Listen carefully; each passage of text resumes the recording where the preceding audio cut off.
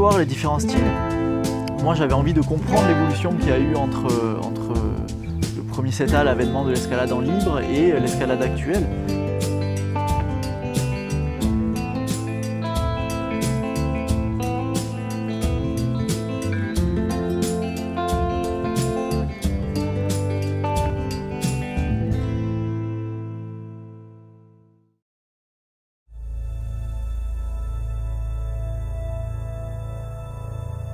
Le saut soi, c'est vraiment une étape importante parce que l'escalade libre, telle qu'on la pratique aujourd'hui, c'est un peu écrite ici. Elle s'est vraiment développée ici avec Jean-Claude Droyer qui a commencé à vouloir grimper sans céder des pitons en place. Juste en cas de chute, mais pas pour la progression dans la voie.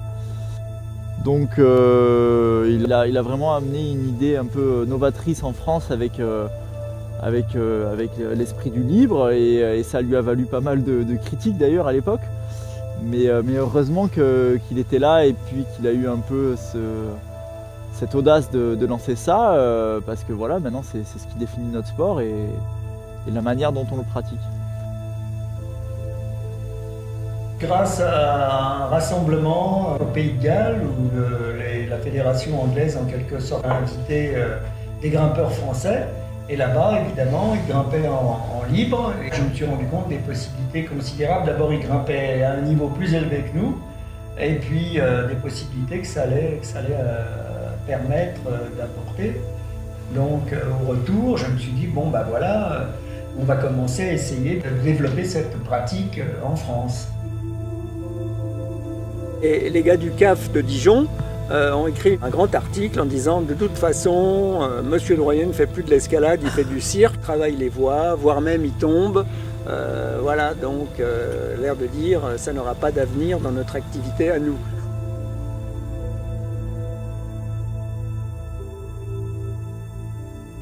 Cette voie aussi, elle est un peu atypique parce que ça commence par une grande traversée. Et ça finit dans un dévers en fait, un dévers qui est assez impressionnant je pense pour l'époque parce que c'est très physique sur des bacs mais c'était pas de l'escalade technique comme il savait faire quoi. Donc je pense que l'Ange a vraiment marqué une époque dans le sens où se lancer dans des dévers en libre sur des pitons c'était quelque chose de nouveau quoi.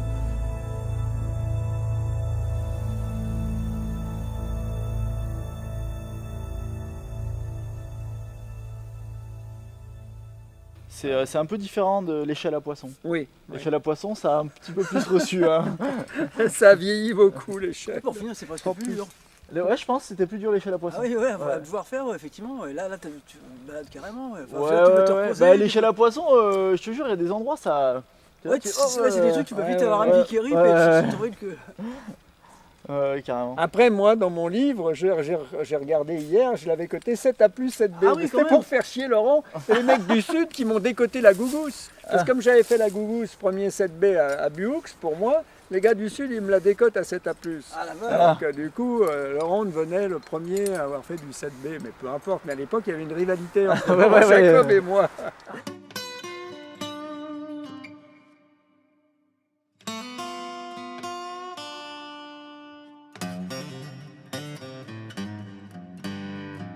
La difficulté a continué à évoluer un peu et le grand saut, ça a été quand en 79 justement, je me suis dit tiens, cette voie qui s'appelle la voie du refuge et qui est devenue Chimpanzodrome, pour moi ça va faire en libre.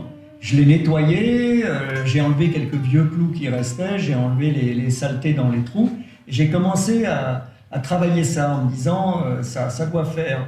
Et finalement le bruit a couru que j'essayais cette voie. Jean-Pierre, finalement, s'est emparé du projet et en début 81, l'a réalisé. C'est devenu là le premier 7C+, de France. Ça a été un saut. Tu l'as fait en solo, cette voie? Ouais, j'ai fait en solo et c'était un peu spécial parce que la première fois, enfin le premier essai, j'ai été jusqu'au deuxième scellement et en fait je me suis déballonné, je suis redescendu. Ensuite je me suis reconcentré en me disant merde, je suis quand même pas un berlot à ce point-là. Je suis reparti, je suis sorti. relativement fébrile en haut, alors que j'étais habitué à le faire plusieurs fois de suite. Hein. Et après ça, quand je suis arrivé en haut, je me suis dit, putain, mais qu'est-ce que j'ai fait là? Qu'est-ce que c'est une connerie énorme, tu vois. Et d'un autre côté, c'était l'anniversaire. On rigole pas avec l'anniversaire. Faut pas déconner avec les On peut pas anniversaires. déconner avec l'anniversaire, c'était 20 ans après, tu vois.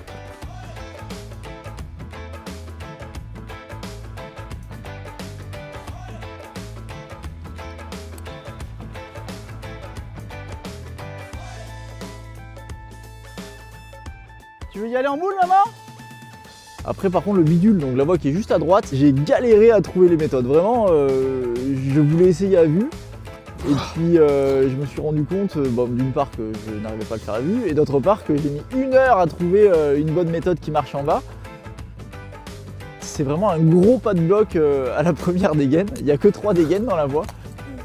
J'étais parti dans l'esprit, je vais le faire en 5 minutes, et puis finalement, avec la frustration, je me suis pas posé et j'ai commencé à essayer tout et n'importe quoi.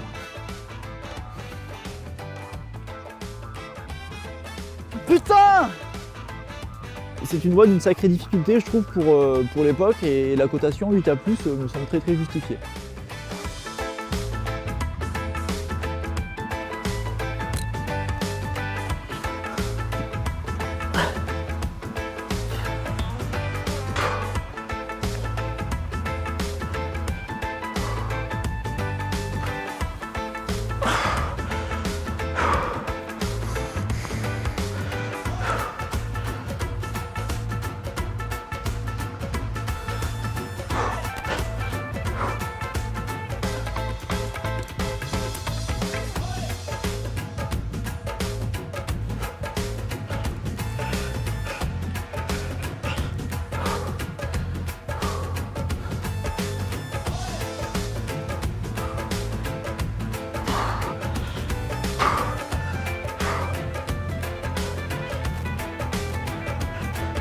Fais gaffe.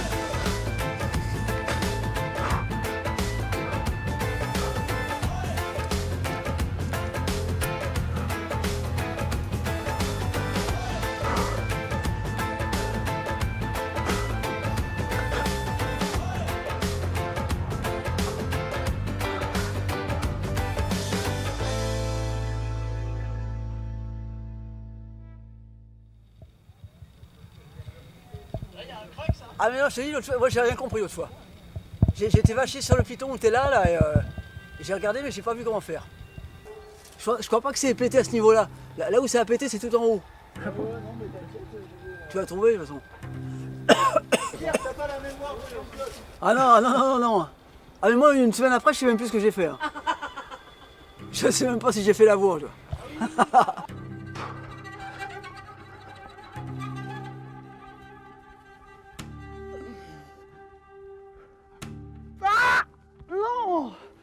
Tigre bleu, en fait, c'est un peu le biographie du Saussois, ça remonte une coulée bleue sur des réglettes majoritairement, et c'est très esthétique comme voie. C'est assez résistant sur des petites réglettes, donc c'est quand même des petits pas de bloc, mais qui s'empilent, et il faut avoir quand même la résistance, la continuité pour aller jusqu'en haut.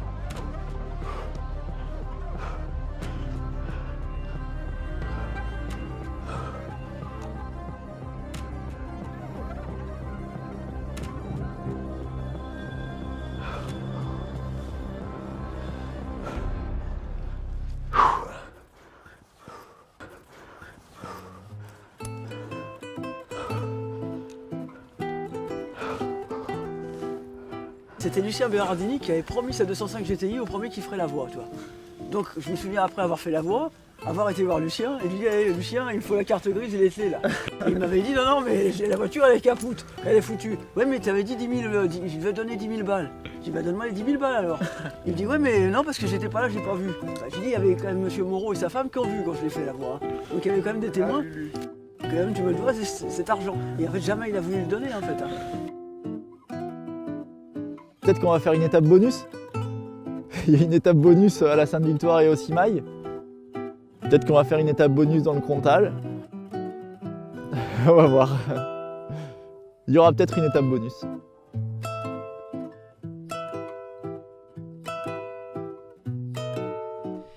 Hello everyone and welcome to the final day of the EpicTV watch along for the Olympics. Climbing debuting for the first time and it's all coming to an end today, Terry. I know, women's finals, and yesterday we saw the men's final with Alberto winning that gold medal. And yeah, exciting round. I'm excited to see the boulders, what the route setters have conjured up today. Yeah. And who knows about that lead route, if it can be as perfect as yesterday. Exactly. We can't wait to see all the action and we're minutes away. But first of all, we are going to go to an interview that I did with Nathalie Berry this morning. She's from UKC. She's a journalist, a reporter on the ground. So let's roll that interview. So I'm very lucky to be joined by Nathalie Berry from UKC. Nathalie, you are a reporter on the ground. You're in Tokyo. So first of all, what's the atmosphere like over there at the moment? It's been amazing. Like, obviously you can't have any spectators here, but in some ways it doesn't make that much difference because it just feels like this huge event. There's so much media here, there's cameras, there's lots of people watching, like the coaches and officials and delegates. Like the IOC president was here watching yesterday. That's quite a big thing for the sport, I think. So yeah, it feels really big. It's really hot. I don't know how the climbers are managing, but yeah, it feels pretty exciting, pretty special. The men's competition was yesterday. Describe that, because Alberto Gines Lopez won it. It's sort of unexpected, perhaps, to take the overall victory. What was the reaction like to the athletes and his reaction when he won that medal? Yeah, I was watching him. He was sat on the mats with Adam Ondra because obviously it was between those two. Like depending on how Jakob did, it doubled whether it would double Adam's score or whether Alberto would win. And they were sat on the mats, like looking at the scoreboard in front of them and just trying to figure out the maths. And I think as soon as Jakob topped out or passed Ondra, Alberto just looked absolutely dumbstruck, like just totally in disbelief. Nathaniel was like patting on the back, and Adam looked really disappointed. But throughout, even after the ceremony, when he had his medal, Alberto was he said he had no words. Like he just didn't expect it, but yeah, well played. Like I think the speed round definitely worked to his advantage with the false starts and Bassa not being there and Tomoa slipping, but yeah, he played the game and he won. It was so good. He's so young as well. He's only 18 and he's the youngest ever Spanish male Olympian to win gold, which is quite cool. It was an amazing competition to watch.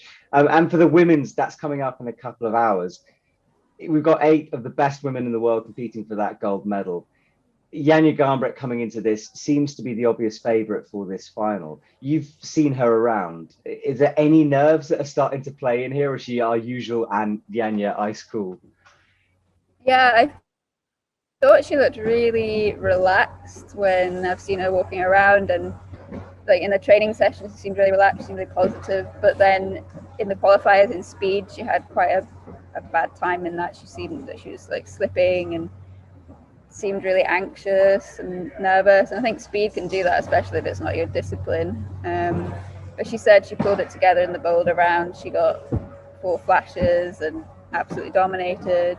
Didn't have the best lead round afterwards, but she's capable of winning both lead and boulder. I think Cheon will give her a run for her money in lead, and maybe Brooke as well, but yeah, I think she can, if she can hold it together, if she doesn't let the pressure get to her, then she can win for sure. Awesome. Well, Nathalie, I've been following along with all UKC's coverage of the events. It's been awesome to follow. Thank you so much for being there and sending all the reports back to Europe. We really appreciate it. It's good fun. Awesome. We'll have an amazing women's final, and I'm sure I'll talk to you soon. Thank you. Thank you. Thank you so much to Nathalie for joining us early in the morning. It was evening for her in Tokyo, and it must be so, I mean, look, it's exciting for us here in France. It's got to be exciting when you're on the ground. Did you sleep well last night? I slept fine. You got nervous, didn't you? I woke up before and like checked the comments, like refreshed Instagram, saw if there were any new articles on 8A. Yeah, I was a bit nervous. But today's women's final, it starts off at 10:30 with speed. And we see the athletes coming out right now on stage. And then at 11:30, we have the bouldering round. And then at 2:10, we have the lead round. And this is all Central European time. Exactly. The athletes are being announced. We are watching our stream on Eurosport. I think Hugo's going to stick a link in somewhere in the comments so you guys can follow along with us. The reason we're using Eurosport is it was just the easiest one for us to use here. There are loads of others as well. And there's links on the IFSC website if you want to follow along in different countries with different broadcasters. The idea behind today is, look, if you've been with us from the beginning, you know it's our alternative commentary. So we are watching the Olympics over there. We are chatting about it. We're giving some analysis. We're talking a load of rubbish. We're having some banter. And it's a bit of a fun day. So thank you so much for joining us, everyone. And Terry, we are minutes away right now. Jessie Pilt's on screen. And it would be a good time if I can unlock your phone. Code? We can't do the code live on air. It's when I start climbing. I'll leave it to you. But we'll read out the starting list for the women. So Alexandra Miroslav, Cheonso, Akio Noguchi, Jessie Pilz, Anak Jaubert, Yanya Gambret, Miho Nanaka and Brooke Rabatu are our finalists here this evening. And they're being announced onto screen right now. Now, Terry, we saw yesterday in the men's competition, like or love this format, it's kind of irrelevant at this point, right? Because these guys are going for gold medals. These are the rules. Yeah, they're the rules. That's what's happening. But what we do know is this speed round is so important for the rest of the competition. Oh, it counts. It really matters. But unlike the men's final, we have two speed specialists. Alexander Miroslav, who we'll see in the first heat against Shea Wonson. She almost broke the world record in the speed qualifiers the other day. And then we have Anouk Joubert against Yanya Gambret. Yes, and that is a problem for Yanya, isn't it? I mean, we know she's quick, but she's probably not quicker than a speed specialist. Yeah. And therefore, she's going to be immediately out of that top section of the progression table, going to into the other side of things. Mm-hmm. Might be quite important, that. Maybe. I mean, are you worried? Yanya's quick. I don't know. I don't want to be worried because we have seen 4 flashes in the qualifier event for Yanya Gambret in bouldering. So no, I'm not worried about that. It's more like, I don't know, I saw the comments yesterday, like if Alberto got lucky or not, because people slipped. And it's part of the game, it's part of the game, exactly. And it's like, I'm not wishing for anybody to slip. I want everybody just to do their best score ever, and hopefully break a world record, because why not announce it? It would be cool. Daily. Because that is the thing. This is the format. It doesn't, look, we can debate till the end of the world if it was right, wrong, whatever. It is what it is. These guys are going for it, and what they have to do now is try to get as high up in this speed ranking as possible. Yeah. Because look, the top 3 men who were on the podium yesterday, each one of them won an event. So if you win an event, you do okay at the other ones, you're in a very good position for a medal. So we could see kind of our first medalist almost immediately here in the morning. And look, it's Cheonso versus Alexandra Miroslav out onto the stage for their first round. Alexandra wearing full-on leggings. That has got to be hot. We heard from Nathalie how hot it was there in Tokyo. Interesting choice, T. I mean, you're the fashionista expert here. I mean, comfort. If she's comfortable in them, why not? With sweaty knees, are you concerned about the sweaty knee syndrome? I would be. No. Do they chalk up before speed? Yeah, they're chalked. Okay. They're ready. So here we go. Beep, beep, beep. Okay, we're underway on our first race for the women here on Eurosport. And as expected, Alexander storming away into the lead. She slowed a little bit at the top. She knows she didn't want to fall off. So will lose that race. So Alexandra progresses as we'd expect her to do. And you saw just slightly backing off there at the top. Because if you slip... No, it's a safe run. Exactly, yeah. She was in the lead. She did what she needed to do. And her Olympic competition, which is so important for her being a specialist, she needs to win this round, really. Yeah. In order for her to get on a podium, she has to win this. And the same with Anak Jalbert, really. Okay, wow, this is it. We're one race into this women's final. I know. Have the nerves settled yet? Well, the next race, who is it? Brooke Raboutou. No, Akio Gucci and Jessica Pilz, who are both very close on their speed best.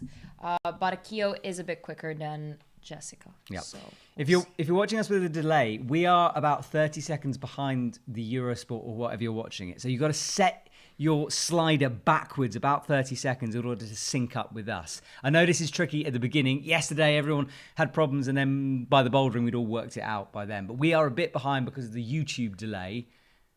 That's why it's difficult. And it's difficult to sync it for the speed because there's no clock on screen. But we can, I don't know, hint some moments. Maybe when they touch top. Well, Akio Gucci, they're lining up now. So Jessie Pilz, 3, 2, go. They're off. And it's absolute neck and neck. Akio Gucci pulling ahead a little bit, but Jessie coming back now. But Akio is going to take this 8.55. This is 8.89. That's good. Puts her in top 4. It does. And that was an important race because that could have been either women's race. Yeah. Jessie lost out. Akio, though, look, you can see the look on her face. That is a good start to her competition. People are saying it's 16 seconds in Scotland, the delay. 15 seconds for others. Some are 22 for Kirsty. Wow, different internet speeds, maybe? Is Scotland ahead on the speed time? I'll play Hugo. Kevin is... Scottish, so far the least delayed country for our live stream. Very good. Isn't it a state, a region, not a country? Oh, dude. Oh, dude. Oh, dude. We should Are these the controversial things I cannot talk about? It's highly controversial, that one. But let's start the shout out, shall we? We've got about 1,500 people watching us at the moment. That builds throughout the day. But let us know where you are in the world. Drop us a quick comment. We had some crazy countries. Bhutan yesterday. Yes, I'm still waiting for like a remote island. Right. Terry wants an islander. So if you live on anything like an island, Great Britain does not count. No. Then let us know. Sorry. Yanya Gambret is out on stage versus Anak Jalbert of France. Very exciting. Yanya, she had a tricky qualifying round. That's why she's in this position. Yeah, I mean... We're expecting her to lose, let's be honest. No, Matt, don't say that. She is slightly behind at the moment. Anak Jalbert now pulling ahead. You'd expect. I think Yanya's saving her energy a bit. Okay. 8.49. That's good for Yanya, though. That's better than a qualifying round. Like 2 seconds quicker than the qualifying round. One. No, it was 10. No, it was 9.44. I memorized them. There we go. Did I memorize them? Did I? But way better. That's good for Yanya, yeah. And she wasn't giving it her all there. Look, you could see. No. I think she knew that race was possibly over before it started. Yeah. She just needed to keep in touch in case she slipped. Again, it's a warm-up, and on the next round, we know she can clock in under 8 seconds. Yeah. So... Yeah, Yanya did as much as she needed to do for that round. Oh, loads of countries coming in. Brighton, someone's watching in Brighton. Yes, Brighton. Israel, excellent Israel. Chamonix, someone's in Chamonix. Oh, hi. Dave Betch, hello, mate. Boston in the USA. Is UK not an island? Someone's saying, yes, we know it is an island, but we want a little island. We want like Caribbean. Isle of Skye. That's an island. Isle of Man, someone's asking. Does that count for you? Yes. Right. Just because you have a cool name. Don't they do that race about racing with motorbikes? It's TT. Yeah. Isle of Man TT, the one on the street motorbike circuit. Yeah, it's awesome. Miho Nanaka versus Brooke Raboutou. What was Brooke got on her face? Our last race. Is that makeup on Brooke's face? No, I think it's chalk. Is it chalk? I don't know. She cut herself, maybe? Is it hard to see? Anyway, Miho on the left, Brooke on the right. Whoa, Miho. And Brooke is catching up. Oh, no. Brooke slips. So Miho's really exploded off the timing pad there. She means business. But Brooke was right in touch until she slipped. Again, no surprise from Miho, though, because we saw her on the podium this year in speed climbing. Yeah, I mean, yeah, Miho's amazing. But Brooke was right in touch there. Like, until she slipped, she was... Look, that's the slip. Yeah. Just went up with the match. And then Miho, I'm not sure she knew she'd fallen at that point, just continuing her run. I saw this morning an interview from divers, from like synchronized diving. And yeah, sure, you're jumping together, but you're focusing on yourself. And I think this is one of the occasions. Like, obviously, well, they're not together, but they're racing the same route, they're climbing the same route, and you are focused on yourself. Yeah. You cannot start looking around, or else, yeah, you get distracted. I think you can feel a slip, but what you don't know is how far they've slipped. Like, you don't know if they're going all the way down or if they've just slipped and caught themselves. Yeah, and they go up again. Yeah, so I think, I don't know, like peripheral vision, who knows at that point? I mean, how do you have peripheral vision in under 8 seconds anyway? But so next round will be Xian So versus Jessie Pilz, Janja Garpret versus Brooke Rabatu. That's going to be good. Ooh, that's going to be a good race. So Alexander Miroslav versus Akio Noguchi, Anak Jalbert versus Miho Nunaka. On the other side of the table, Honolulu. Someone's in Honolulu. Oh, Hawaii, that counts. Someone's in Isle of Skye. Excellent. Norway. Well done, guys. Nice to see you all from around the world. My name is Matt Groom. This is Teresa Corti. Hugo Pilcher is in the tech box. And we work for EpicTV. This is the Climbing Daily YouTube channel. And please subscribe to our channel. So many of you have done that over the last couple of days, and it's literally made me smile all day. So continue to make me smile. Hit that subscribe button. It'll make our day. Thank you very much. If you're wondering why I'm on my phone, I'm updating the Olympics app, and I really recommend it for who hasn't downloaded it yet. Because between us and TV, it doesn't have a delay. Exactly. I've just had my second coffee of the day. I'm in the zone now. Are you twitchy? I'm not twitchy. I'm in the perfect Matt Groom operating sphere. I'm here. Right, we're looking at the athletes sitting in their train configuration backstage. Akio Noguchi just sipping a little bit of water. Brooke Rabatu with a personal fan. And Jalbo just giving us a wave. Janja looking, oh my God, terrifyingly focused. Oh, that's all... Ice packs on the head. Ice packs on the head. Let's check the weather in Tokyo. I'm just going to demonstrate. This is for those of you who can't see, this is what we just witnessed Janja do, okay? I'm just going to stare at the camera giving the Janja look. Wasn't there a bit of pain in her face? That's what we just witnessed. No. That's what we just witnessed. Janja Garnbrett fully focused, ice thing on head. She's ready to go. It's 31 degrees. 30. Yeah, I mean, the humidity was crazy earlier. Humidity is 68 degrees. Yeah.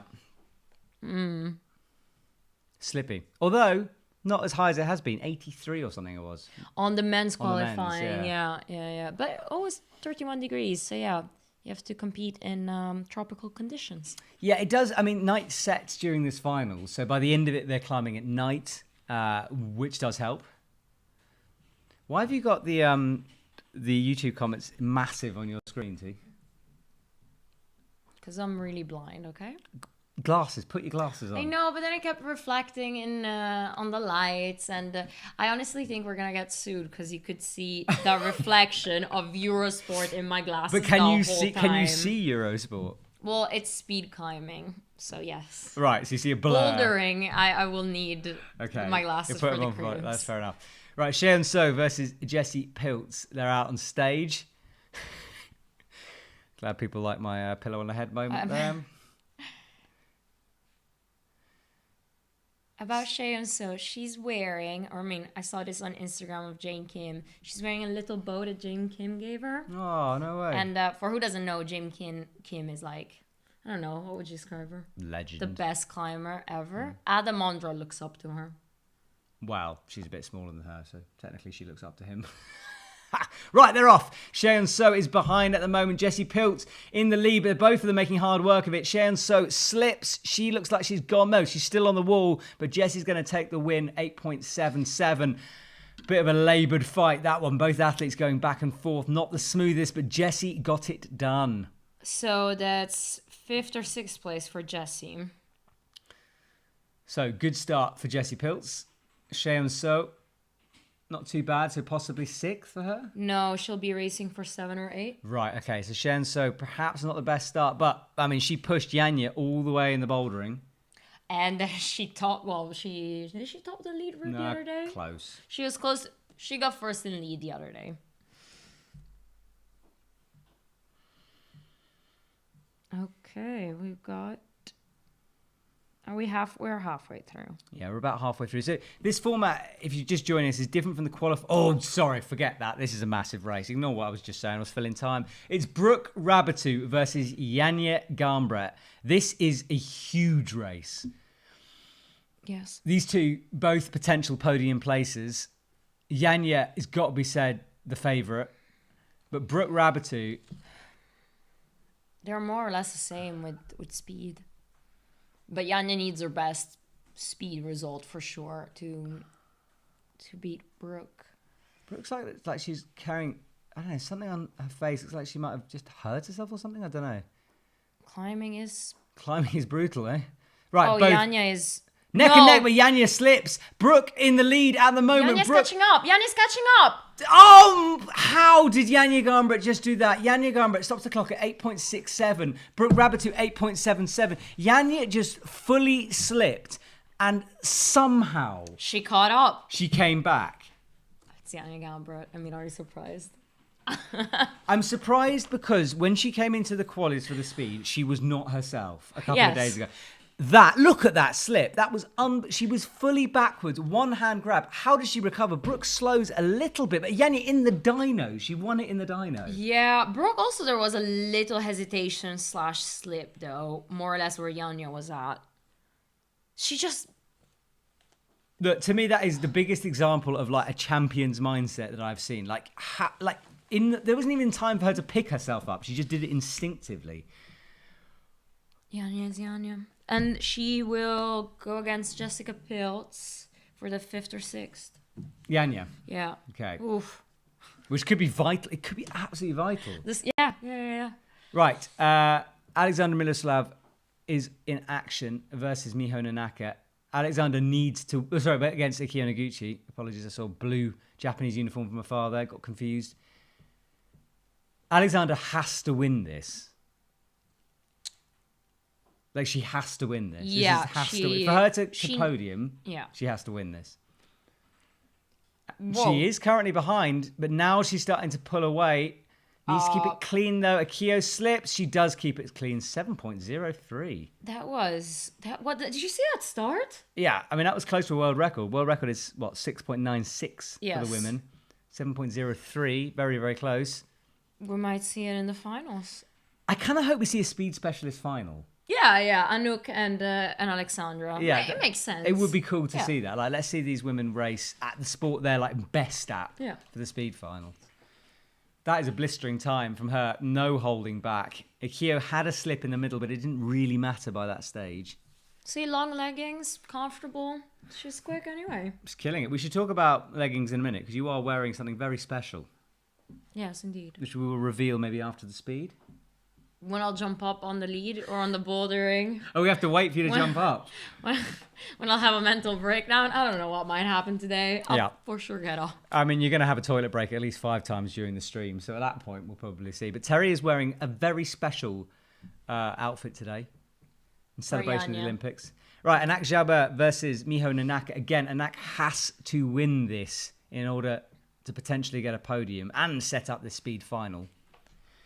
But Miho Nanaka, no slouch, came 3rd. She's got a bronze medal in speed. I mean... And when she got that bronze medal... Ooh. And she is ahead at the moment. Miho Nanaka is fractionally ahead of Anak Jalbert. Anak Jalbert now coming back at her. Anak stops the clock at 7.51. Miho Nanaka 7.76. That was close. That was close. That was real close. Miho is just so powerful. Like, that start that she had, like, head-to-head with Anouk... I don't know if Miho did speed climb before, but imagine like 4 years ago deciding to do an entirely different sport or genre of sport and then becoming one of the best in the world at it. About becoming one of the best, yeah. She won in Salt Lake. Well, she got 3rd place in Salt Lake when Alexandra got 1st place. And Alexandra was like, well, today isn't about me because I'm a speed climber. Like, she just congratulated Miho.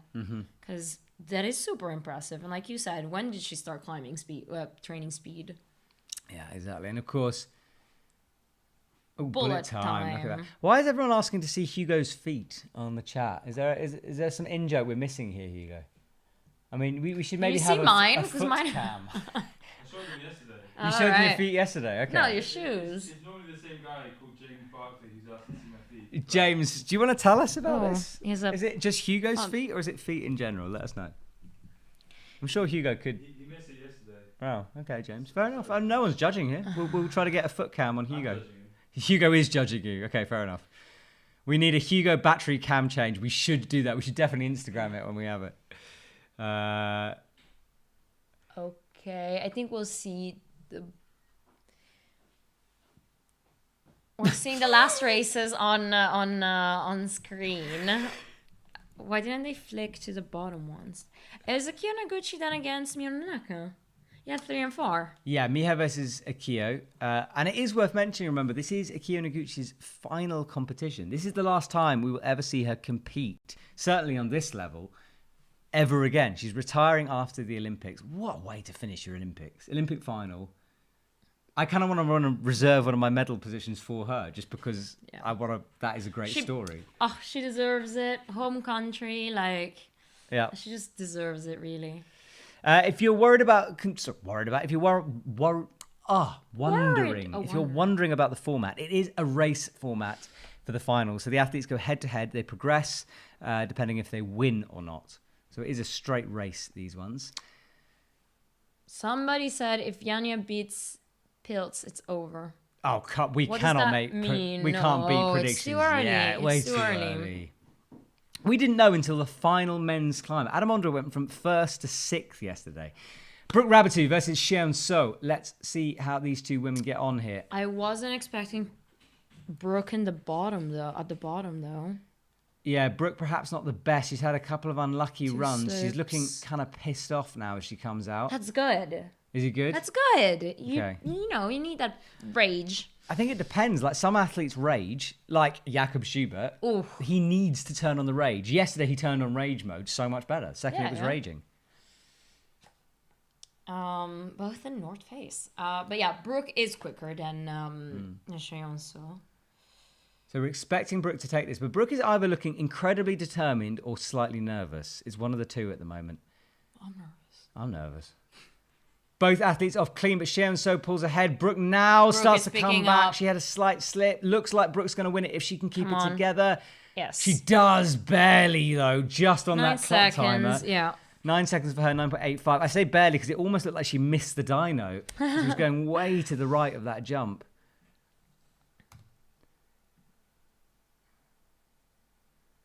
And that's 8. So Brooke Rabatu gets the job done in her race. 7th place for Brooke. People asking about discount codes. We don't think we got a discount code for the EpicTV shop today. Yesterday it went absolutely insane. You guys at home managed to basically melt our website. But I have something quite exciting to show you. Basically, we've been through the EpicTV log back catalogue to find products that we think people are going to love. And we've got one that I think is an absolute banger of a product. So I'll be revealing that after the speed. You can check it out in a minute. Silver pants. It's not silver pants, no, Terry. You're wearing silver pants. And you just revealed your secret. About secrets, I don't know. About secrets. These women have no secrets. Seamless They're both link. very good at climbing. And we have Yanya Gambret and Jessica Pilz for 5th and 6th. And I mean, again, This is big. this is big. This speed matters. So It really does. These two women have gone against each other so many times. They're friends, of course, but real competitors, Jessie and Yanya. I mean, it's good that Yanya's a competitor out there. Right, well, they're absolutely neck and neck right now. Yanya slightly ahead, maybe half a body length. She's nearing the top of the wall. Jessie coming back at her, but it's all Yanya. 7.81 for Yanya Gambret. Jessie Pilz, 8.43. Okay. That's okay. That's good. Oh, we're totally impartial, by the way, for who didn't notice. Yes. I actually kind of am in this final, though, to be honest. Like, this Shauna getting knocked out meant I don't have a great British interest in this. I honestly am impartial. I'm fascinated to see it. I don't want to say, but my predictions were spot on. I didn't even need to change that. Do you want to thank the gentleman who's made the spreadsheet? you're currently on? Yes, yes. La la la la la. So John John Hawken. John Hawken. Thank you so much. John Hawkins sent us a spreadsheet today so we can do quick maths on screen rather than quick maths on a piece of paper. I'm gonna leave my predictions like that because Done. They were correct so far. So, 2 Japanese athletes, Akio Noguchi versus Miho Nanaka. Miho with that heavily strapped right knee. It's not causing her any problems. She injured that slightly in Innsbruck, but was more of a concern, a tweak than anything else. Someone was saying she's nursing a wrist injury. Again, we can see her strapped up, but battling through at the moment. And Akio Noguchi, her final competition, still, such a player for this. At 32, 3 years ago? Story time later. Anyway, Miho in the lead at the moment, ahead of She's quick. Akio. 7.99 for Miho Nanaka. Akio with 8.42. So, Miho takes that win.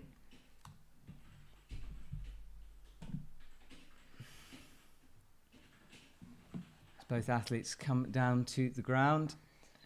Yeah, no surprise that the Mio would win this. But Akio, it's just a good time. Compared to the men's comp, which was nervy yesterday, we saw slips, we saw people not doing as well as we would have thought. Women's comp so far going to plan. They're delivering. I think the men delivered. It was just stressful. Whereas this women's comp, we're seeing probably the athletes we think. Miho's reaction at the top of that wall. She knows how important that is. It must be so weird to compete against, well, first of all, a teammate, but also probably an athlete she really looks up to. Yeah. Because, Akio won 9 consecutive times, the Japanese Cup. And Japan is a really strong country for climbing. So that was for 3rd and 4th. Yes. We just watched. Now this is the 1st and 2nd. Anak Jalbert versus Alexandra Miroslav. Whoever one of these women win, they're in a very good position for a podium place. Or 4th. It's podium or 4th place. Because if you get 188... Okay, but podium we know from yesterday, every athlete on that podium had won one event. We know it's important. So for these women right now, this speed finalists with speed specialists, I'm glad that we've got this moment. So both athletes line up, waiting for the buzzer now. Stadium drops into silence. And Jalbert, though, explosively into the lead. But Alexander Miroslav coming back. It's going to be Alexander Miroslav. Takes the win, 6.54. And Jalbert at the very end hesitated. And that reaction from Alexandra, you know what that means to her. And Jalbert, head in hands. World record. Was that world record? 6 point? We missed the world record in all the drama. Again. We're waiting. Point? World record is 6.696. Did you say 6.84? Someone's saying that smashed the world record. I didn't even notice it was so quick. We have just witnessed a world record and a new Olympic record. Alexandra Miroslav not only did what she needed to do, she just smashed some records with 6.84. That is a huge time. And she came back. She was behind initially. Yeah. 6.84. That's amazing. And Jalbert as well. Yeah. Just a slip at the very top. She was a little bit behind by that point. Alexandra Miroslav, look at that acceleration at the top of the wall. And last year, she even had a pulley injury. What a comeback. What a comeback from her. Look at this as the clock gets stopped. 6.84. That's amazing. Beating Julius Kaplina world record. For my first IFSC commentating this year, someone broke a world record. And can you imagine? I didn't even, it might have been Julia. And I was just still in the oh my God, I'm talking all by myself and I'm doing this by myself. Someone broke the world record and I was just there was a what now? There was there was a world record. Similar thing just happened. I was more concentrating about the race than the world record. Okay, so that's our top 8. So Alexander Miroslav wins, and Jalbert, Miho Nanaka, Akio Noguchi, Janja Garnbret, Jessie Pilz, Brooke Rabatu, and Cheon So in that order for the speed comp. I read it quickly because I thought it would disappear, and it's still on screen, so I can redo it slowly. Alexander Miroslav takes 1st place, and Jalbert 2nd, and now it's gone. So now I look like a fool. T, have you got the list? Yeah, it's right there. It's just... You want me to piece it together? T's written it out of order. Okay, Alexander Miroslav, she takes 1st place. And Jalbert, another speed specialist, in 2nd. 3rd, Miho Nanaka, where we'd expect her to be, I think, in 3rd place. If you were going to predict this before. I guess I put in her as You 3rd. predicted it. There you go. 4th, Akio Noguchi, climbing in her last ever competition. 5th is Janja Garnbret. 6th, that's Jessie Pilz. 7th is Brooke Rabatou, maybe slightly disappointing for her. She looked a little unsettled, perhaps early on. And in 8th, Cheon So. Now, T, we've got quite a special guest possibly coming on. Is that correct? Not picking up, or is he not picking? Albert. You go. I think he's asleep.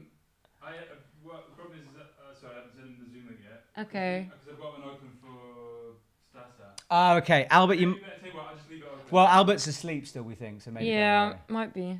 He He's in hasn't the come back to US us. and he trained all day, so.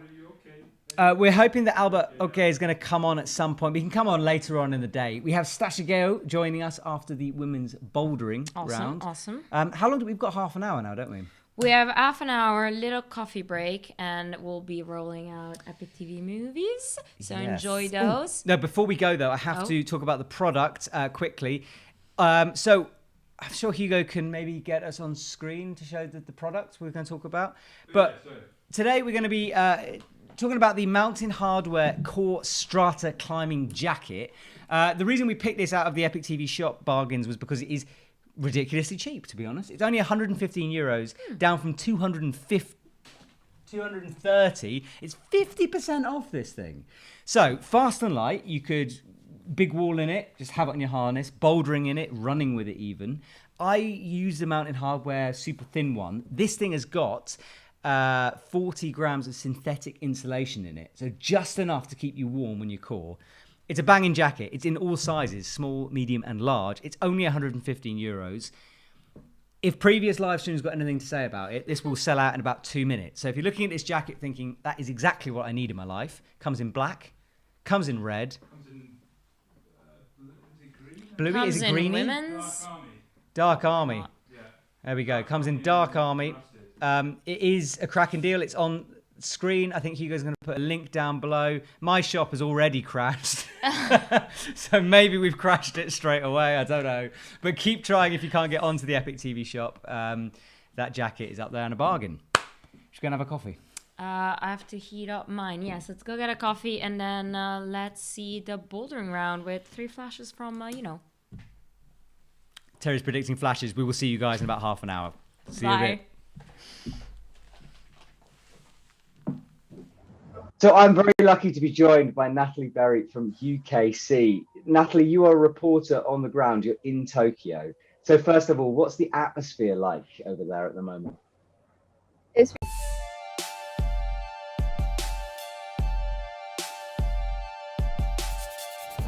I'm Matthias Bosch. I'm a climber from Austria and I'm part of the national team for 8 years. Right now I live in Innsbruck, which is really great because we have the best facility to train here. Last year it was really hard because we didn't have a perspective what we could train for because no competition was really on the schedule, everything was rescheduled.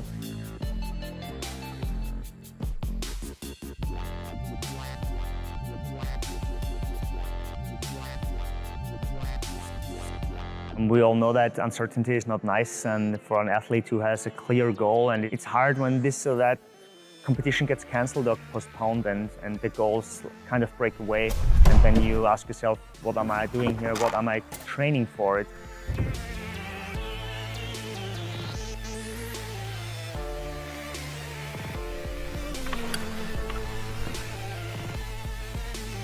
I think it's really important to have some comps again, to have a real fixed focus that you train for and then you have to perform on that day.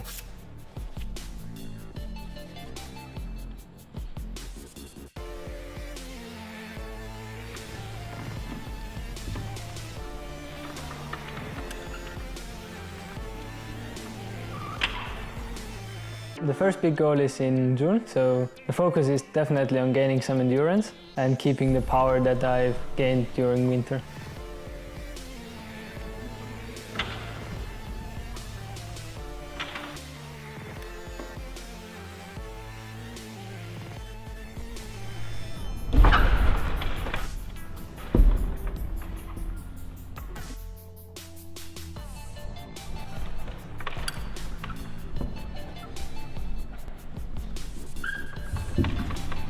We try to push him into on-site climbing. Also, when he climbs a route here that he hasn't climbed before, that he focuses and tries to do his best on the first try, which is the most important thing in elite climbing.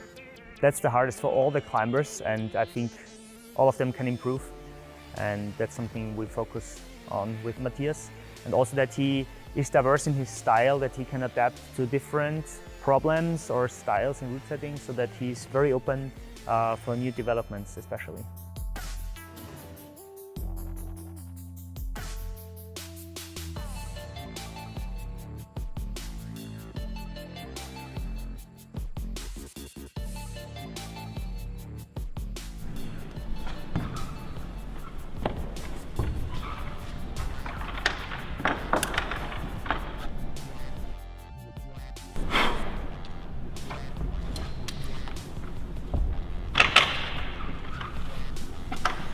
Well, today I did more like projects that I have maybe 1 or 2 rests, so I can send them in a few tries. In the beginning you have to work on the moves and you have to look how can I climb efficiently, where can I clip, where can I rest in order to not waste any energy, and then you just try to send the route.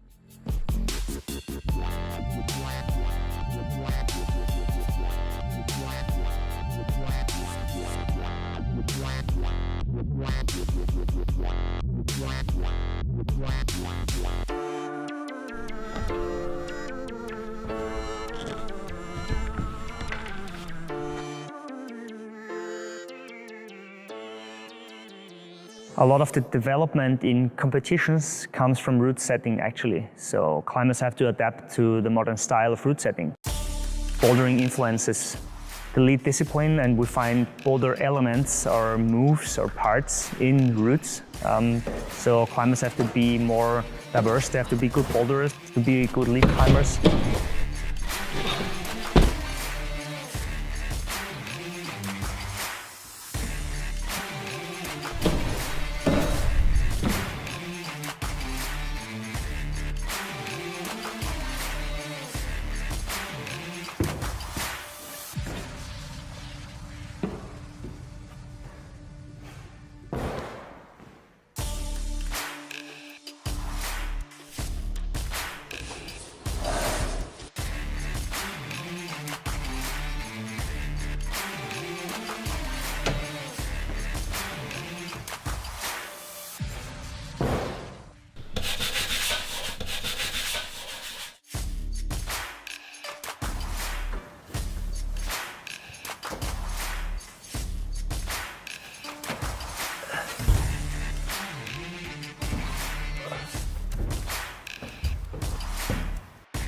It's perfect for boarding because we have those color boulders where you can just look and every color has a different grade, which is really nice for training if you just want to try some boulders.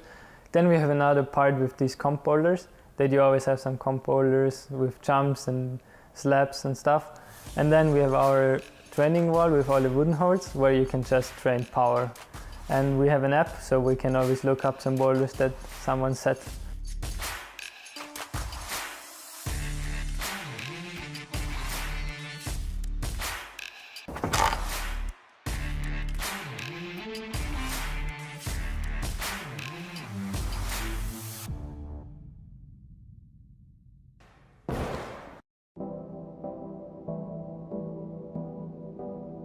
I've always had some problems with my back and also my legs. Last year I wasn't able to heel hook because my knee was hurting, so I'm training a lot of core with my physio to improve my core stability, my leg stability, to try to prevent injuries.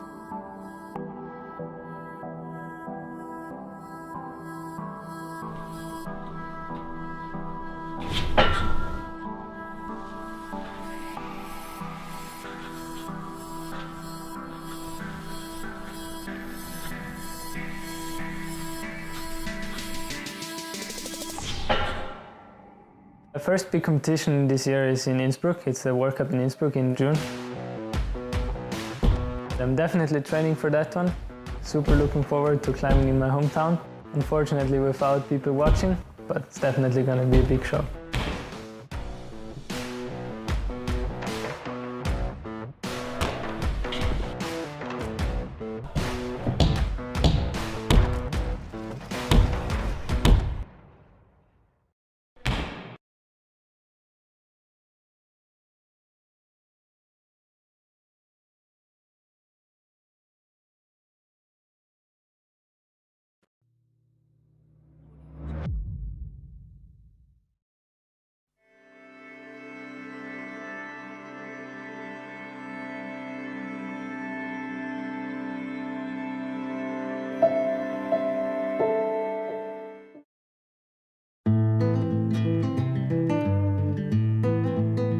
projet, il est né vraiment de l'envie déjà de découvrir l'histoire de l'escalade française. Par quelle étape sommes-nous passés, par quel site, par quel style sommes-nous passés. Donc c'est vraiment une envie de, moi, aller découvrir ces voies, aller me confronter à ces voies. Et aussi une envie de découvrir les acteurs de cette histoire, les falaises de cette histoire, les différents styles.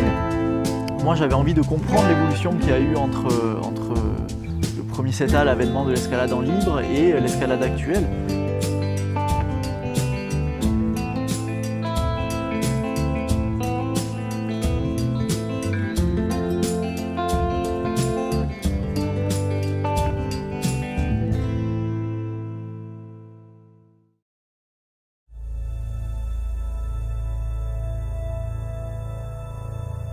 Le saut soi, c'est vraiment une étape importante parce que l'escalade libre, telle qu'on la pratique aujourd'hui, c'est un peu écrite ici. Elle s'est vraiment développée ici avec Jean-Claude Droyer qui a commencé voilà, à vouloir grimper sans céder des pitons en place. Juste en cas de chute, mais pas pour la progression dans la voie. Donc il a vraiment amené une idée un peu novatrice en France avec l'esprit du libre et ça lui a valu pas mal de critiques d'ailleurs à l'époque. Mais heureusement qu'il était là et puis qu'il a eu un peu cette audace de lancer ça parce que voilà, maintenant c'est ce qui définit notre sport et la manière dont on le pratique. Grâce à un rassemblement au Pays de Galles où la fédération anglaise en quelque sorte a invité des grimpeurs français et là-bas évidemment ils grimpaient en libre et je me suis rendu compte des possibilités considérables. D'abord ils grimpaient à un niveau plus élevé que nous et puis des possibilités que ça allait permettre d'apporter. Donc au retour je me suis dit bon bah voilà, on va commencer à essayer de développer cette pratique en France. Et les gars du CAF de Dijon ont écrit un grand article en disant de toute façon, Monsieur Droyer ne fait plus de l'escalade, il fait du cirque, travaille les voies, voire même il tombe. Voilà, donc l'air de dire ça n'aura pas d'avenir dans notre activité à nous.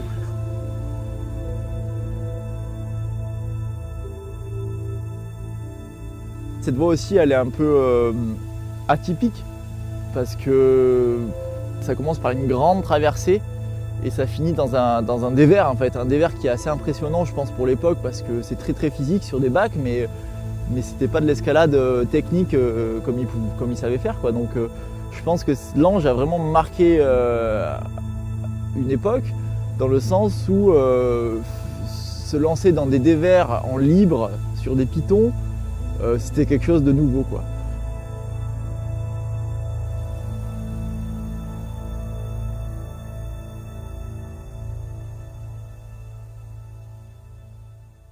C'est un peu différent de l'échelle à poisson. Oui. L'échelle à poisson, ça a un petit peu plus reçu. Hein. Ça vieillit beaucoup l'échelle. Pour finir, c'est presque plus dur.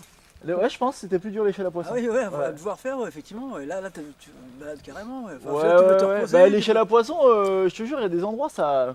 Ouais, c'est des trucs, tu peux vite avoir un pied qui rip et c'est horrible que. Carrément. Après, moi, dans mon livre, j'ai regardé hier, je l'avais coté 7A+, 7B. Ah oui, c'était pour faire chier Laurent. C'est les mecs du Sud qui m'ont décoté la gougousse. Parce que comme j'avais fait la gougousse, premier 7B à Buux, pour moi, les gars du Sud, ils me la décotent à 7A+. Donc du coup, Laurent devenait le premier à avoir fait du 7B. Mais peu importe, mais à l'époque, il y avait une rivalité entre Jacob et moi.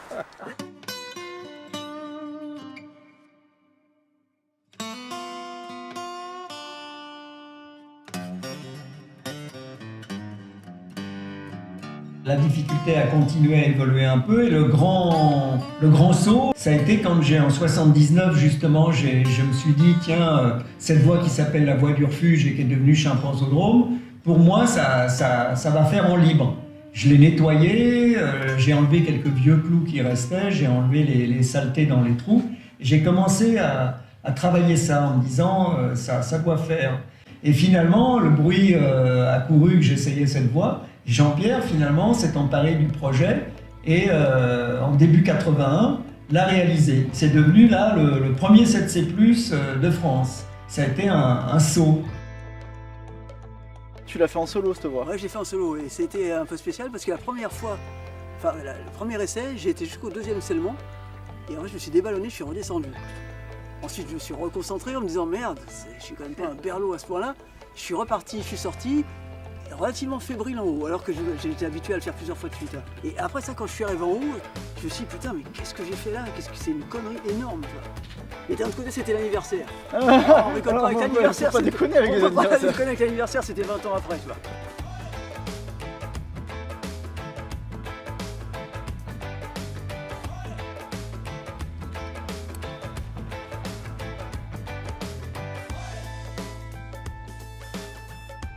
Tu veux y aller en boule, maman? Après, par contre, le bidule, donc la voie qui est juste à droite, j'ai galéré à trouver les méthodes. Vraiment, je voulais essayer à vue. Et puis, je me suis rendu compte, d'une part, que je n'arrivais pas à le faire à vue, et d'autre part, que j'ai mis 1 heure à trouver une bonne méthode qui marche en bas. C'est vraiment un gros pas de bloc à la première dégaine. Il n'y a que 3 dégaines dans la voie. J'étais parti dans l'esprit, je vais le faire en 5 minutes, et puis finalement, avec la frustration, je me suis pas posé et j'ai commencé à essayer tout et n'importe quoi.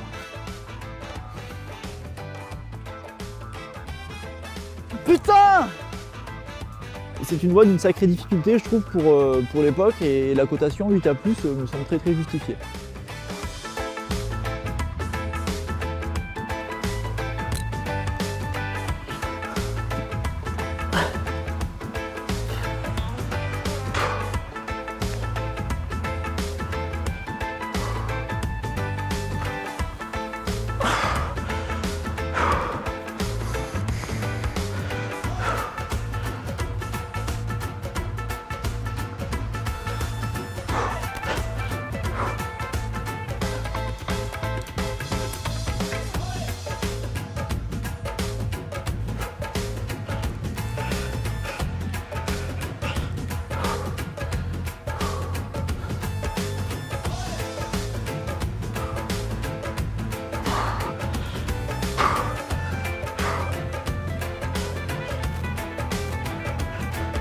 Fais gaffe.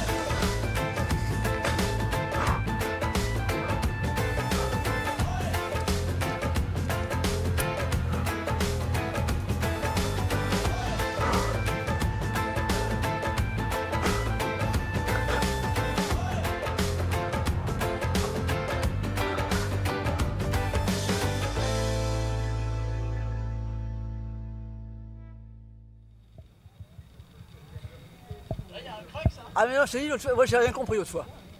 J'étais vaché sur le piton où t'es là et j'ai regardé mais j'ai pas vu comment faire. Je crois pas que c'est pété à ce niveau-là. Là où ça a pété, c'est tout en haut. Tu vas tomber de toute façon. Ah non. Ah mais moi, une semaine après, je sais même plus ce que j'ai fait. Hein. Je sais même pas si j'ai fait la voie.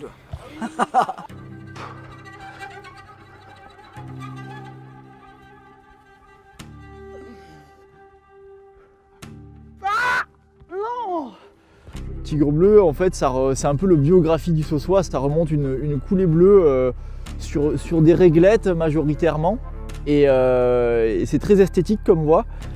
C'est assez résistant sur des petites réglettes, donc c'est quand même des petits pas de bloc, mais qui s'empilent, et il faut avoir quand même la résistance, la continuité pour aller jusqu'en haut.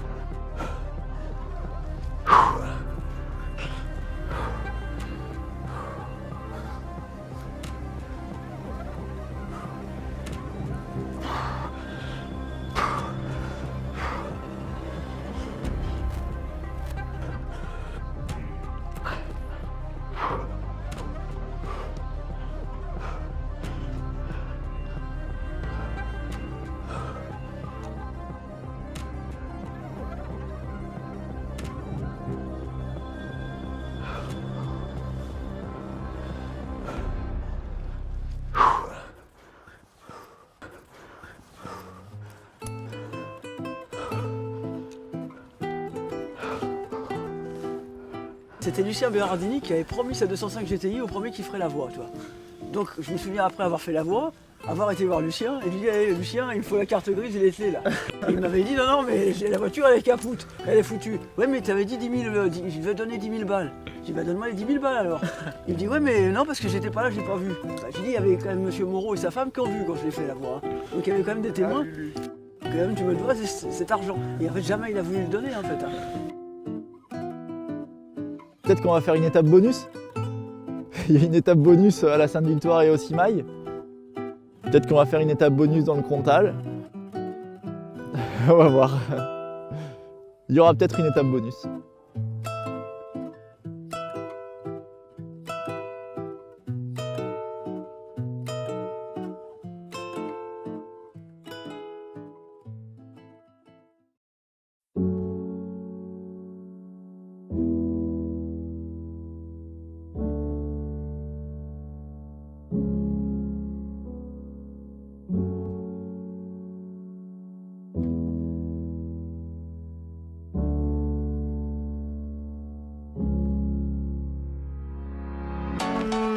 Non era tra i miei piani, nel senso non è che desideravo scontrarmi con la prima artista del mondo, però dovevo partecipare alla gara, quindi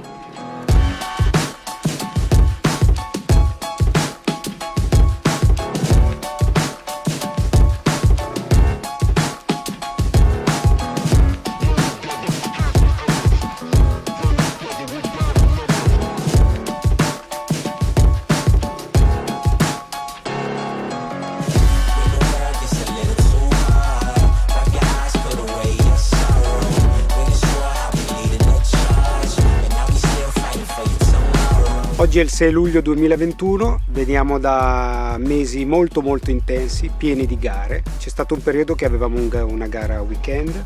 Bea posso confermare che sia un atleta esemplare, ha portato delle vittorie molto importanti, 2 vittorie in Coppa Europa giovanili di speed. Avevamo degli obiettivi che non si sono risolti, perché puntavamo al podio nel campionato italiano boulder o in Coppa Italia boulder, non è successo.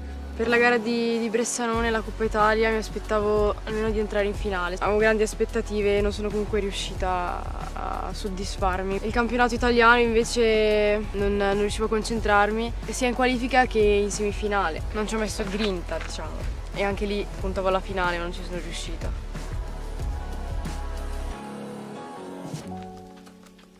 All'inizio maggio c'è stato il campionato europeo di speed, avevo grandissime aspettative, infatti la sera prima non sono riuscita a dormire, ero agitatissima, anche perché era la prima gara internazionale dopo un anno che non gareggiavo a causa del Covid.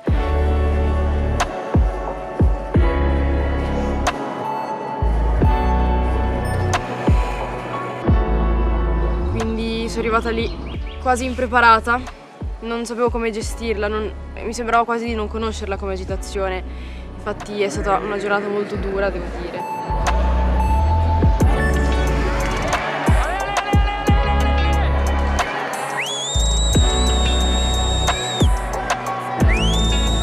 E nonostante questo mi sono stupita perché sono riuscita ad arrivare in finale e credo di aver perso per l'agitazione. Dal video non sembrerebbe, però quando io mi sono trovata fianco a fianco alla ragazza in cima mi sono sentita quasi frenata e ho perso di pochi decimi.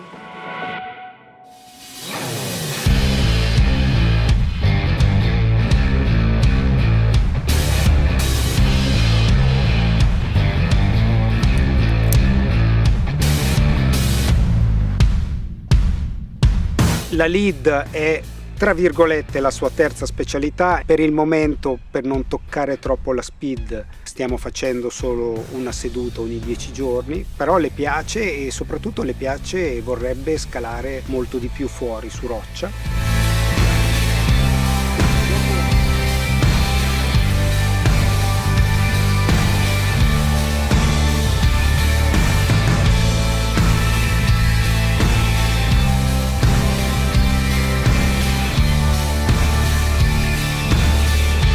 Sicuramente mi è mancato scalare sulla roccia, ma anche in generale scalare in palestra durante il periodo delle gare di speed, perché concentrarmi solo sulla speed spesso mi fa diventare matta, perché devo preparare sempre solo quella, non posso dedicarmi alle altre, e poi soprattutto quando finisco le gare, finisco la preparazione della speed, mi trovo molto più scarsa nella lead.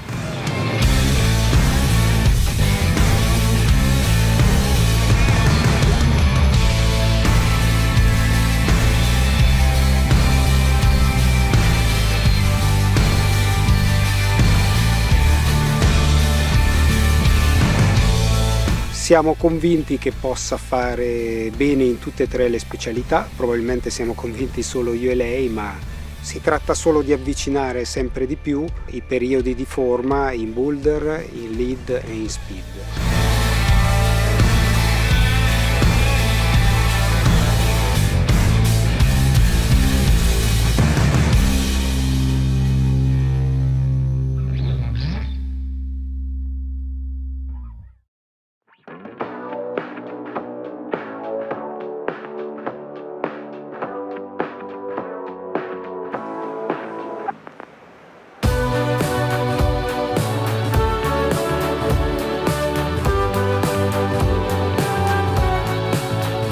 Di poter puntare comunque sulla gara che ci sarebbe stata a fine settimana a Gaflenz. Il pomeriggio ho partecipato alla gara di Coppa Europa Senior, dove il mio unico obiettivo era battere il mio record e fare il record italiano, quindi scendere sotto gli 8. Non avevo molte aspettative sul piazzamento della gara, ma volevo semplicemente salire bene e fare una gara pulita.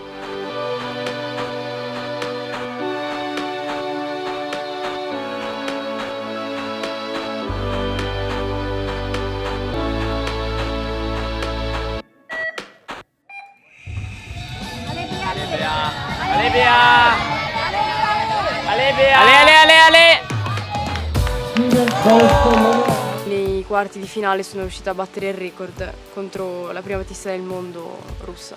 È sempre stato un mio obiettivo battere il record italiano, sin da quando era 8,20 di un'ex scalatrice. Non mi aspettavo di batterlo a quella gara, cioè in realtà non avevo programmato di volerlo battere. Lei ha stabilito di fatto anche il primato mondiale della categoria Under 18. Ad agosto, verso fine agosto, ci saranno i mondiali giovanili.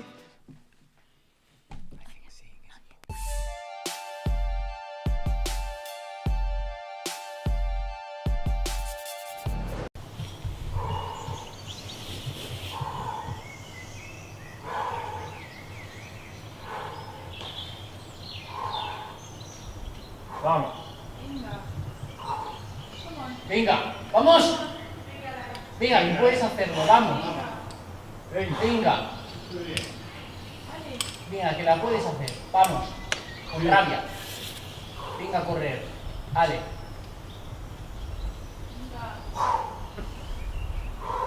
Vamos. Vamos. Va que sí. Sigue. Vamos. Venga ahí duro. Vamos. Quieta ahí.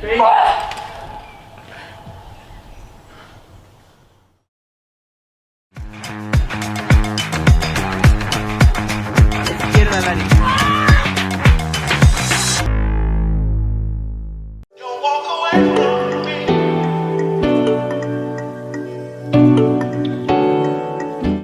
En términos de escalada, nunca puedes tenerlo todo. Me refiero a que no puedes tener un super performance en roca y al mismo tiempo estar entrenando a tope. Entonces, desde que me vine a vivir aquí, a estar tan cerca de la roca y de todas estas zonas de escalada, me di cuenta que tenía que elegir. No puedo estar manteniendo el ritmo de entrenamiento que llevaba antes cuando vivía en México y al mismo tiempo querer proyectar a mi máximo en la roca, ¿no?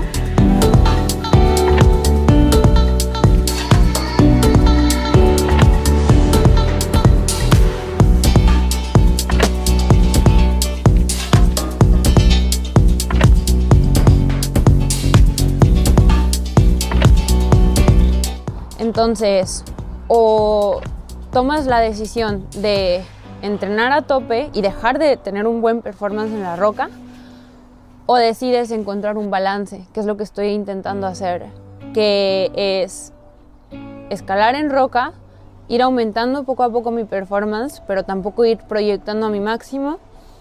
Y al mismo tiempo hacer ciertas actividades de entrenamiento en mi casa que me permitan tener una ganancia que no sería tan grande como la que tendría si estuviera únicamente entrenando.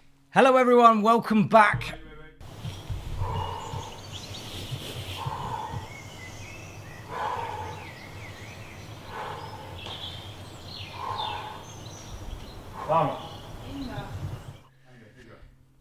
Hello everyone, welcome back to the Olympic women's final. Hope you all had a good tea break.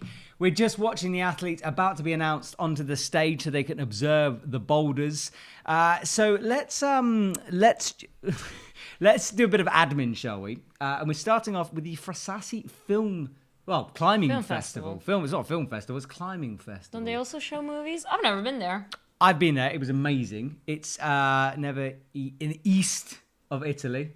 I can't do compass directions. It's in the middle of Italy. It's not in the middle, it's on the coast. Nelle Marche. Yeah, but it's like a region in the... If you take the boot, it's in the middle. Right. It's on the coast. And we're going this year to Frasassi on the 3rd and 4th and 5th of September. So in less than a month, we'll be at the Frasassi Climbing Festival. And it's all about climbing, but there's also more. Like there's yoga and like Ninja Warrior and what else? Pro climbers. The best thing is that you get to climb on this ancient city. So there's like a castle walls that you get to boulder on. There's dino problems. It's a banging festival. You guys can join in. Hugo, we got a link for them? Or are we going to Frasassi link it? FrasassiClimbingFestival.it. There we go. Sign on to that. It's a great fun festival. We happen to be in Italy and we will be there. Well, T will be there. Hugo will be there doing a bunch of filming. Does it smell like sulfur around there? It does a little bit. There's a couple of crags, yeah. We went to a crag called Sulphur, and then I was surprised that it smelled like sulphur. Oh, right. One of those. Right. The other bit of admin we need to talk about is the EpicTV shop deal of the day. So as well as producing, let's be honest, the best climbing videos on the internet, we also have an online shop, and we are selling, I'm just trying to get the link up now, we are selling the Mountain Hardware Core Strata climbing jacket. It's only 115 euros. That's 50% off its RRP. It's a lightweight, slightly synthetically insulated jacket. Put it on the back of your harness, take it up big wall routes, take it bouldering. Hey, you can even run in the thing. I've got a Mountain Hardware core jacket, which is without the insulation, which I absolutely love. It's in my cupboard all the time. In summer, I take it with me pretty much 24/7, just in a bag somewhere. Similar kind of thing. Do grab this. It will sell out uber quick. All sizes available from small to large. So be quick. There's a link in the comments. And there's a gear show about that jacket you have, isn't there? Yeah. So the gear show we did is a slightly different jacket. But yeah, it's a very similar kind of style to it. Like lightweight, wind resistant. But this one's slightly insulated. So if you're a bit colder, perfect jacket for you. I'm always cold. You're always cold. T is always cold. About gear shows...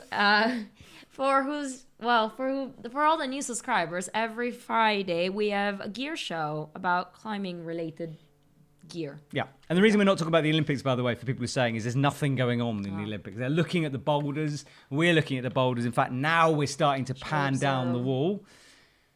Ooh, the first one is a long boulder. Yeah, well, we're just showing a graphic of the wall. 8.25 meters is its highest that no one goes to, but about 4.84, I think it was, for the actual climbing bit. 4.5. 4.5, okay, 4.5 meters. Which is like a 4 meter fall. Still. Yeah, it's chunky fall, isn't it? Yep. So there's 1 minute in 1 minute left of observation time if you're trying to sync us up on the women's bouldering route. We're now checking out boulder 1. That's a run and jump. Is it a run and jump or pad? We did this yesterday though, and we thought it was paddy, and it was actually... It looks like a double dino with a zone in the middle. Could be, but that section of the wall is the most slabby section, isn't it? So yeah. I'm not sure that is a run and jump because the starting hold isn't good enough for a run and jump. Okay. You see what I mean? Like, there's usually a whacking great big jug for a run and jump. I think that's... Are we going to sit on 2? Because on 3, it's too overhanging. That's the starting hold. That's not a run and jump. Okay, surely. Like a slippery undercling. Yeah, but then above, isn't there a... There's a little zone, similar to the men's, maybe, when you rock up, touch the zone, and then you have to go right. Okay. Well, I don't know. I'm guessing. Yeah.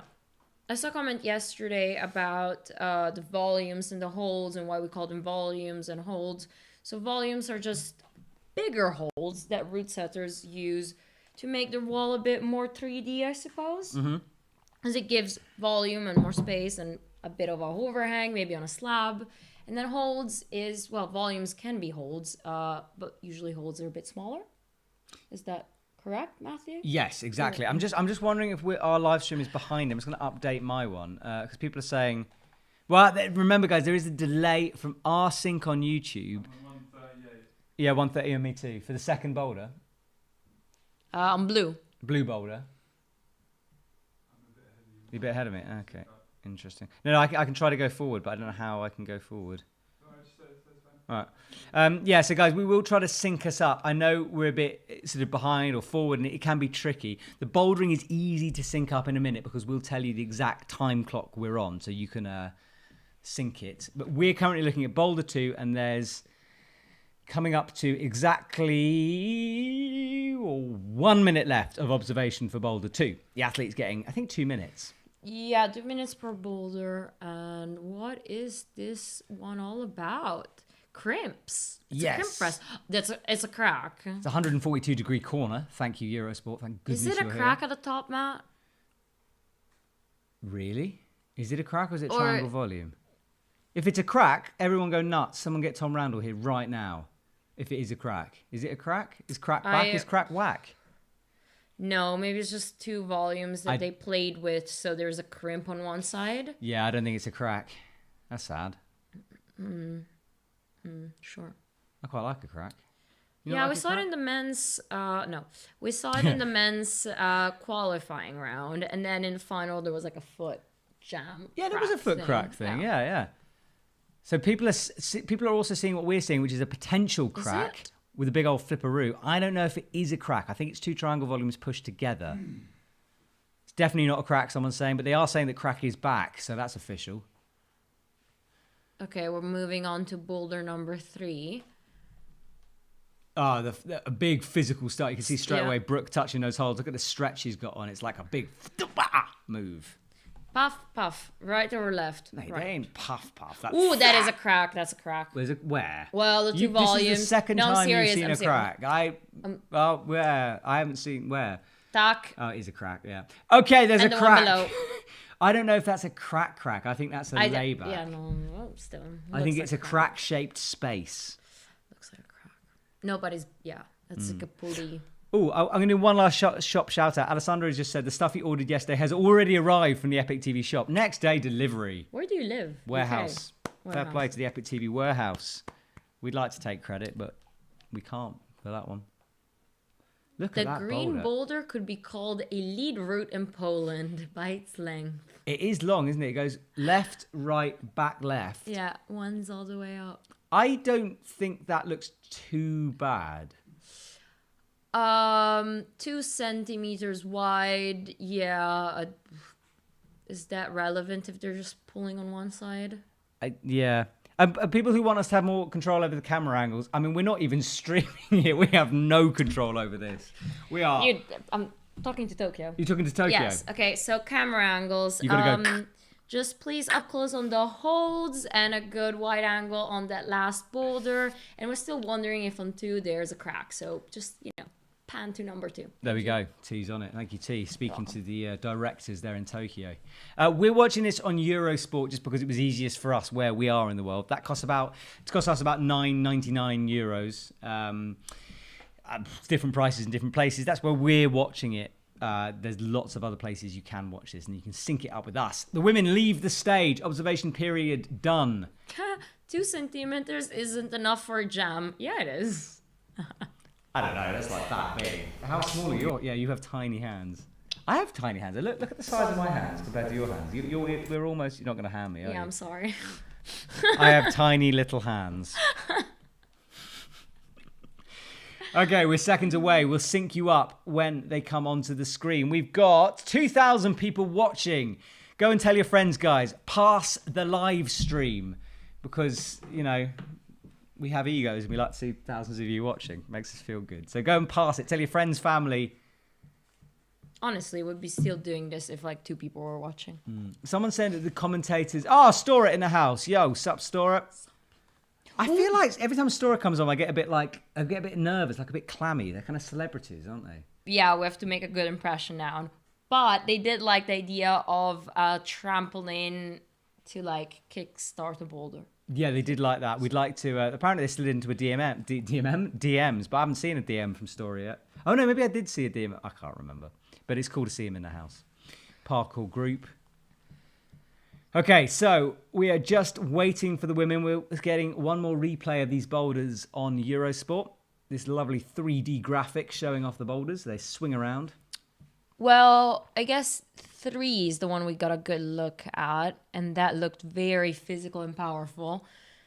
So this is the slabby one, but maybe a bit of a coordination one? Or Yeah. the second one is the coordination Well, you're boulder? convinced it's a run and jump. I'm not. I think it's a paddy pad. But the second bit. The second bit might be a physical thing, but I think the start hold is not good enough to launch off. Okay. I've been wrong before. In fact, often. Yeah. In fact, well, Yanya's gonna come out last and probably, amaze us, so... You are hyping Yanya here. I'm saying careful. She's human. She is human, believe it or not. No, she's Yanya. Well, she's Yanya, yeah. She's a Yanya human, but still. You got sweaty yet? I've got a little sweat. I just got a bit sweaty. Do we have some chalk? We have some chalk There is around. actually a big bag of chalk up there, but I think if we take that, it's going to get very messy very quickly. Someone's saying it's a paddy pad coordination slabby boulder. It could be. That's true. Swooning over Brooke like Terry over Megas. I got over Megas. You got over Alex Megos? Yeah. Bassa is quicker. There we go. Terry T no longer has a crush on Alex Megos. It's it lasted a while though. So as of yesterday, the crush is gone? 2 days ago. You crush no longer? Well, You're no longer a slush puppy crush? I respect finalists. Savage! I didn't say that. I'm joking. I'm really joking. She is joking. Huge respect to all the athletes competing in Tokyo. Terry T, savage. Early on in the morning there. It's 11:39. Ripping out hearts. Have you shown the people your silver trousers yet? Can I put my leg behind Oh no, my... Alexander Miroslav is out. Not the moment. We'll wait a sec. Here we go. So to sync us up here. I love it.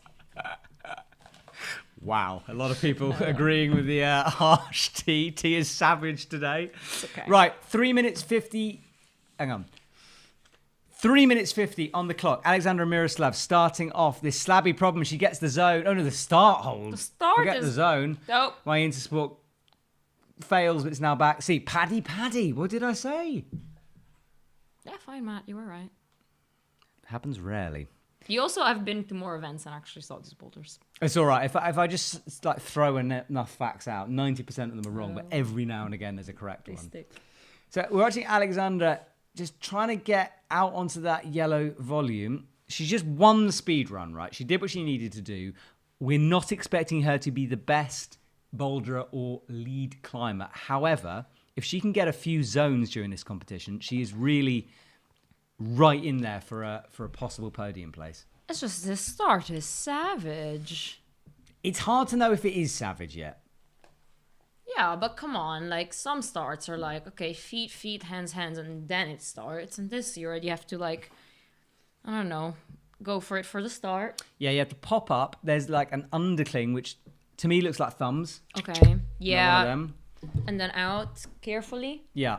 But can you imagine, Alexandra's just broken the world record. She set obviously a new Olympic record and she's just won the speed comp. And now she has to go out and boulder. It's a tough ask. Ooh, in Scarpa Furious. Yeah, we've got the 80th anniversary Scarpa Furious downstairs. We talked about it the other day, which we will probably give away at some point. You really want them out of here. I either want to wear them for myself, but I think they're too precious for me to have something like that and climb in them. I think it's like a collector's piece, and I kind of want to give away a collector's piece. I've been saying this for 3 years, though. We've had them for 3 years, and I haven't given them away yet. Right, Alexandra pulls on, and now she's trying to go out with a hand onto the volume instead of a foot, and she palms onto it. She has got that, but now she's going to have to get a foot onto the volume. I'm not sure. So delicate. That's the thing about slabs. It's like you cannot rush it, and you just have 4 minutes. Well, 1 minute 40 now on the clock, and she pops off and goes down. looks at the clock herself, having a little moment here. So possibly one of the weaker competitors out in terms of bouldering. So it's always difficult to know how hard this boulder is to start with. Yeah. It is the disadvantage of this format. Sometimes we get speed climbers who are so good and so quick, struggling a little bit. But yesterday we saw it with Alberto. He was the first one out. He got the zone, but not really the top. So we're like, is it easy? Is it hard? True. And then everybody did top it afterwards. So yeah, it's difficult to tell in the bouldering round. I feel during the lead round, everybody's already a bit more separate. Yeah, by then, and we know also the lead specialist, the not so lead specialist, the people just fighting for trying to get one more place up. Ooh. It's very delicate. I mean, she has to work for the zone hold. That's what I like compared to yesterday's boulder. She's calling it a day after 40 seconds, saving some energy. So Alexander leaves the stage. Oh, gets confused, comes back onto the stage. She went the wrong way. It's the left-right flip reverso there, and she's now going back. We saw that. That was her best attempt. She actually got fairly close to that hold, but 40 seconds, calling it a day. So out next he is, we don't know. Do we know? We do know, because I have the Olympics app. That's interesting. We were talking yesterday about there not being brushes between rounds. There definitely are brushes between rounds, as being showed there. The COVID rules only really whilst they're climbing. Why didn't we notice yesterday? Maybe Do you we think just it's a didn't change notice. between the men's and the women's? I have a feeling we just didn't notice. But I mean, it's an improvement. So I'll adjust my mic here. Hang on. No, I think they wouldn't have changed the rules. I don't think between rounds. Up next, Anouk Gilbert from France. Okay. Another speed climber. So expect a bit of a battle here. And while you're watching this, guys, do remember to hit that subscribe button. Do join us on Climbing Daily. We do videos every single day. And while you're there, you might as well press the like button. Oh yeah, the likes are coming up. Thank you very much, guys. Subscribe. It makes me and T and Hugo smile. And T is watching the numbers. T is literally the number and techie man. He's seeing the graphs rise. He's got megabytes on the brain. And we're watching Anouk Gilbert pulling on with 3 minutes 30 on the clock. She did qualify in 13th place in bouldering, which is not too bad. She did. It was good. And she's quickly got into this position, this rock out to the right. And again, she must be training with one of the best slab climbers in the world, Fanny Gilbert. Right. Oosh. Coming close to that zone there. She just needs to pull over, kick out right. And then she's got it. Look at that high right foot. Rocking. Going up. Almost. That's a good first try. That is a good first try. I tell you what, if she can get a zone, as I said before, if she can get a zone hold here, it really helps her for the rest of this competition because she'll be up there. She came second. Indeed. So we're watching over 2 minutes 40 on the clock. That's how you can sync up. Allez. T back in the alley. No, I'm confused about the volume far left. Did she even touch it? Oh. Did you just say twat it? I did. I'm sorry. I made a mistake. Is that not proper English? I did. It was not a good thing to say. Apologies right. about that. I haven't done well with the swearing this week, have I? Well, you swore multiple languages. Multiple language swearing. Apologies to everyone. Right, so Anouk Gilbert, though, she gets the zone hold. Ooh, in Scarpa Dragos. In Scarpa Dragos. And she's into the zone. Okay, so now some more paddy action. She comes over. Ooh. Out with the right and just pops the foot on that grey slab down to the ground with 1:50 on the clock. Oh, isn't it horrible to see those slips, though? Yeah, I kind of closed my eyes a little bit. Yeah, because it's like, what if... The men's boulder yesterday, you know, the boulder 2, and they had the coordination dyno move, and then the bottom slab was so close. I feel that was a camera angle, though. No, Adam touched it. Yeah. Oh. It was really close. I mean, yes, some of it might have been a camera angle, maybe, but... Some replays of Anouk. Oh, goodness. Again. I had a pause there. So, for what? Pause for effect. Oh, and the fall. Which, I mean, gravity. Climber's worst nightmare. True. And reality. And sweat. And no, gravity's savage the crimps. worst. You can train for crimps. You cannot train against gravity, can you? Oh, I can. I guess weight vest? Me and gravity, we just fight it out in the gym, you know? It's me versus gravity in a hardcore gravity situation. Do you not? You don't do that? No. No, fair enough, fair enough. And actually, Albert is back on the wall towards the zone hold. 35 seconds remaining. I don't think it's going to be enough time to top out. But let's see. She's really going to have to rush. But she's into the zone, which she has already got at this stage. It's going to be super quick. 25 seconds on the clock. It's too few for a slab, isn't it? Because as soon as you rush it, you pop off. Yeah, but she needs... Oh, it's a pop move. Down she comes with a fall. She's going to call it a day with 10 seconds. Yes, she is. Okay, so 2 speed climbing specialists done. That's a zone for Anouk, though. That's good. Up next, we have... I love how I run out of adjectives where it is. Yep, that's good. Yep, moving on. Awesome. Pilts. Jessica Pilts. Jessie Pilts. All right, she is more of a boulderer. Let's see what this route is all about. And actually, Albert, coming close. The fact she got that close, we know she's a good climber. She is more of an all-rounder, perhaps, than Alexandra Miroslav. Yeah, because she qualified 15th in lead. So yeah. Hopes are high. So not all over for Anak Jaber. She has got time. Jessie Pills up next, just cleaning the boulder for her. Yeah, and this is the women's final. Yesterday we had the men's final. Earlier on in the week we had the qualification rounds. Do let us know if you hit that. Oh, let's do it. Let's do a work skive shout out here because it's 11:49. Everyone should be at work. If you're skiving, 3, 2, 1. Let us know if you're skiving and how cleverly you're skiving. Have you come up with an excuse? Are you just on dual monitors? Are we like in a tiny part of your screen where you pretend to do accounts? Let us know if you're skiving. The best skivers will get a shout out. Double AirPods, one in a meeting, the other on us. My brain would explode at that. I literally couldn't cope. Jessie Pilts pulls on, 3:44 on the clock. She makes quick work of this start and now starts to piece together this paddy move outright. And Jessie, this year we saw her in a bouldering final, but then she tweaked her finger while in Salt Lake. Yeah. So, tweaked A4 pulley rupture. So 3 months later at the Olympics, let's see if she will have any issues with that finger. So many people skiving off work. A lot of multiple monitors going on. Impressed with that. Some people just having the day off, which is novel. Why bother? Why use a holiday day when you can skive? That's the question.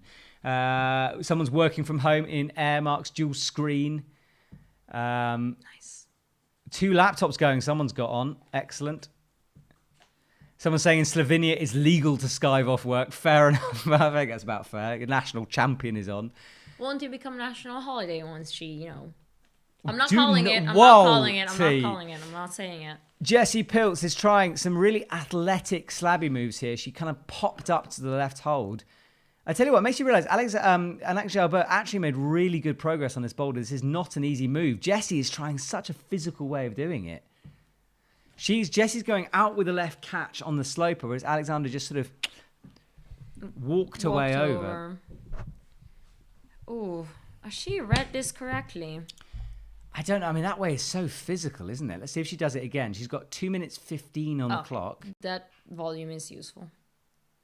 Maybe this is the intended beta, and from Anouk we saw an alternative, slower, more delicate beta. Yeah, did we see Anak break the beta? But then Jess's beta isn't really working, at the moment. Can you ask the root setters? I'll have a word, after the stream. Aren't they in your ear? What's going on, boys? I'll slide into the root setters DMs. I'm not sure the root setters are on social media. They're kind of like, they're truly like, under the radar, the root setters, yeah. I'm sure they don't want to hear suggestions. I get really intimidated every time I talk to a root setter. Time sync, 1 minute 30 on the clock on Jessie's round. 1 minute 30 left.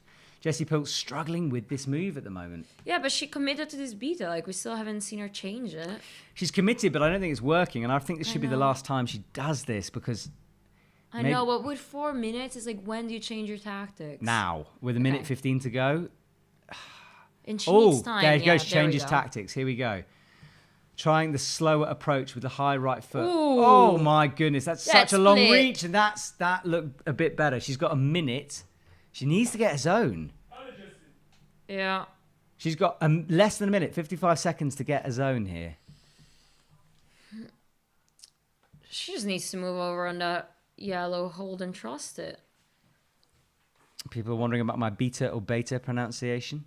Go, guys. Say it in the comments. We are having But you're discussion American, but you say beta. I'm not American. I'm Well, Canadian. accent. You're Canadian now. I don't know. That's what I said. Ooh, Jessie zone to the for zone. Jessie. Changed her beta at the right moment there. Touches the zone, and now she's got 25 seconds in order to try to top this, but needs to go quite slow. So delicate. She knows what to do, though. Well, she's going to go dynamically here, I think. Look, she's setting herself up. She's got 14 seconds. Hopefully there's a chip on that hold. I want to see a ginormous Jessie. run and jump all the way to the top. Go, go. Oh, Jessie goes down. 6 seconds to go. Okay, I think we can fairly say that this boulder is a bit tricky. It does look like it. I mean, she's one of the best boulders. Well, no. Okay, never mind. She's not bad. She's not bad, but we've got a Kyo and Miho coming up, and then obviously, yeah. There is a chip on the hold after the zone. Go eat it, quick. We know your addiction. See what I did there? You said chip, and I know how much you like to eat chips. So I was like... Where are they?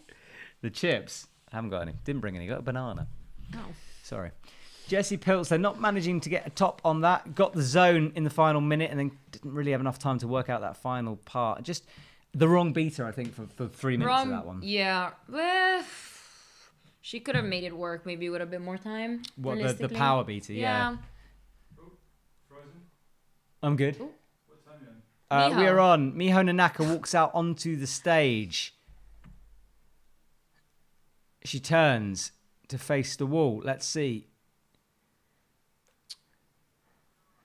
Miho running, jump into the start, immediately established on the wall. This will be her flash attempt now. And she's going slowly.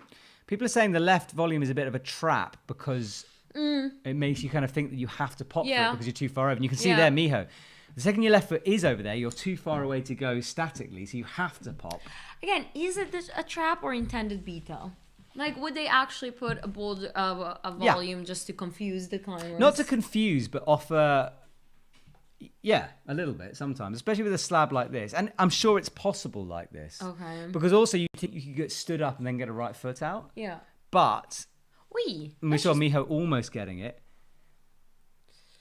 Then we saw Alexandra just ignoring that volume at a certain point. It's almost better not to be a bouldering specialist because you go like, oh, that's useless. Well, Jessie eventually got there, didn't she? Yeah. 3 minutes in. So Miho just starting to figure this out now. She's looking at this volume, seeing if she can work it out. Back on the wall again. And now she's still not ignoring that grey volume. So the bump up for Miho Nanaka. This... Ooh. It's a tricky boulder. It is a tricky boulder. And I tell you what, if they don't figure out the beta, this could cause some problems. Because, I mean, Alexandra Miroslav figured it out pretty quickly. But then Jessie got the zone too, so it's a zone boulder. But Alexandra got it quicker. It didn't really count attempts, but... Alex Honnold? Alexandra. Oh. I so want to see Alex just sort of like walk in. Honnold. Move, guys. It's my time. For what? Just to do some climbing, just walking on. And I don't think anyone would like stop him. I think they'd just be like, it's Alex Honnold. Let him go. Let's see how he does it. What shoes you got? 510s. People want me to show the shoes. Oh, 510 high angle women version? Right? Let's Pink have a tag? look. We haven't got our shoes in vision at the moment. Yeah. It's the white high angles, not the pros, the other ones. And we think the women's version. Here goes on it. Shop, man. Shop. Ooh. Miho with 1:30. It's about time she did a Jessie here, I reckon, and figured something out. Someone just said, you have a beautiful mind, Matt. Never stop. No one has ever told me that. No one in my entire life. I don't believe you. Oh. A lot of people behind Miho Nanaka on the stream. She's one of the poster women for the Olympics for sure in front of our home crowd. The clock is coming up to exactly 1 minute in 3, 2, 1. Miho Nanaka has 1 minute left. Can we talk shoes now? Yes, we can talk shoes now. I've never tried the new high angle white version. I have tried the Pro, such a fascinating shoe. We're going to do a full review, but me and Domin Skofitz in Slovenia, we had a little climb with that. And that's the first name drop of the day from Matthew Groom. It is, isn't it? I'm trying to promote our other videos here. If you want to go and check out the amazing series that we did with Domin Skofitz in his enormous gym, they're amazing. They're the best videos of the year, frankly. Get on it. Go and have a look. Who would you name drop, Teresa? If I would have to name drop, Janja Gambra did touch my right arm when I took a selfie with You've her. already name dropped this as well. Yeah, but it's fine. It's women's finals. She's going to come up in a second. I don't have anybody else to name drop. Oh, you do. You hang out with the entire Italian team. What do you call Marcello Bombardi? Short. You're like, Marcello. No, I was like, Bombardi. I said it to everybody. You're like, it's Bombardi over there. I went to Villars from Sorry, Arterix. Oh, Miho Nanaka's just finished. No tops, no zones for Miho Nanaka. No zones? She leaves the stage. Oh, did she get a zone? No, I don't think she got a zone. She couldn't work this move out. Oh, see, look, slapping out for the zone. She didn't change beta. But then again, she must have read this with a Kyo, right? No, she didn't. She didn't? So we won't see a Kyo try the same move? So I was 30 seconds behind there. Well, I think we've seen all the athletes. Like Jessie did the same thing, this press move. Yeah. It'll be interesting to hear Stasa Gejo's opinion of these boulders. Stasa, I'm going to call her friend of the show for sure. Absolute badass climber, unparalleled athlete. She will be joining us at the end of the women's bouldering for her analysis. So Stasa, I know he's watching right now, and she'll be joining us at the end. Cheon So, one of the heroes from qualification. A lot of tops for her. Let's see what she can do now. So Cheon getting herself established. Now she immediately, interestingly, goes into this press. She goes up with the left foot. Again, with that volume there, that's a bit confusing. Maybe useful, maybe not. I don't want to say this is a... Someone said, would you please bother commentating? Look, if you're looking for full professional commentating, you go onto the commentating channels, all right? You know what this is about. We're offering the EpicTV option for this. Where... Shoes. With shoe chat. Shoe chat, banter, and alternative analysis. We're chit-chatting and trying to find out her shoes. Ooh, La Sportiva solution. Normal ones, not comp. Or comp. Is it comp, Matt? They're pink. Yeah. Can't see it. It's... Certainly a stiffer shoe. Mm-hmm. Cheon So then hasn't immediately unlocked the beta here. She is now sort of rereading this. She's got 2 minutes 50 on the clock. It's a La Sportiva comp, women's version. Thank you, T. Thank you, T. God, you are like Rain Man for shoes. This is amazing. I mean, I'm just saying my wish list here. All right. You want? Yeah, they're cool shoes. Cheon So, they're very, very calm and slow on this first bit. She's eyeing it up, and now she kind of same move, this left press. Oof. Where can you get those La Sportiva solution comps, Matt? If you're watching this thinking like, I am a little bit like Cheon So in terms of talent, I need some La Sportiva solution comps, you can pick them up from the EpicTV shop, where we have amazing discounts. And Hugo, in fact, is flashing it on screen. And if you do buy from us, that means that we can continue doing things like this and talking rubbish for a living. So please continue buying from us, guys. Hugo has 3 children and a wife and a dog, multiple things going on. He needs your support. What do you have? I have nothing in my life. I have no responsibilities, nothing. It's really fine. I'm fine. Yeah. It's fine. Do you want some coffee? No, I'm fine. Okay. It's absolutely okay. I've achieved things. He's trying again. I live in a studio that I've lived in for 4 years, and it's very small, but it's fine. It's fine. Hugo, do you have tissues? Just getting emotional. Cheon So has not worked it out yet. Oh, these live streams, they have so much fun. She's got a minute on the clock coming up now. Are you sure she's got solution comps or solution... Hugo's questioning the solution comps. She's wearing normal solution. See, I think there might be normal solutions because they're pink. I'm not sure, guys. T's checking.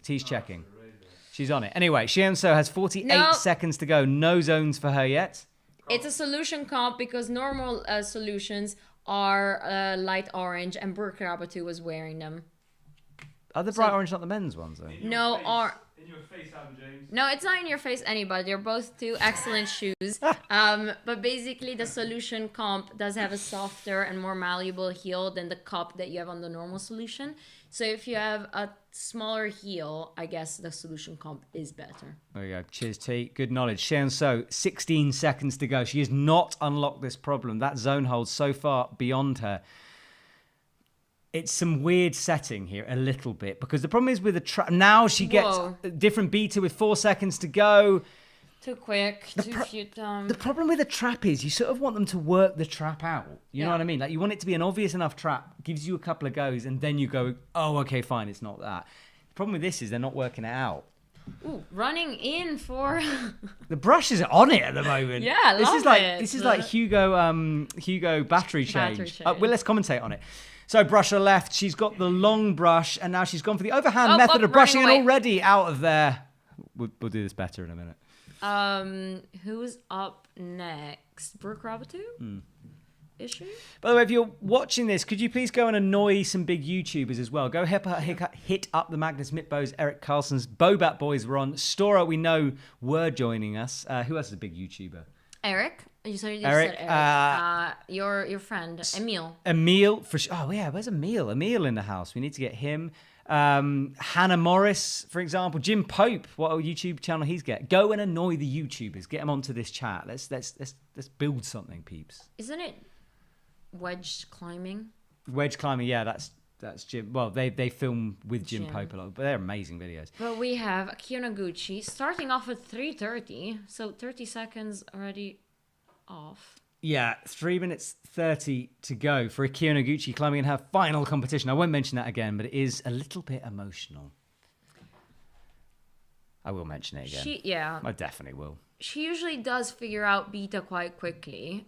But again, like the start proves to be a bit tricky.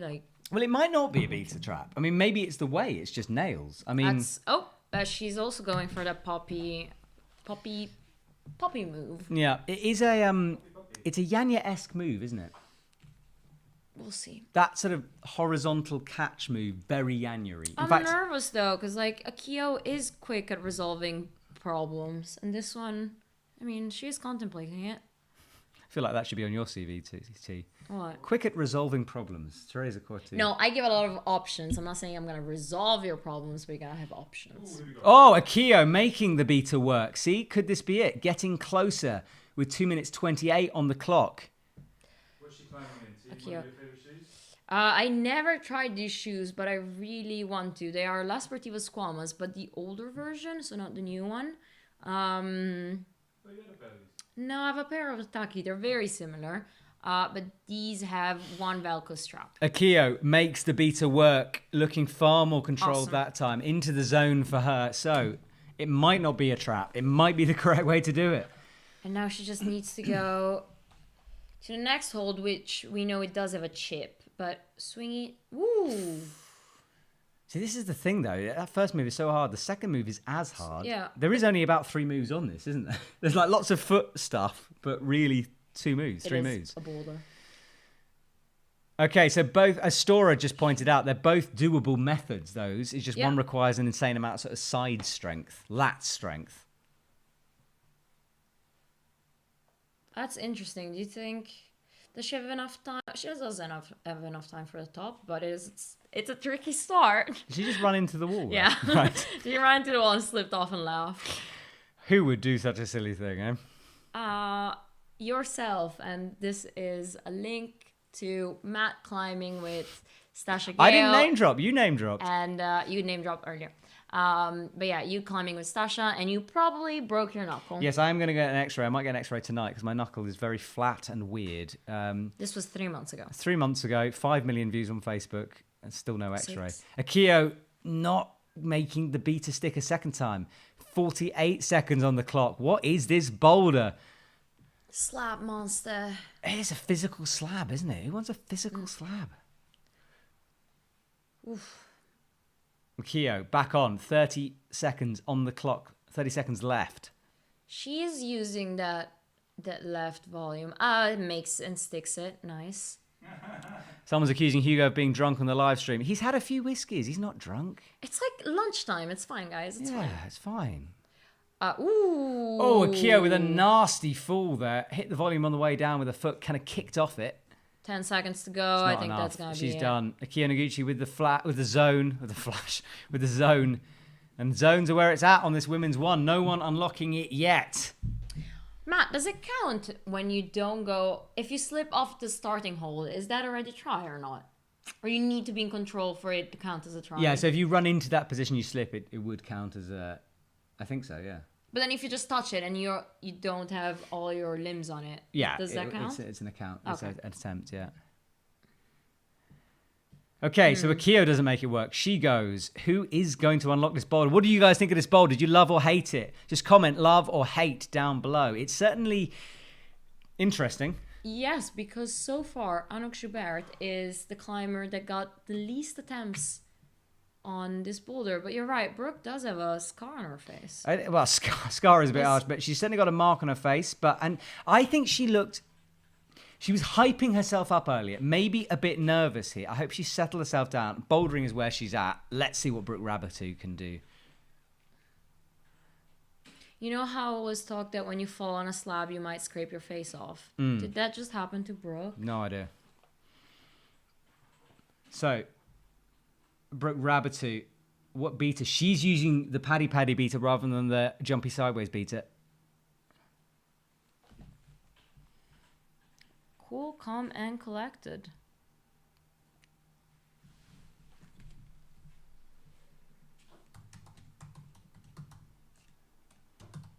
So Brooke comes down, 3 minutes on the clock.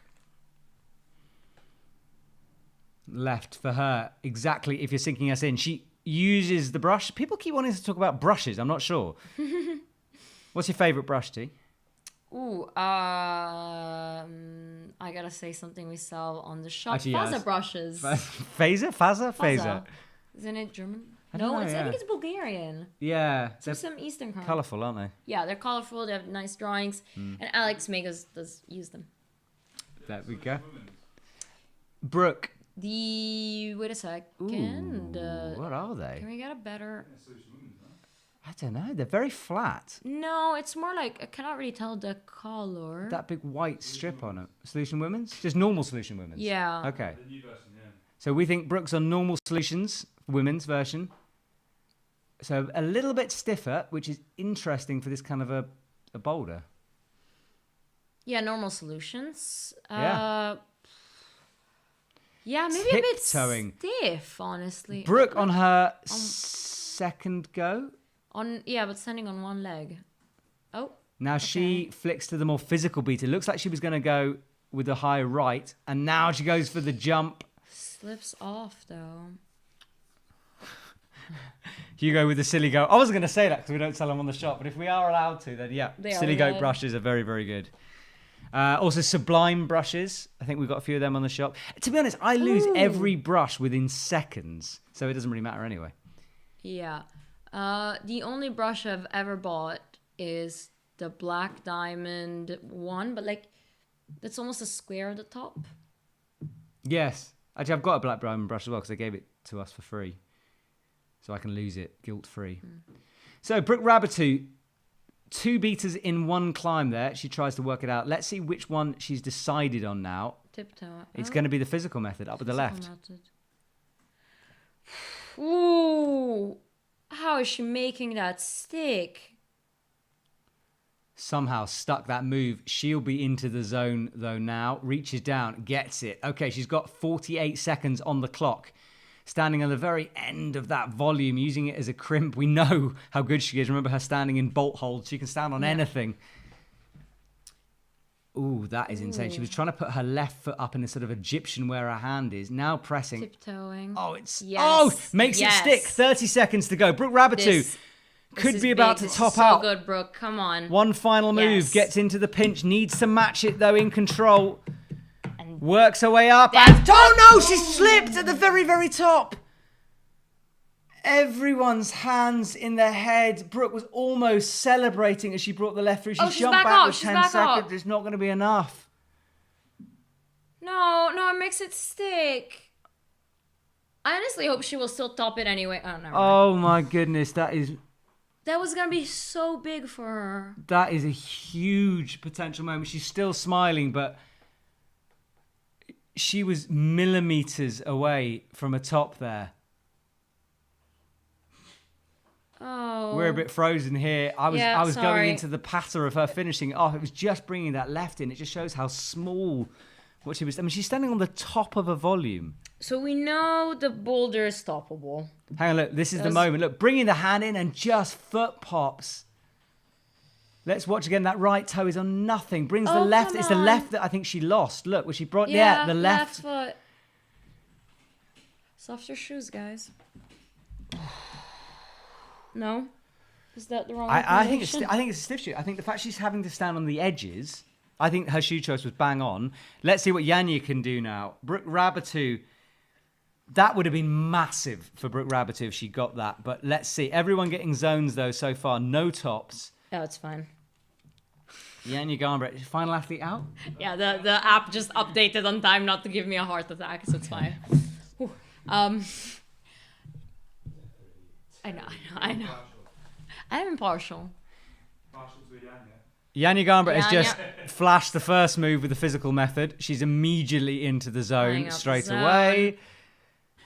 And let's see what she will do to get to the top. Ooh, powerful. Wee! Drops the move right. But stuck the first move straight away. That's the first time she has fallen on at the Olympics while bouldering. Shoes, high angle pro, women's version. Not pro. No, sorry, not pro. High angle women's version. The new ones. Yeah. Janja will know that no one has topped this boulder. Like, she will have a pretty good idea that no one's topped it. That's why she's not she's not panicking. No, she's just done the first move. She's got 3 minutes to go. She got the zone on her first attempt, and nobody else did, so she's in first place already. Yeah, exactly. Very true. So a top is just a bonus. Well, I think she needs to top. I think she wants to top for the. You also need that confidence for the rest of the game. If she can top here, she is like significantly ahead already. Like psychologically, she's ahead, but also just points wise. Yeah. Points.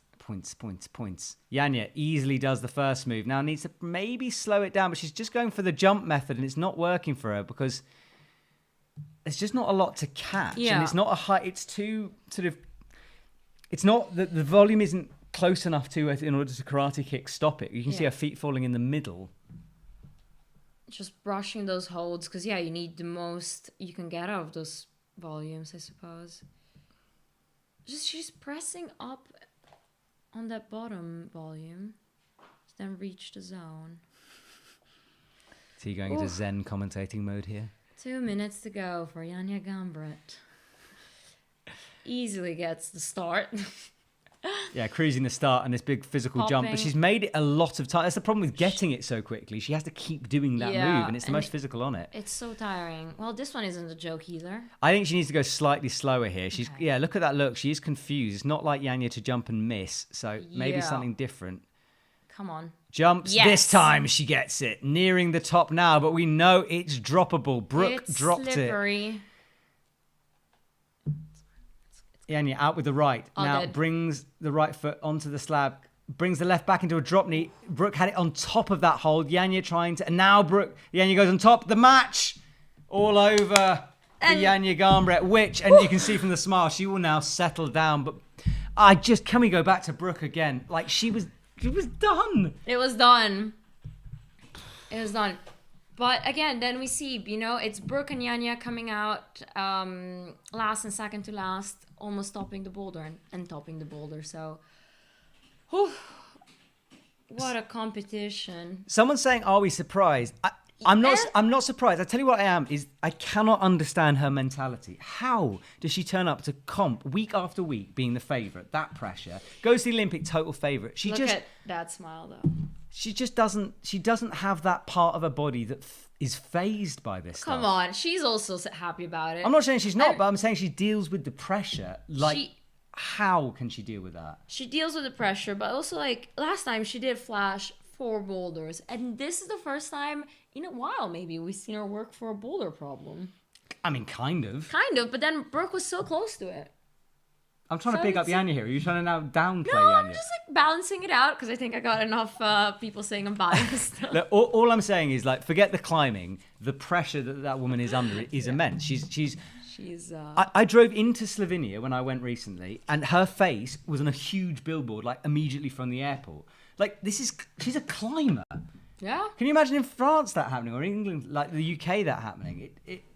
She's a megastar, and it's hard to deal with, and she does. Let's quickly drop a shop thing. The Mountain Hardware Core Strata jacket is €115, 50% off. It's an amazing jacket. It's an amazing price. It is selling. Synthetic down insulation. It's excellent. I'm not going to keep banging on about shop stuff, but we've got a replay moment, so we can take a pause.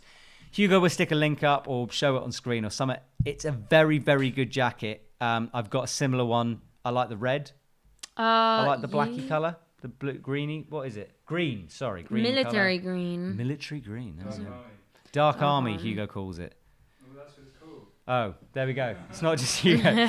It's called Dark Army. There we go. Hugo, you were giving us some colourful new names. Mountain Hardware. It's called Green with Envy. Green with Envy. Very good. Very good. Somebody's asking our picks for podiums. We're not going to do that, I'm not going to do that, no. We don't want to jinx it. It's apparently commentators' curse if we do. It's a real thing. It's a real thing. It happened a couple of times yesterday, so we learned our lesson. Yeah, exactly. I made my pick in the chat. Hugo wants to give his pack. I don't want to read it. By the way, Hugo is the one typing the responses. So, Hugo, are you going to give your prediction, Hugo? No, can I just say who I want to win? Okay. Yeah, sure. Hugo wants to go full non-biased on the chat. Someone's saying I'd look good in the jacket. Thank you very much. I feel like I would. What, the dark? What do you think with these skin tones? Red or dark army?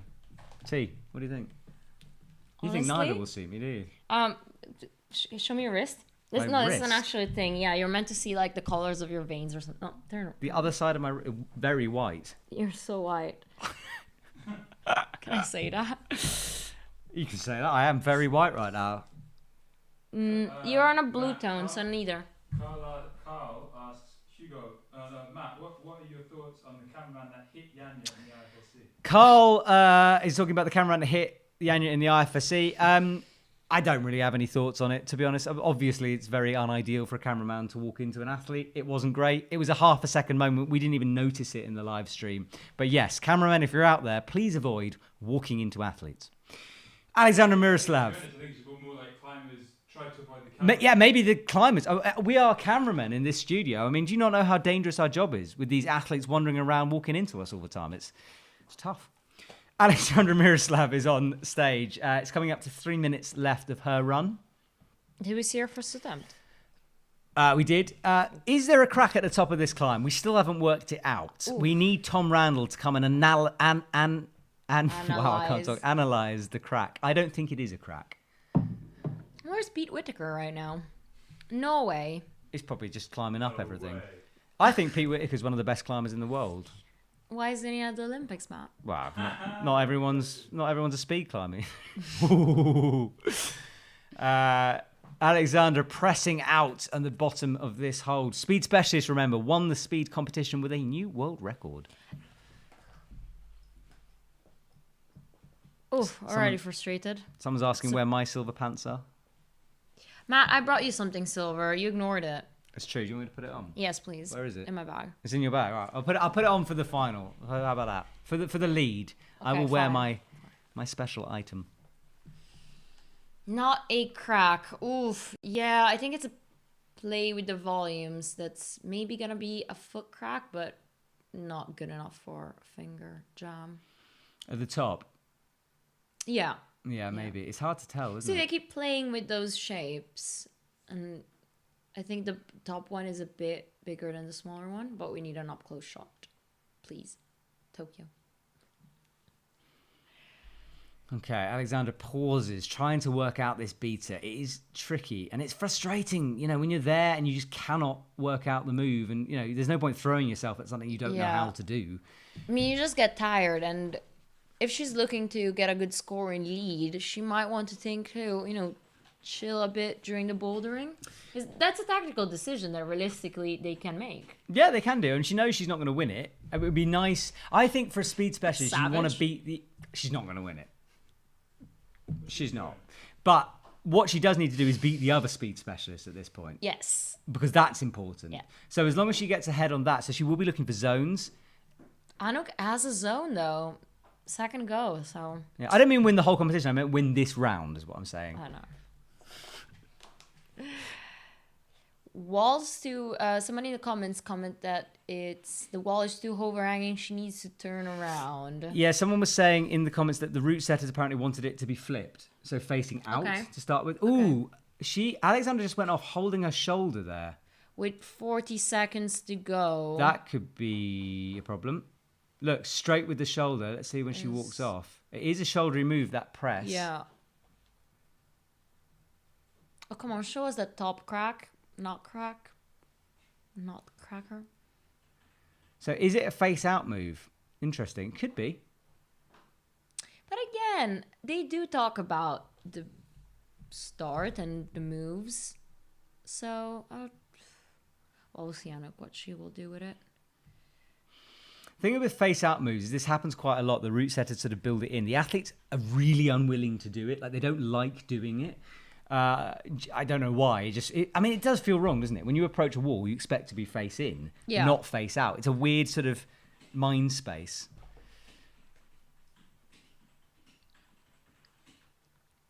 What shoes does she have? Ooh, Scarpa Drago. Dragos, yeah. So soft.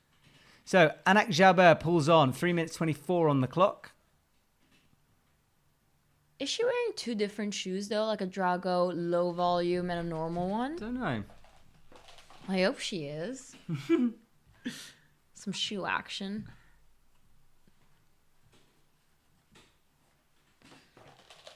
Now, Anak Jaber, we talk about winning the sort of speed climber battle. She's got a zone. Yes. On that first boulder. Ooh, that's the start. If she can get another zone here, this is such a strange start, isn't it? Really physical shoulder move, but she is up. Is that the zone already? Certainly towards it.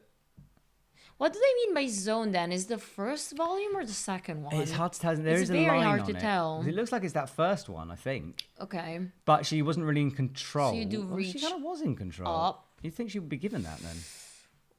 I think she can do it again for a secure. No, they didn't give her the zone on that attempt. She had 2 minutes 20. Someone's saying the zone is the screw on. Possibly, yeah, that would make sense. Because having the zone that for the entire volume does seem a bit weird because you could just sort of finger into it.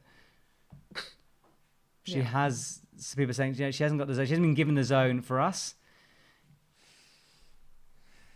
Can we get a little wave from Hugo? He has gone quiet. Hugo, do you want to come in? I'm just too busy putting all the graphics together. He's too busy. He's far too busy over there. No, it's just Scarpa normal volume on. On both. Scarpa Drago. Sorry. So normal Dragos. Yes. Okay. The yellow ones. Anak Jaber came close to that zone hold.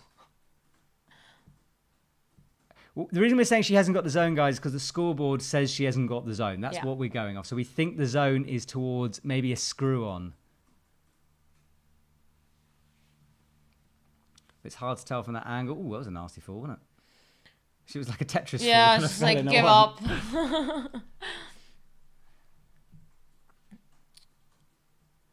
It's like the starts on the women's boulders are way more interesting than the men. Not interesting. Trickier. Yeah, trickier for sure. It's a minute to go now for Anak Jaber. She's now struggling to pull on for this start, so getting a bit tired. That is a full body. She now just takes a moment to compose herself, shake out. She'll give it one last go, I reckon. She is certainly looking tired. It does take so much of your sort of upper body, those big press moves. And it's hard to recover because fingers kind of come back quite quickly, I find. The big muscles take a while to recover. Fingers warm up, but with those pressy moves, it's just like draining your energy at every time.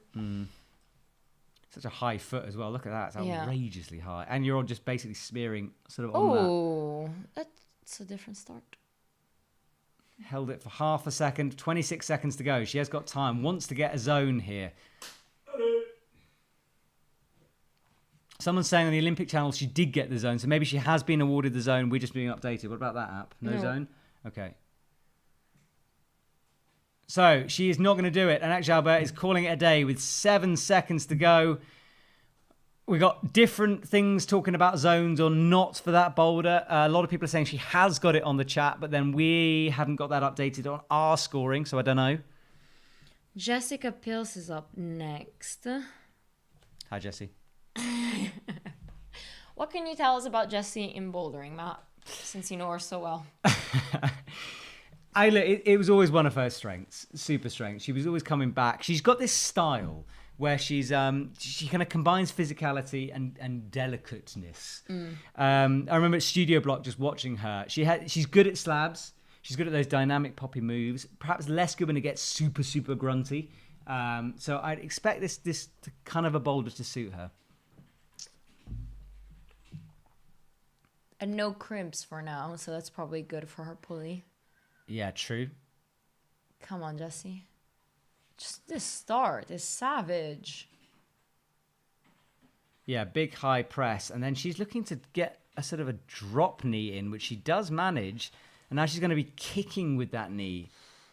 That looked hard. I'm thinking Miho's slight knee injury. That could be a problem. Jessie is a bit on the tall side, though, right? Like, she does look compressed in this move. She's not super, super tall, no. Like, 163. A bit smaller than me. Who isn't? Who isn't? A lot of people are a bit taller than me, all the way around. No, that's the thing about climbers, though. They're short, by the way. Yes, we are. So, all the women out there that you think you're going to meet a strong, tall climber. First time, Jessie with 2 minutes 55 on the... We'll talk about that in a minute, too. For a moment, Jessie started facing out from the audience.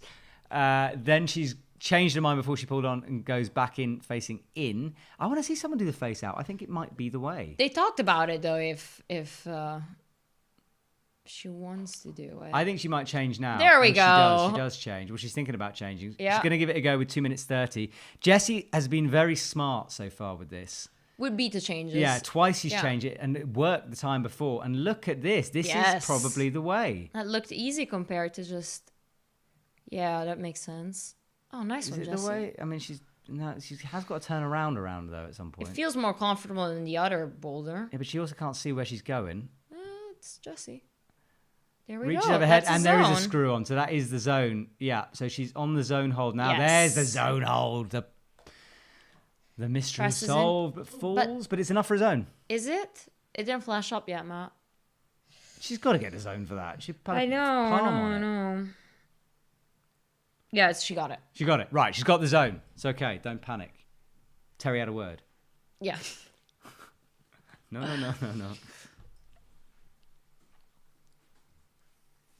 Okay, so that it does look like it's an outwards crowd-facing start. Yeah, it does, doesn't it? And Jessie certainly thinks that because she did it again. Slightly tweaking the beater, though, and popping both feet at the same time. She's just hanging on, stemming, really, between those two volumes. Tricep power there from Jessie. Yeah. It's going to be interesting to see how she tries to sort of spin, because she has got to face the wall. And that big volume, though, should be spinning and kicking left. You almost have to having control and crimp that zone maybe to turn around. Yeah. So 2 zones out of 2 for Jessie, but no tops. She's got 50 seconds on the clock. Time for a couple of goes. Apparently you should get another coffee, Matt.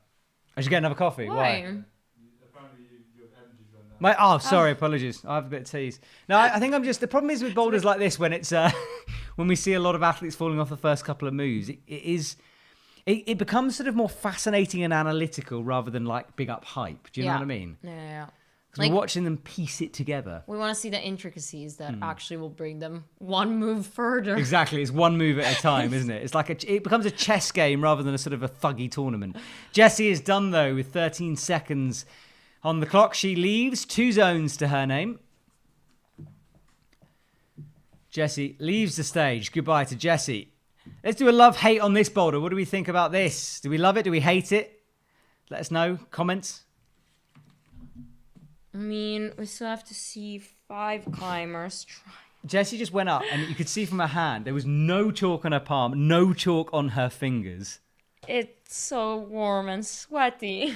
Yeah, and it's just super soggy out there. A lot of hate, but some love. There's a few loves. Gregory Farmer loves it. Lisa hates it. Potato Jet says, yeah. A lot of people saying meh. Love, hate. They all suck. Fair enough. Love. Let's watch Miho Nanaka. Miho Nanaka pulls in. She faces the wall with 3 minutes 46 on the clock. Let's see what can happen.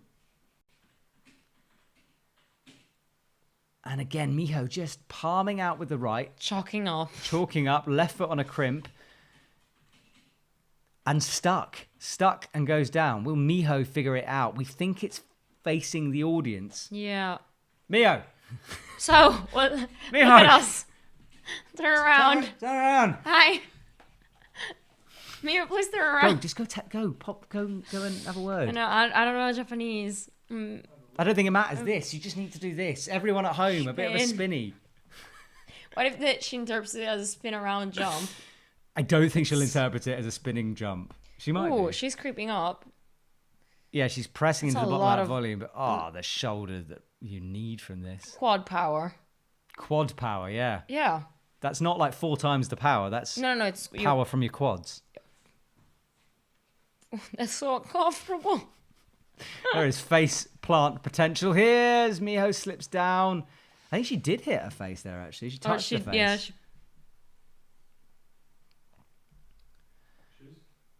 Yeah, shoes, Matt. High angle women. Yeah, so Miho's in the same shoes. She's not doing a shoe change. No, the women's sticking with the shoes at the moment. Miho bopped her face, someone said. Booped her face. Yeah, she did boop her face. Boop. Things I never thought I'd say whilst commentating. To be fair, I never thought I'd say urinal hold either, but that came out the other day. So, you got quoted. I did get quoted. I like a quote.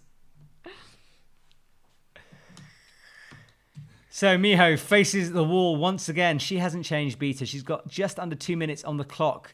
Turn around, Miho. Turn Miho is stubborn with her beta, which I like because it's like stubbornness. You know. I'm gonna have that song in my head all day. Turn around. Oh, but before she didn't change beta. I hear she's still sticking to it. She's convinced. I mean, she probably feels like she's gonna make it work. Please make it work. She's got this insane drop knee. It's like a ballet toe pointing drop knee. Precision drop knee.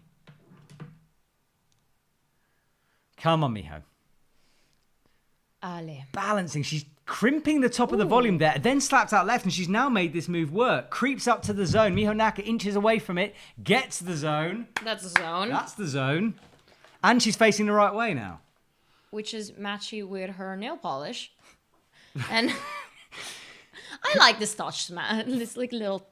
56 seconds to go, and we might, for the first time on Boulder 2, 50 seconds to go on Boulder 2, Miho Nanaka nearing what could be a crack. Go on. It's not a crack. It's a side pull. Yeah, it's like a crimpy side pulley thing, isn't it? Like Come on, Miho. It's a what the heck is that? Like a guppy. Gaston. Gaston, thank you. Miho drops the top though, and she might not have time with 30 seconds to go. I think she could call it a day here. She looks at the clock. She's making up her mind. She needs time. She's pulling on. These boulders are so time sensitive. With like 5 minutes, it would have been a whole different game, even for Brooke earlier. True. 4 minutes is not that long. Give them an hour, they'd probably send it. Well, multiple times. 8 seconds to go. Is not going to be enough time. Miho jumps down. Well. Yeah. A lot of people going for a Matt reenactment. I will Yanya reenact this next boulder, okay? I'm going to go for that. I mean, you just have 20 seconds then, but yeah. Vero was saying, you need to dare Matt to use urinal hold. Someone's daring me to use the word urinal hold, urinal hold on the IFSC. I don't know. I really don't like being fired, you know?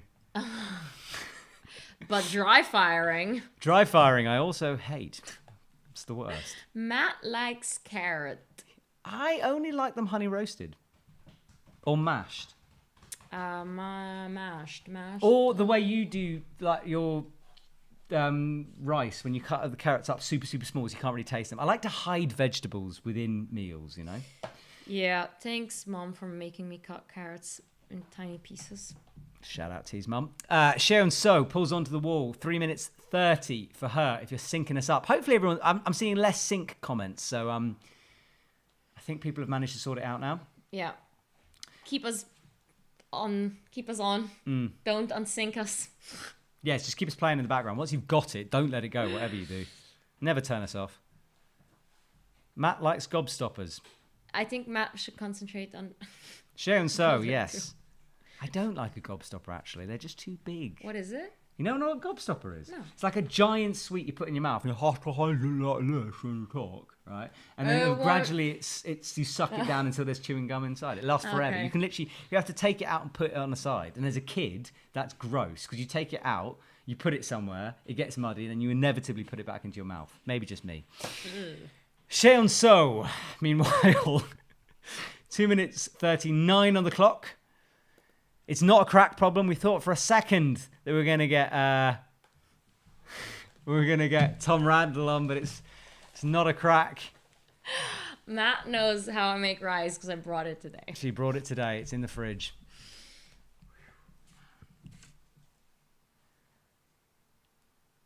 Oof, this is like powerful and delicate, or powerful and precise. It's just that shoulder move. Like, if that was my left shoulder, I'd be crying. But it does feel quite good that you can rest in that position, pressing like that, but it burns you out a little bit. Sharon So facing the wall, only trying to get that leg up, but shoes still La Sportiva comp, women. Sharon So loses. Walks away looking a little bit dispirited at this point. I'm getting a bit dispirited. Will someone send this freaking boulder? Did she almost try to pop up for that zone? Look, it wasn't a fall. I think she was going for a catch, but not on the zone.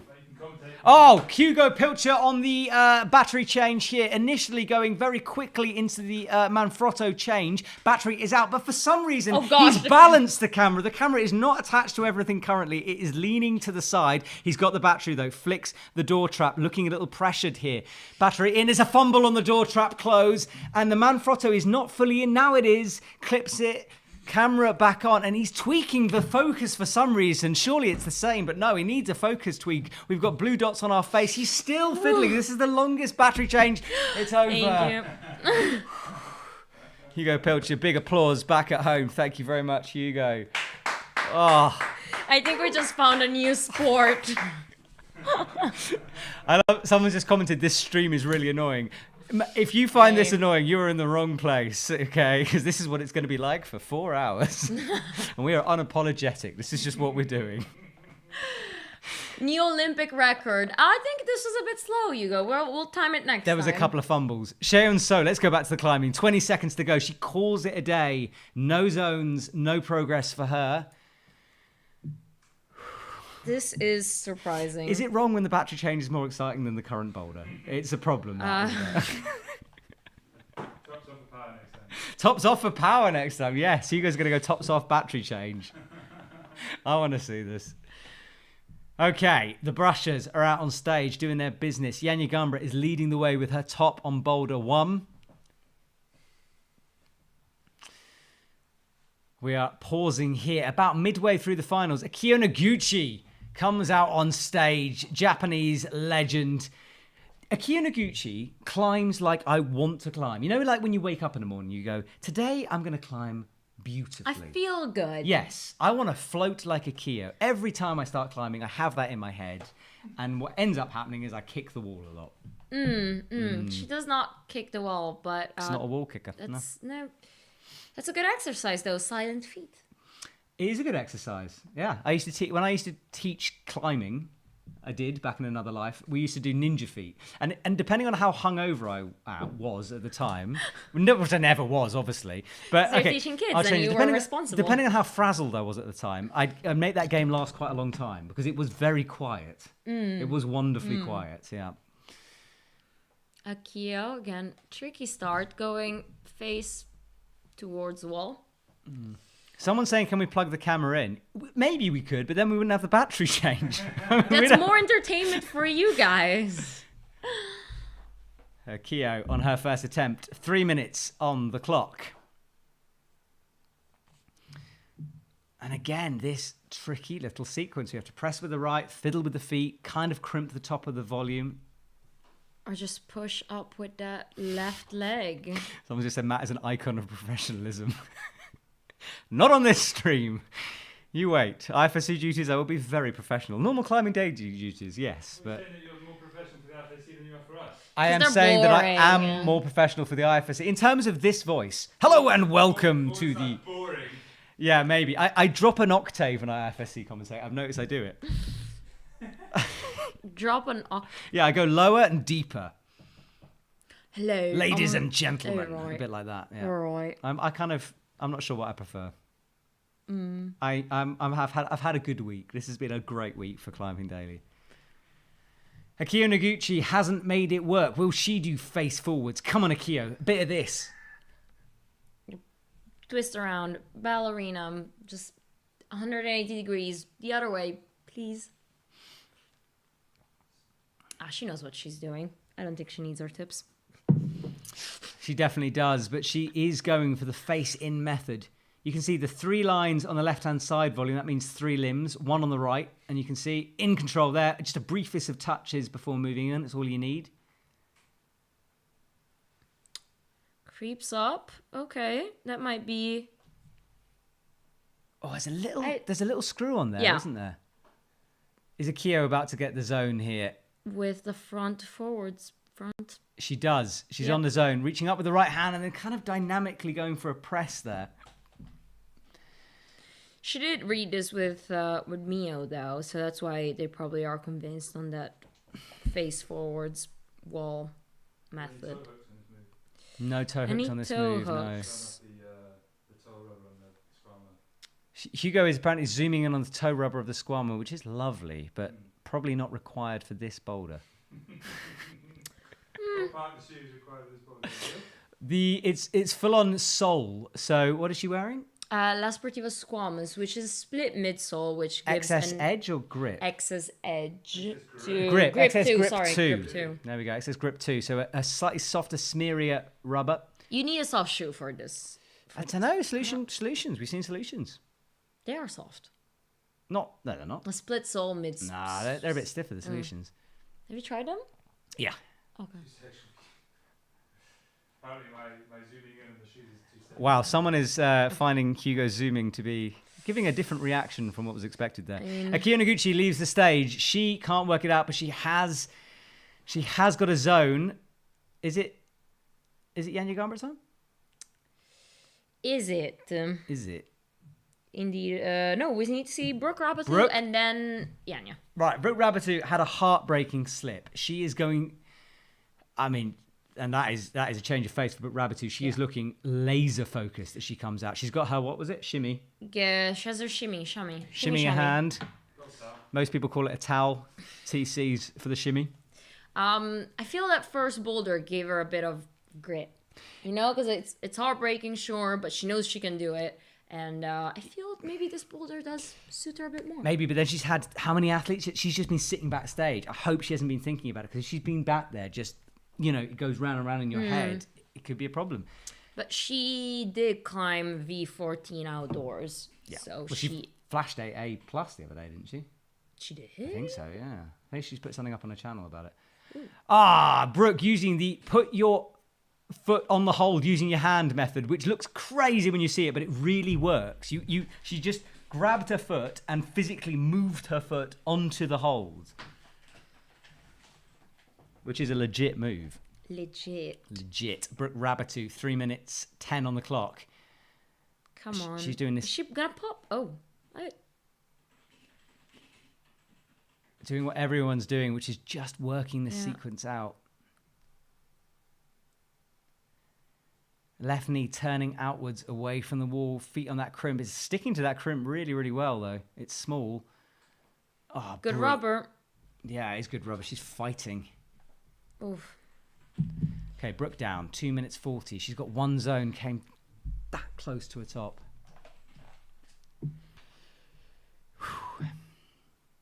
Look at that move. Look, this is the hand move. I'll slow motion it for you. And she picks up her foot. Ah, it's so cool. Like that. Well, yeah, because it's so much more tiring for your leg to push up in that position than to just pick it up. I've had to do it when you're haven't quite got that last bit of flexibility. Just you can yoink your own leg up. It does work.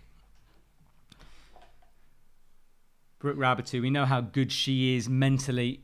I think she's put that first boulder behind her. Now stretches up. What is that move? That was a stretch catch? Oh my goodness me. How? That was a stretch catch holding onto the tip of that kind of really bad volume hold. Yeah, stretch catch for Brooke. Look at that. Oh, she's almost made pulling progress on and it just as popped well. it. It's hung out. That is an exhausting move. And Brooke was born for this. Yes. Brooke was born for this. She was. I mean, mom and dad both climbed 8C, if not harder. And her brother climbs V16 outdoors, which is 8C plus. And I mean, she climbed 8C at the age of like 13 or 14. So Yeah, you're right. I mean, born for this. Imagine if she wasn't a climber in that family. Imagine the Christmas dinners. How is he climbing? Oh, Wrong Brooke child. doesn't climb, which is fine. Brooke gets the zone into the zone. Like a star spread on the wall there, framed beautifully by the grey volumes. Oh, loses a foot. Brooke Rabbitou now approaching the top. Gets through the cruxy section. She's got 45 seconds. This could be her last attempt on this. Chalking up. Padding out left. We know how droppable this move is, though. Oh, come on. It's got to be a Gaston here, hasn't it? She's going to go up You to the almost right. Don't you have to go quickly? I don't know. She's got 20 seconds to go. Gaston and then pop to the top, because the top is a good jog. If she falls now, it's over. Come on. And underneath. Makes it stick underneath. Yes. She's got the undercling now with 9 seconds to go. 8, 7, clock inevitably counting down. 5, Final second. She's going to have to jump, Brooke. 3, Jump, Brooke. 2, Brooke, 1. fly. Come on. And it's timed out. Just deciding to jump. Too late. 2 seconds to go. This is a second boulder. Like that. Oh, Brooke. Every time giving it everything. She looks exhausted out there, limping slightly. She comes off and still managing to smile. What a fight we just saw on that boulder. Oh.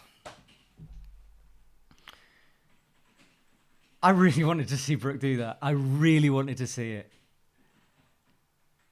So Brooke Rabbitou, the problem is for Brooke, after all that, she got so close. She's only going to get the zone. We needed like a zone 0.5, you know? Yeah, like yeah. A zone plus.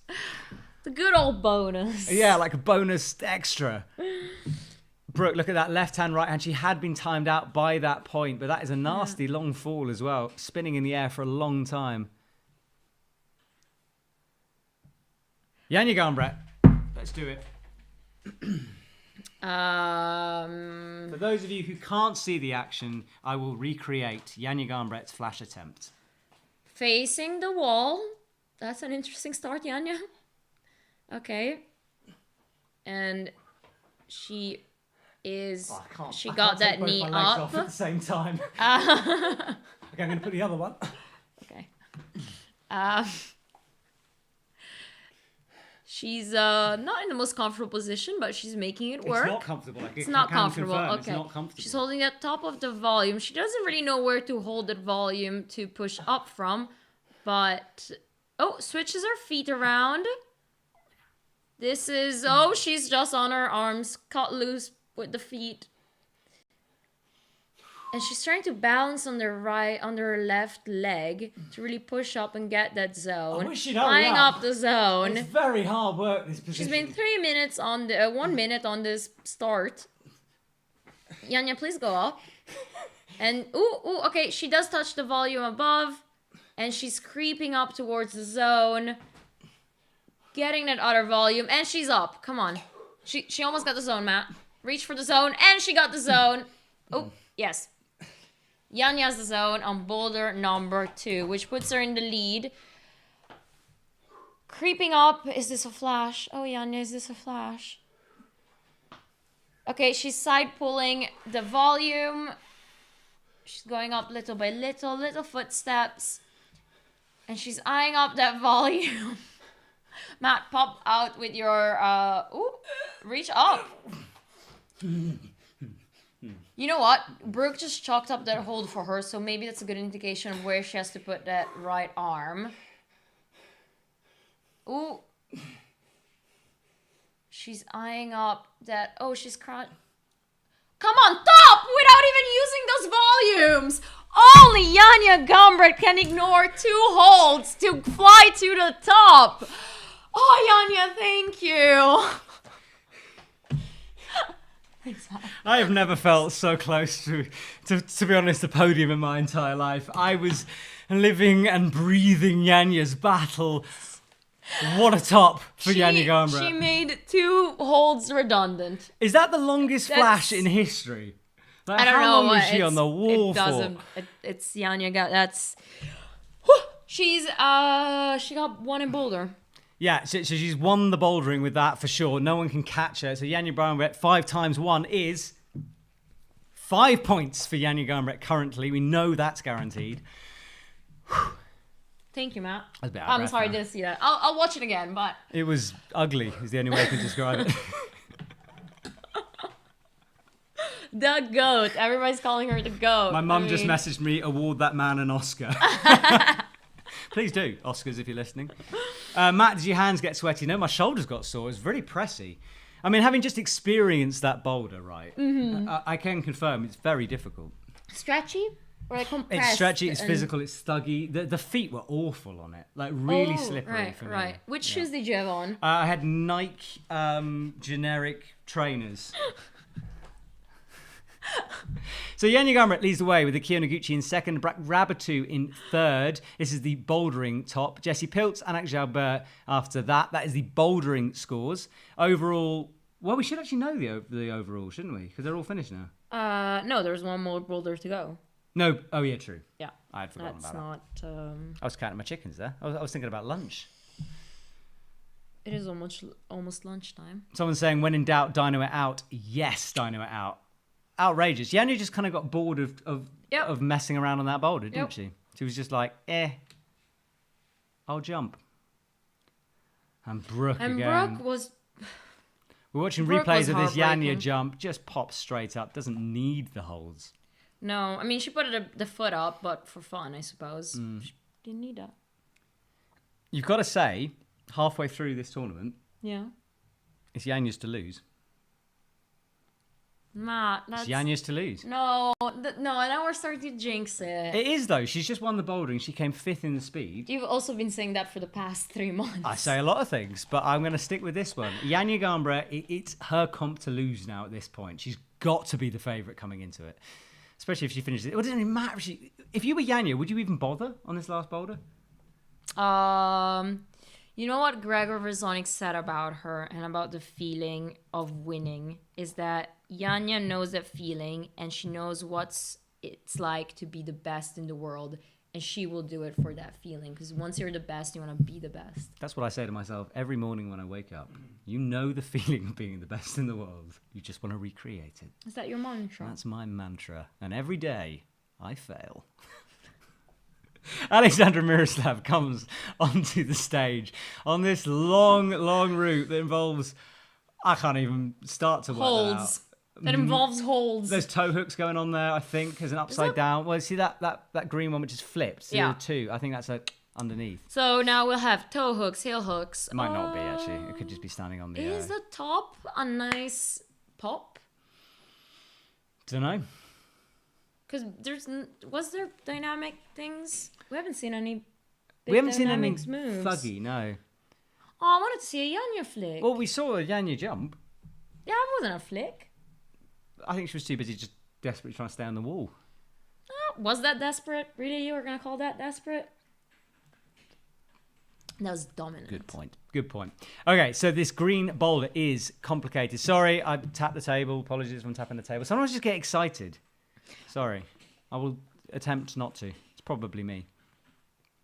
My mom's sending me pictures about lunch. Huh? Alexandra Miroslav won the speed. I think it's you tapping the table with the phone. Yeah, sorry. I'll take the cover off, Hugo. So, Alexandra needs... Well, it doesn't really need anything. She's trying to beat Anak Xiaobo, the other speed specialist at this point.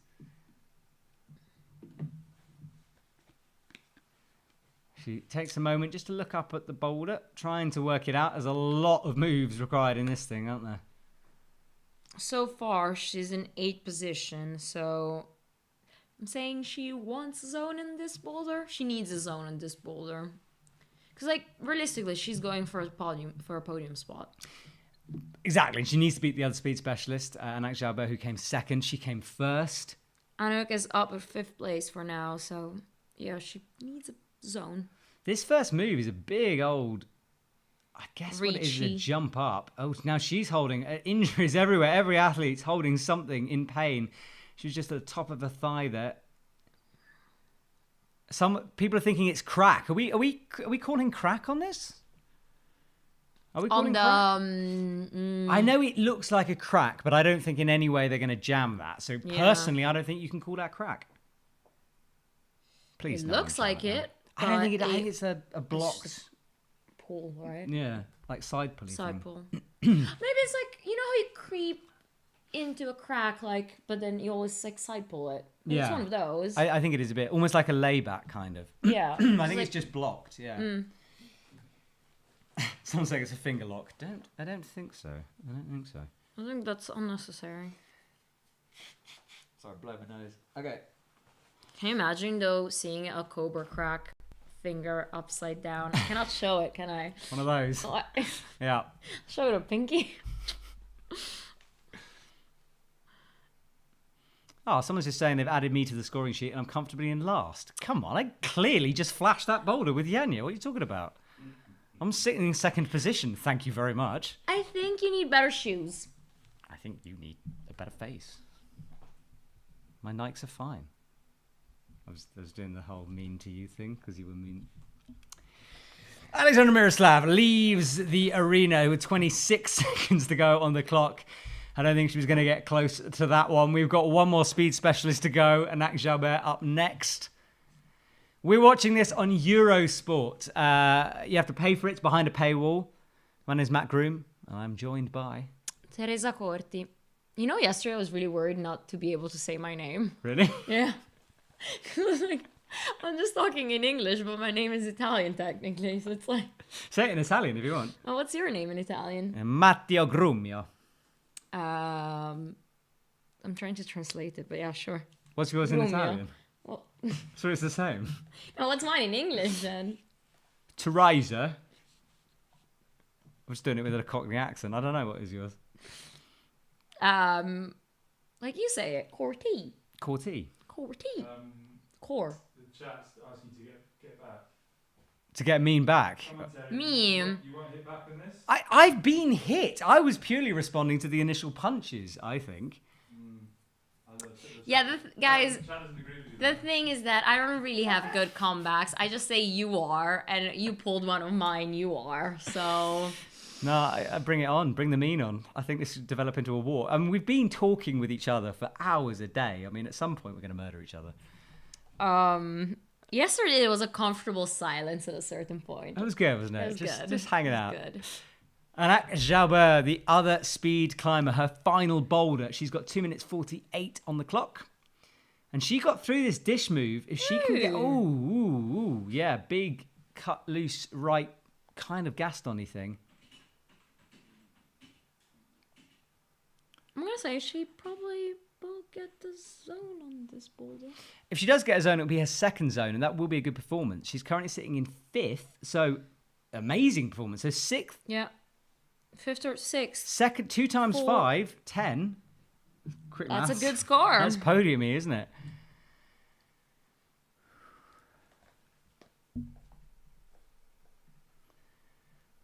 Alex Joubert. Doing a speed style beginning there. She was like, that's, you see the speed climbers do that when they want to get like... Doesn't that warm up your muscles, or like it gets the blood to your fingertips or something like that? And it is a physical boulder. Maybe you need that sort of like... that Power, physicality, exactly. 3,000 people on our live stream, which is not enough. We want more. Go spread the word. Tell people. Terry's mum's watching. My mum's watching. Hugo, is your mum watching? No. Oh, Hugo's mum's not watching. That's sad. Hugo's mum, come and join us. But yeah, go and tell people this stream is on if you want some alternative commentary. The wall is 35 degrees. Overhanging, right? Overhanging. Okay. Does it look like a slab to you, Matt? That does not look like a slab. It's hard to tell from that angle, though, isn't it? Because it's like face on. I was trying to be mean. That wasn't mean enough. That was being mean? Yeah, no, I'm sorry. You need to work on your game there, too. Someone's saying I've had a coffee and I've perked up. I haven't actually had a coffee. I've just pressed that little button inside me, which gets silly. Oh. And actually, that was mean. No, I feel that's you. Your inner Matt laughing because you're so boshy. So you laugh like ha ha ha ha. Oh, thanks, T. No, it's fine. That's too much. It's fine. Okay, sorry. Let's concentrate on climbing. Yeah, we've got 50 seconds on the clock. It's not going to be enough time for her to piece it all together. And the zone is miles away as well, way far out right. Ooh, it must be then a dynamic puppy out towards the zone move. Yeah. I mean, just getting that zone is a journey, isn't it? It's a bit like Boulder 3 yesterday. More like power endurance. Yeah, Nobody could get the top. Yeah, it's a strange set. There's sort of like slab power endurance boulders on both the women's and the men's, really. I don't know. The second one was compression-y, fridge-like, then side pulley slab to the top. 6 seconds to go. She's not going to get the zone. Her bouldering comp here tonight is done, but currently sitting in 5th position. Is she still in 5th position? I think she's talking something with the route setters here. Or her coaches? I feel she told him to go brush the holds. Do you reckon it was that? Yeah. She's lining it up for Jessica Piltz. Okay, so let's get into the boulderers, perhaps, side of this field. We've seen 2 speed specialists now. Jessie Piltz has had slightly disappointing boulder finals so far for her. 2 tops, but 2 zones, but no tops. 2 zones in 10 attempts, so that's more than Brooke and Akio. Coming up to 3 minutes 50 on the clock. Remember, after this, guys, Stasa and Gejo will be joining us for a chat, analysing what we're just watching. So one of the best climbers in the world will be on Zoom very soon. Can't wait to talk to Stasa. People are asking for discount code. Can we tell them about when you get a chance? Yeah. Okay, Jessie making this fairly easy and then looking for a toe hook on the right. Yeah, is it dual texture hold so you cannot really trust those feet? Well, you'd be able to press against it, wouldn't you, normally? Yeah. But yes, I think it is dual texture. It keeps catching the light. And it looks like a toe, but it's a very awkward toe hook. Toe hook while you have to move towards... I think you have to kick off and then get the toe like she's doing. Looking for a swing, yeah. Shoes for Jessie. Let's see what the toe hook ability on those shoes. You can do some zooming in if you want. Scarpa. Did you have a glimpse at them? I didn't get a glimpse of them. I don't think she's changed shoes, but I can't remember what she was wearing before. Was it Dragos, you think? I'm behind in the shoes. Drago Low Volume from Scarpa. There we go. So we can zoom in on the toe patch of these shoes because they are required for this boulder. Oh, nice. Yes. No, I love that. Look at this. Well, there's a toe catch and there's another one coming up. Big swing out to the right, and then she needs to kick and then get a sort of dynamic toe catch. This is savage on the shoulders. Savage on everything. I don't have the coordination for that. It's burger time.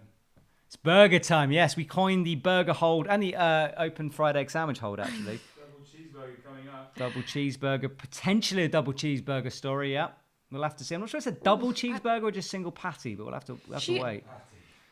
She almost considered a heel hook. What, as she was going? On the start. Yeah, look at... People are saying bicycle catch. She could be like, you could swing, get the toe, and then immediately bring the left in onto the to the upwards facing volume, possibly. I feel this is really height dependent, actually, because there's gonna be a comfortable height where you can have your arms stretched out and heel hooking and toe hooking at the same time. A lot of these women, though, apart from the speed climbers, are kind of similar heights. I'm trying to remember. Yeah. Obviously, I haven't seen them lined up, but Yeah. there isn't, they're all about-ish. Brooke's a bit smaller, I think. She's 157. Yeah. So, we'll see. But that's the offending hold we can see on screen. Dual texture on the front. Dual texture means it's slippery, so harder to stand on. I'm just going at it.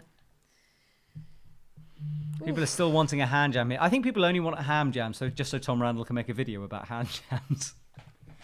I think we just got to make a video about burgers, no? We have, yeah. Burgers. I could do with a burger. I'm a bit hungry. It's 1 o'clock. How did it get to be 1 o'clock? Hungry. Oh, it's lasting a while. This is the problem when no one flashes boulders apart from Yanya. It goes on a bit, doesn't it? The climbers. You're saying that everybody should be like Yanya for us to eat earlier. I'm just saying I'm hungry. But then Jessie makes the start look easy. It's just... Oh, big fall from Jessie. She dry fires off what looks like a crack feature, but is more of a sort of guppy. Planet cut in half. So a planet that exploded. Surely if a planet exploded, it would be lots of little bits rather than like a clean half. I don't know. Didn't you see what's Avengers? Yeah. They go... The latest ones. Am I spoiling Avengers? Jessie's gone. Okay. Don't spoil the Avengers. I really can't? Okay, the Cosmo Stevie says, if I get Terry Alex Megos' number, will she put in a good word with me to look out to? Someone's offering to get Alex Megos' number for Terry in exchange for certain favours. I don't think we can ethically do that, no. But I'm sure if you slide into Terry's DMs, she'll say yes. We'll see. If you send me a German phone number. No, that's creepy. And he has a girlfriend, everyone's going to be... thanks. no, no, thanks. Alex Megos is I'll a taken pass. man. I'll We can pass. joke so far, all right, people? Yeah. I'll pass. Not my type. Oh, yeah. Miho Nanaka is on stage. 3 minutes 50 on the clock. Can she unlock this? Physical, we know Miho's good at this, but that right knee might cause a problem. It's swinging, catching underneath. Oh, yeah, but no problem for me. She's just... Oh, is she on a dual texture hold? No, it's texture on the front of that. Okay. But she sticks the dynamic little toe catch and now makes progress on this boulder. Will she be the first woman to go to the zone? For the zone. It's a big hold, that zone. Yes. Makes it easy. Miho Nanaka, after a fail on the first one, a zone on the second, could be burning out though a little bit. This next move is a huge slap up with the left. Ooh, toe hooking the zone and slapping up to the nice hold. This is one of those ones that makes me go a bit cold when I watch it, and she immediately holds her wrist. The problem is when you're catching a toe hook up on a wall, same with the men's, you're kind of off. Watch this fall because you're sort of off balance. You're sort of off balance, and how did she make this stick already? And creeps up into the volume. It's a nasty fall, isn't it? Yeah, you can see, look, flicking it back, and then this is the problem because you got a foot stuck in, which stays slightly longer than your fall as you go backwards. It's worse for basically your leg that's pointing down. Yeah, I mean, luckily that's not her bad knee, but then her bad knee's stuck in a foot jam up high, as her toe hook up high. So no idea. Again, that measurement. I mean, good to know, but maybe it's like how much you can stretch out, but then we have to start calculating her tiptoes or I'm not sure about that. We'll just unmention that measurement. Miho with 1 minute 55 on the clock. Really trying to piece it together because she knows what she needs to do to get to the zone hold. Maybe a bit quicker now that she knows the movements. Maybe. I think that toe, though, is one of those low percentage moves. You know, the first toe catch. Yeah. I think it's a bit, not lucky, but low percentage. You know, it's hard to stick it. And that move to the top, I mean, what is that? I don't know how you get the top. No, I've been looking at that. And you're going to have to turn your whole body the other direction and sort of lay back it. Miho's choosing to rest at the moment. The clock is ticking down. She's got 1 minute 18 on it. She's very aware of the time, looks over. How's the leaderboard? I'll tell you in a second, je crois. So Miho Nanako now back on. She's got a minute on the clock. Could be one of her last attempts. Come on, Mia. Oof. Oh no, drops it straight away. This is this low percentage. There's a couple of low percentage moves. I think the catch is low percentage as well. She honestly might just be tired at this point. I'm exhausted. By air climbing. I'm in the air. Honestly, I'm pumped. I think I tweaked my shoulder. Oh. Just put it out. I need a physio. Send a physio. You know, studying physiotherapy. Alexander Miroslav. Oh, really? Yeah. Good fact tea. Is it Alexander or Alex Gilbert? Alex Gilbert. Less good fact tea. Alex Gilbert. Alex Gilbert. Miho Nanaka has done. 20 seconds to go. I'm going to take this opportunity to quickly chat about the shop deal we've got going on today. There is no discount code because you melted the shop yesterday, but we have got 50% off the Mountain Hardwork Core Strata jacket. It's a lightweight jacket, but with 40 grams of synthetic insulation. That means it's small enough to bundle up, stick on your harness for climbs. But when you stick it on, it's going to give you a little bit more core warmth so you can carry on sending. Having a jacket like this in your arsenal is a good thing, in my opinion. 50% off, ridiculously cheap, small, medium, large sizes. Go get it now. It will go quickly. Go. Cheon-so is on stage. For now, she's in 7th place in the bouldering. What happened to Cheon-so? Like, she did so well in the qualifiers. Tired, maybe? I don't know. Again, I think we are really looking for her in lead.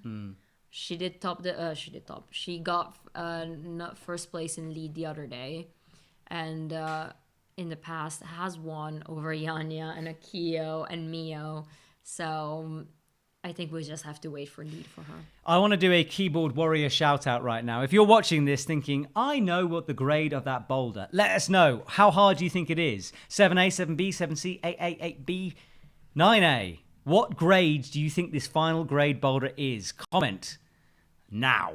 Go. I think it is 7B+. I think it's a good 7C. You reckon? Yeah. I think it's techie 7B+. Like knacky 7B+.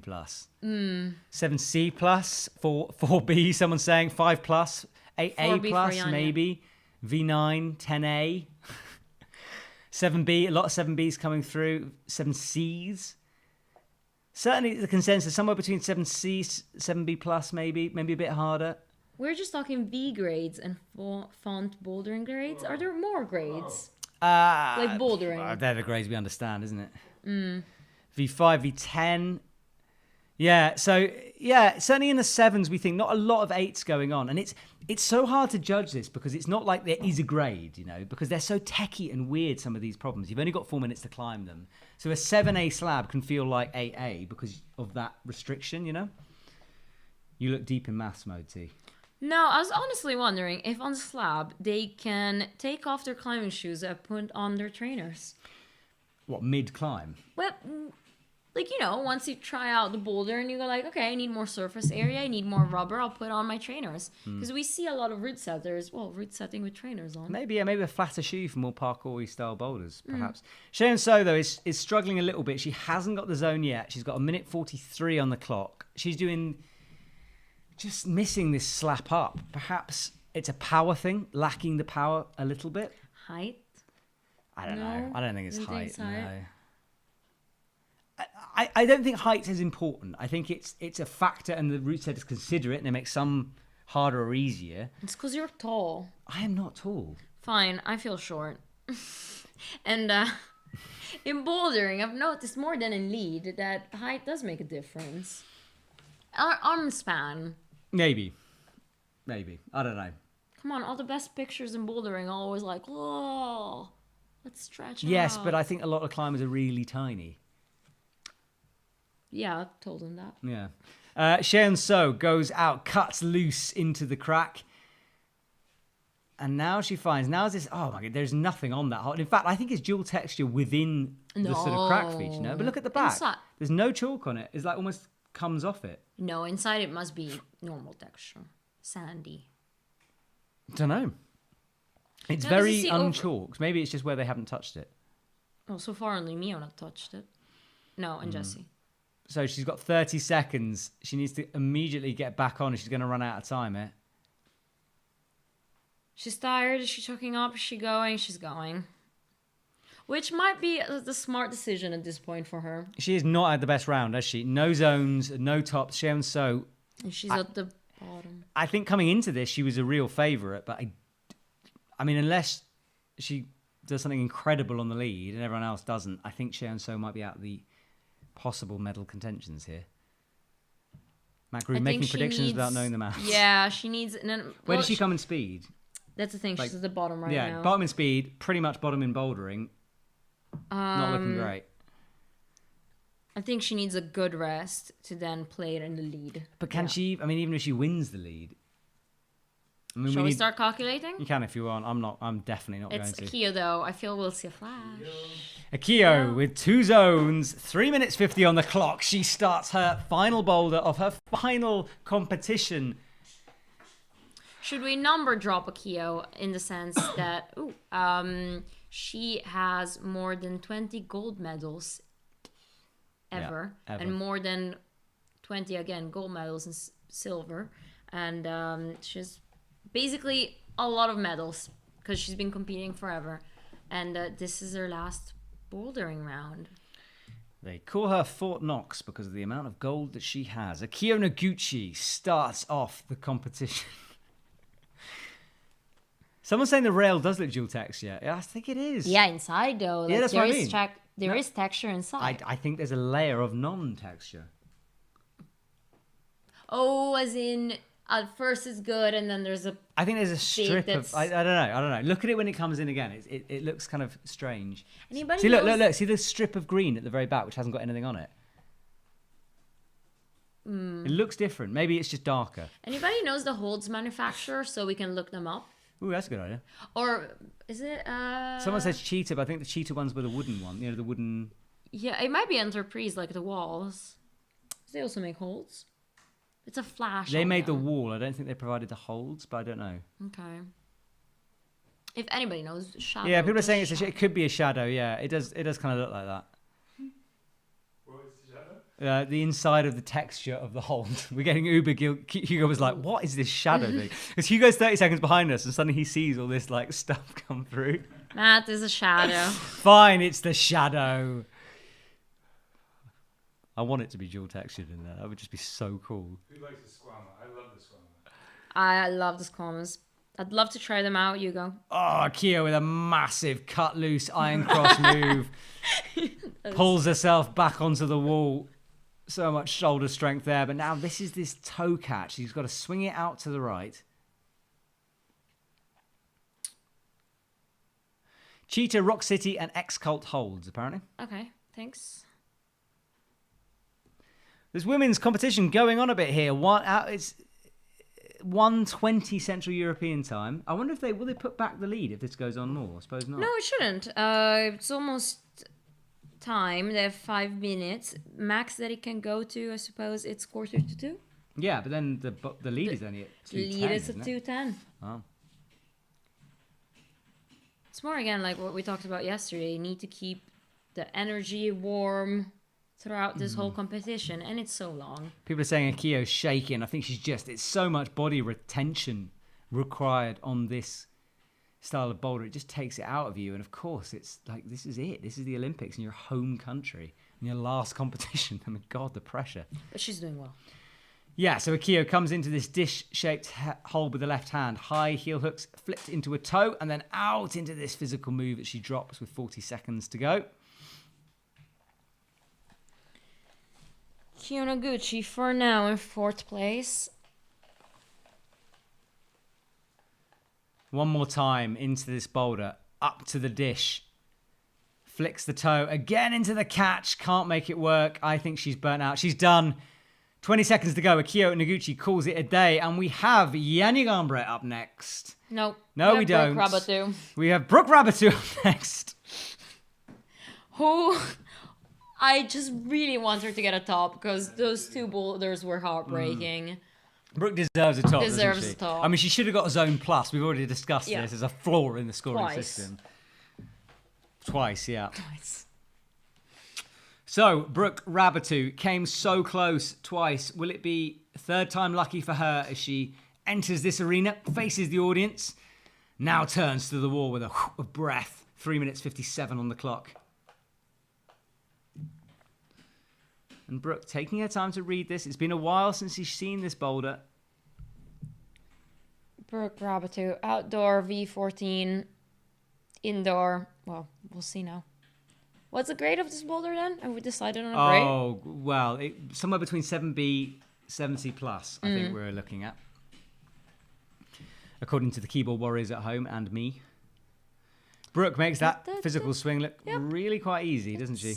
But now she's going for this very different approach with high feet in the dish. She's going to lay back this crack, but the flexibility. She's got a sort of upside down toe jam in there. Toe hook. Now she reverts back to the more classic beater, perhaps, with this swing, but I think she's burning out here. She's going to have to reassess. I think she needs to... Do you need to take a break after that move? Yeah, right? In 4 minutes, it's not that you have that much of a break time. No, and she just needs to decide on the beater here, because both methods are super physical. She can't afford to sort of do the double again. Yeah. Legs kicking in the air, and that's the problem. She needs a little bit of a kick in order to get that toe hook. Just looking at the boulder, seeing what to do with those feet and those legs. Brooke's got 2 zones. She's currently in 4th place. Where did she come in speed? 5th? No, sorry. Brooke 7th. Brooke Rabatou in and speed. speed was 7. So she needs a top here in order to jump up the order board, and a top is all it will take if she can unlock it. And I mean, she'd be sitting in 2nd position if she hadn't slipped off that first one. If she had done the second one. The second one. Yeah. Time sync. 2 minutes on the clock for Brooke Rabatou's run. Early Brooke. If she just had more time. Rabatou, true. Yeah. There we go. Her dad, yeah. Her mom as well. I didn't think about it. Of course. Everyone knows apart from me who didn't think about earlier? it. No, I know. I didn't mean I listen to you. You say things all the time. But yeah. She could have competed for France. She could have competed for France. There we go. Her mom in the 90s won gold medals. But Brooke is about to make zone unless she drops this. She does make it fairly easily. 1:20 on the clock, but still 3 or 4 hugely physical moves. And this is this scary looking high toe jam. She needs to pop up with the right or the left with that toe locked in. Brooke Rabatou. Come on, Brooke. Prepares herself. Pops with the right, misses it, and comes crashing down to the ground. That's a horrible fall. But that zone means she's currently in 2nd position. We know Yanya's in 1st. Therefore, that just did her a world of good. Yes. Suddenly, the tops suddenly aren't so important. You know, we know Yanya's like a flash machine at the moment. I think she was almost unbeatable for the boulders. Yeah. Therefore, Brooke just needed to get 2nd place. She has done. Validation, I think. The thing with Brooke right now is that if she just had a bit more time on these boulders, she could have had maybe 2 tops earlier. Like... Yep. Time no, but I'm not saying she's as good as Yanya, but like, okay, time is a factor, blah, blah. The rules are rules, I know. Almost part of the competition. Sì. Però, she's not that far off. True. If I was Brooke, I'd call it a day right now. Like, she's in 2nd. She can't win. And I think she does. Look, she's gone. No, she calls it a day. She knows. Okay. There'll be a scoreboard. She'll know what she had to do for that. So Brooke's gone. 2nd place. Brooke doing what she needed to do. Meanwhile, Yanya Garnbret, again, she doesn't actually really need to climb. She could touch the holds and go? Yeah. I don't know. She's not going to give up, though, is she? But no. Like I said, maybe she just wants that feeling of, being the best. So she'll just flash it. We've got Stasa Gejo coming on after this competition. Stasa, if you're listening, I'll give you a thumbs up in a couple of minutes. But after Yanya climbs, we'll try to get her on. So Yanya straight into this big cut loose, making it look easy. Are we going to see a flash? Flash or nothing, Yanya. Come on. She's going for the Brooke method with the high feet. Interesting. No. It works. Oh, yeah. But this move is now immensely physical. She's going to have to dyno into the zone, which she does. Breaks the beater. Let's just stop commenting on this because she's unbelievable. 2 moves to go. High toe hook. lining it up for that jump. Oh, Janja comes down. Janja, don't hurt yourself. Yeah, please don't. Please don't hurt yourself. She's got a zone and she banged her head. I'd literally be like, nah, if I was Janja right now, done. Like, she's won the comp. But she's not that type of competitor. I know, she but- will try hard until the last second. She just landed on her head. It's a tactic. It is a tactic. Do you know what I mean? I know. Someone's saying Matt would go for 1 attempt per boulder and just call it a day. Yeah, I'd just be like, oh, yeah, I've just got a tweak. No, I've just tweaked my elbow. I'm just going to leave that one. Leave that one for the others. This is the move that got Janja. And a huge fall. It really is. On her head. Oh, that is the nastiest fall. Like, this is the thing. You don't want to get injured on this. I'm not convinced by that move, to be honest. No, because also falling like that and like landing flat on your back, it's just like sometimes you get that hard stop. What do you call it? You know, when you fall. When you're winded. Winded. Yeah, and whiplash as well from the head. I mean, and it's scary. Like, the second time up, I wouldn't want to do that again. But she is back on again because she's Janja Garnbret. She's got 2 minutes on the clock. Cutting loose in classic Janja style there, hanging up and then using the alternative beater, which is the high feet in the dish. Brooke saw it, couldn't make it work. Janja just cruises through. Oh my gosh, I can't watch. Yeah, flexibility. I'm doing Come one on, of them, Janja. I'm doing one of them. No, she knows what she's going for. She changed. Oh, no. Please stop climbing, Janja. Please just stop. Is she? Yeah. Is she gonna call it a day? I don't want to watch this. Look, she changed the beta though. She flicked her hand, yeah. With 2 hands there. Oh, goodness. If you're a Janja fan, you've got to be praying for soft mats, haven't you? Here, another nasty fall from Janja. Not getting Well, stuck. you know why the mats are softer? Because everybody else already fell on them. So they made it soft for her. It doesn't work like that, T. Can you imagine if they were that soft? No, but you know when It's real tricky. We have 5 climbers on at a time, and everyone just hits the ground. I don't know what happens. No, but when it's new mats, it's like harder, and then they do soften up over time. I'm sure they do. And she's the last one of the whole competition to come out. Okay, fine. That makes sense. I'm with you. I thought you meant that spot was getting soft from the landing in it. I'm with you. That's fair enough. So yesterday, everybody fell off on the third boulder. That's You know, true. that area is paddedly soft. Right. I still don't think it is, but I know what you mean. I think Janja's calling it a day. Janja's- Done. Yeah. 40 seconds in. She is finished. Whew, what a competition. I'm just going to text Stasa. See if she's out and about. Hugo will be looking for her on the Zoom chat. We're going to grab some earphones ready for Stasa. I've got my earphones. I got no It's all right. idea. It's all right. I'll I've got listen. them. I'll listen in. Where's your headphones? I have no idea. So Terry's lost her headphones, but we'll be... Oh, there we go. Thank you, Hugo. So, what a bouldering competition. Janja Garnbret in top position, and she, in that bouldering comp, Brooke Rabatu second, Miho Nanaka third, Akio Noguchi fourth, Jessica Piltz fifth, Anak Joubert sixth, and the timer goes before I can read it. And the women's combined scores, we're looking at Janja Garnbret leading the way, followed by Alexandra Miroslav in second, Miho Nanaka third. That's our top three. Anak Joubert fourth, Brooke Rabatu fifth, Akio Noguchi sixth, Jessie Piltz seventh, and Cheon So in eighth position. So, all to play for as we go into the lead competition. We're just waiting for Stasa Gejo to join us on the live stream. And she'll be giving us her expert analysis. Will we stay on for a couple of minutes? There we go. Stasa's ready. Stasa's ready. So, let's go live to Stasa and find out her opinion of those boulders. Hello, hello. Hello. Can't hear Stasa. Hello, Stasa, can you hear me? Oh, I Yes, can't hear. I can hear you very well. There we go. I can hear you, Stasa. Thank you so much for joining us a second time. I really appreciate it. Stasa, talk us through that set of boulders because there were some tricky moves and a couple of quite scary looking toe catches going on there. Yeah, that one caught my eyes the most, actually. In the last part, those falls on the back weren't that naive.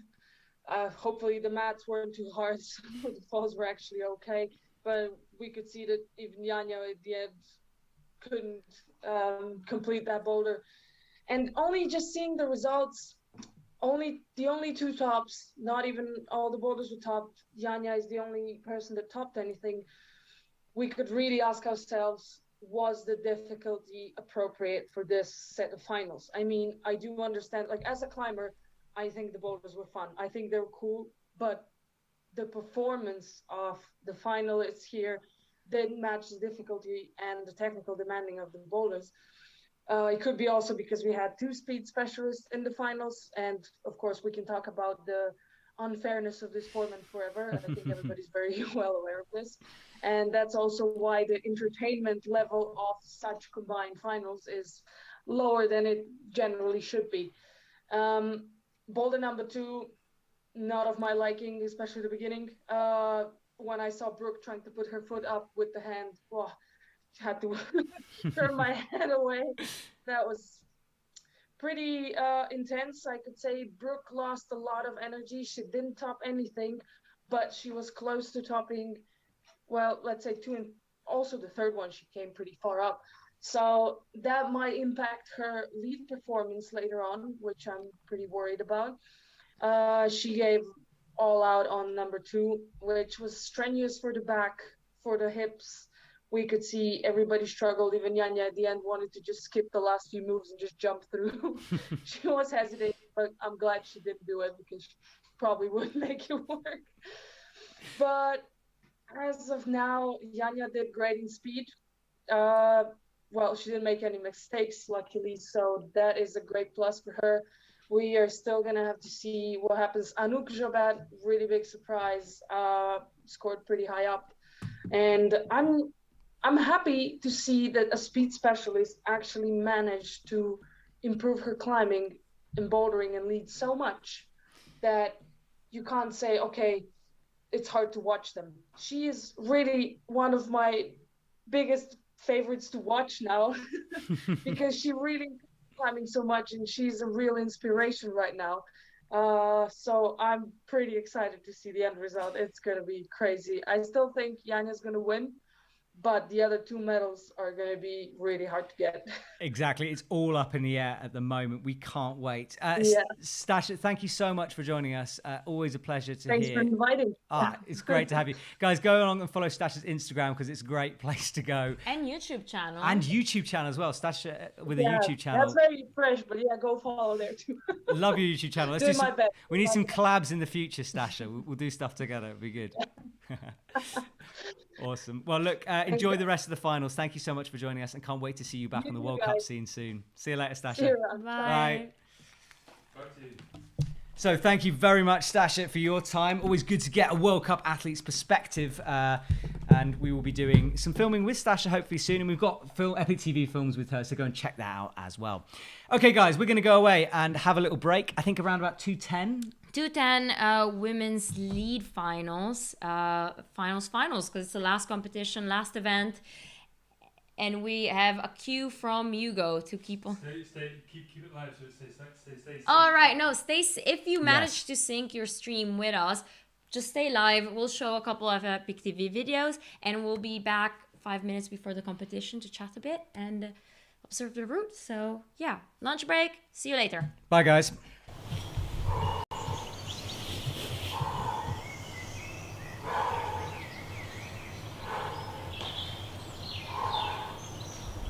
Vamos. Venga, vamos. Venga, que puedes hacerlo, vamos. Venga. Venga, que la puedes hacer. Vamos. Con rabia. Venga a correr. Ale.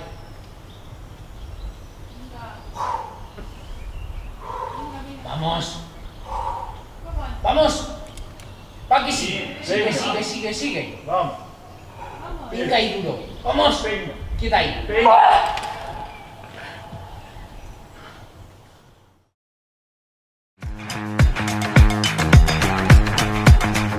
Izquierda, Dani.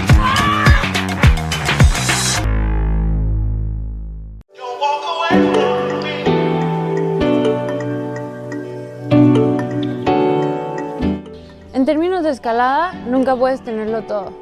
Me refiero a que no puedes tener un super performance en roca y al mismo tiempo estar entrenando a tope.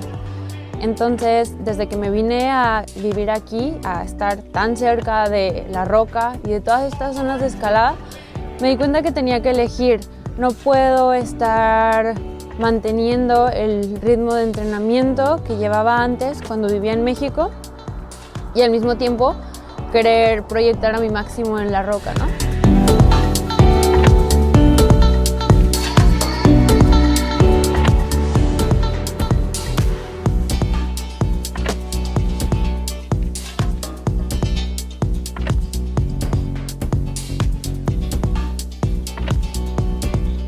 Entonces, o tomas la decisión de entrenar a tope y dejar de tener un buen performance en la roca, o decides encontrar un balance, que es lo que estoy intentando hacer, que es escalar en roca, ir aumentando poco a poco mi performance, pero tampoco ir proyectando a mi máximo, y al mismo tiempo hacer ciertas actividades de entrenamiento en mi casa que me permitan tener una ganancia que no sería tan grande como la que tendría si estuviera únicamente entrenando, pero por lo menos ir mejorando un poco en ambas, ¿no? En la roca y en el entrenamiento.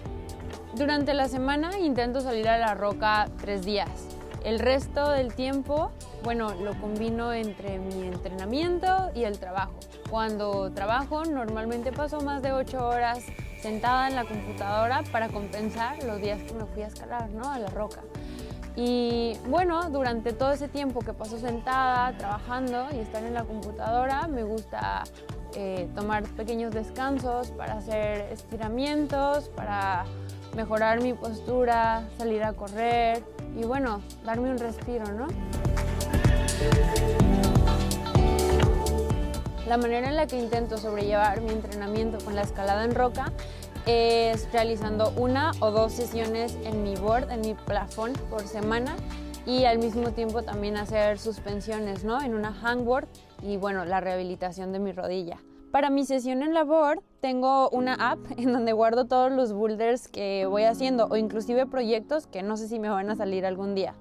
Pero bueno, al principio todo era muy duro, así que fue comenzando progresivamente. Poco a poco adopté una rutina en la que protocolicé mi calentamiento.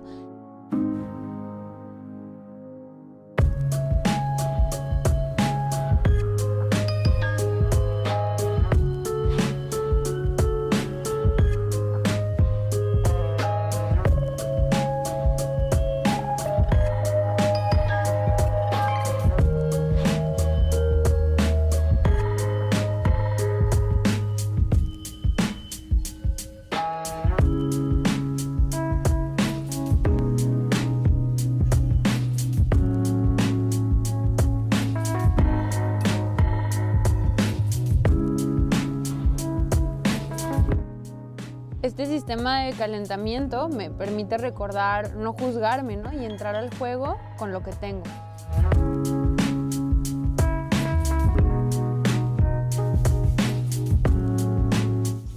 El objetivo de mis sesiones en la board son para aumentar la potencia y la fuerza máxima, porque la parte de la resistencia, bueno, es lo que entreno cuando voy a escalar en la roca.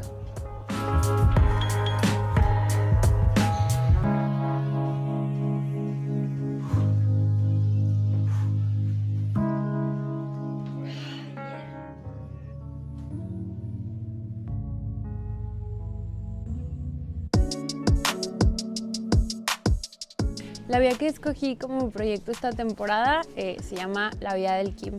Y bueno, inicialmente estaba buscando un proyecto que fuera como lo suficientemente duro, que me retara, pero también que no fuese como tan duro para que fuera un proyecto tan a largo plazo. Entonces, bueno, una amiga, Daila, me recomendó que la probara porque es una de las más populares y bueno, como de las más icónicas de aquí de Racó de la Finestra. Entonces probé algunas otras rutas, claro, pero bueno, después de que probé la vía del Kim me encantó porque es una ruta muy rara de encontrar, es una ruta muy concentrada de Power Endurance.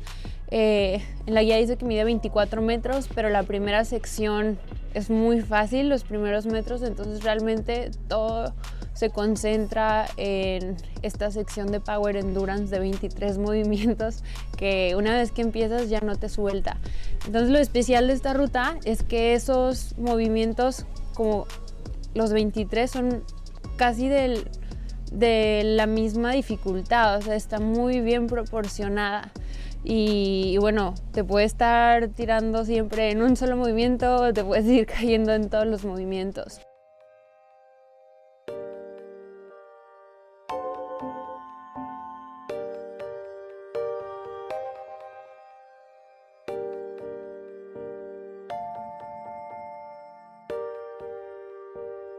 Je vois ton nom, danse avec moi mélodie. Tu braques mon cœur, ouh la la la Amélie. Resteras-tu à mes côtés toute la nuit? On taffe la nuit, studio commence à minuit. Je rêve toute la nuit que j'étais quelqu'un d'autre. Je veux m'évader, prêt à tout, mets-moi dans la soupe. Mon intelligence, les obstacles mis sur nos routes. Je veux la vie d'artiste, écoute, écoute, écoute. Et mon bébé, elle m'appelle tous les soirs. Elle me dit qu'elle voulait la bague au doigt. Elle aime pas quand je suis en bas, elle aime pas quand je rentre là. Sí, bueno, parte de la estrategia de haber escogido un proyecto aquí en Finestra es que la temporada es súper larga. Entonces, por ejemplo, si no puedes encadenar en la primavera, siempre puedes regresar en el otoño y las condiciones van a estar súper bien, a diferencia de otras zonas aquí en España, ¿no? Y otro punto súper importante que a mí me encanta de estar proyectando aquí es que estoy al lado de escaladores fuertísimos que están intentando rutas, novenos o mucho más duras. Y bueno, ver también sus procesos, compartir, ¿no? Ver cómo van avanzando y todo, es muchísimo fanatismo, mucha motivación.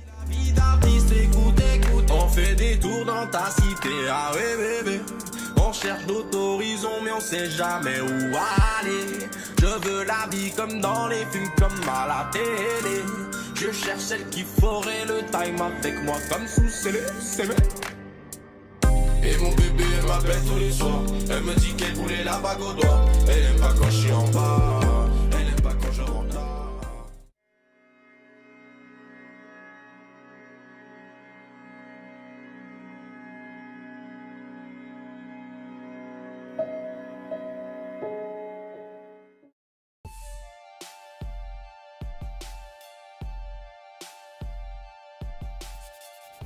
I'm Matthias Bosch. I'm a climber from Austria and I'm part of the national team for 8 years. Right now I live in Innsbruck, which is really great because we have the best facility to train here.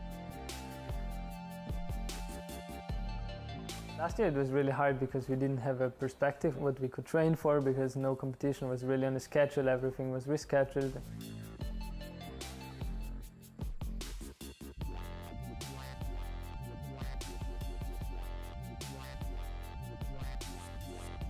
We all know that uncertainty is not nice, and for an athlete who has a clear goal, and it's hard when this or that competition gets cancelled or postponed and the goals kind of break away, and then you ask yourself, what am I doing here? What am I training for?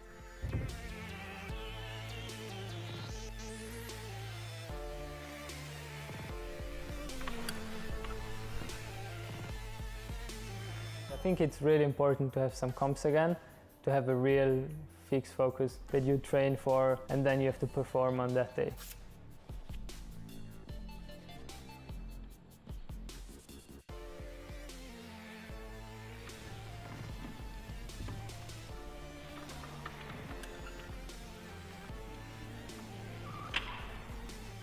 The first big goal is in June, so the focus is definitely on gaining some endurance and keeping the power that I've gained during winter.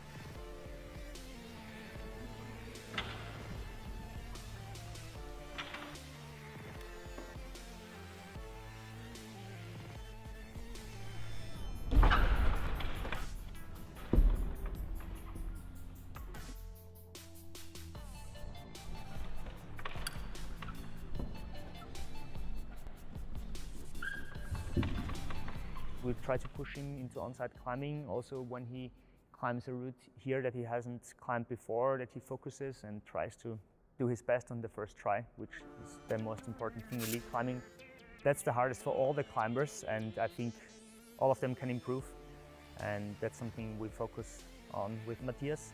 And also that he is diverse in his style, that he can adapt to different problems or styles and route settings, so that he's very open for new developments especially.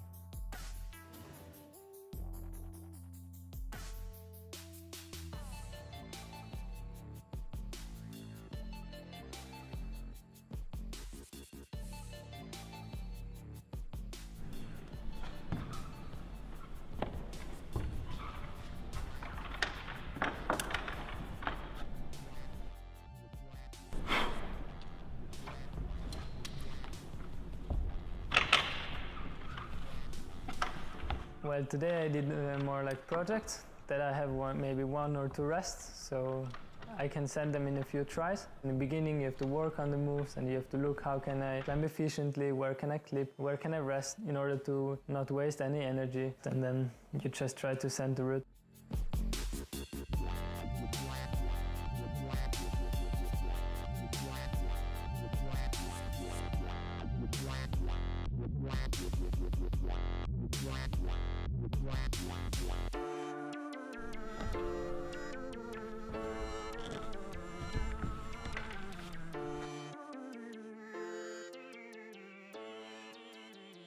A lot of the development in competitions comes from route setting, actually. So climbers have to adapt to the modern style of route setting. Bouldering influences the lead discipline, and we find boulder elements or moves or parts in routes. So climbers have to be more diverse. They have to be good boulderers, to be good lead climbers.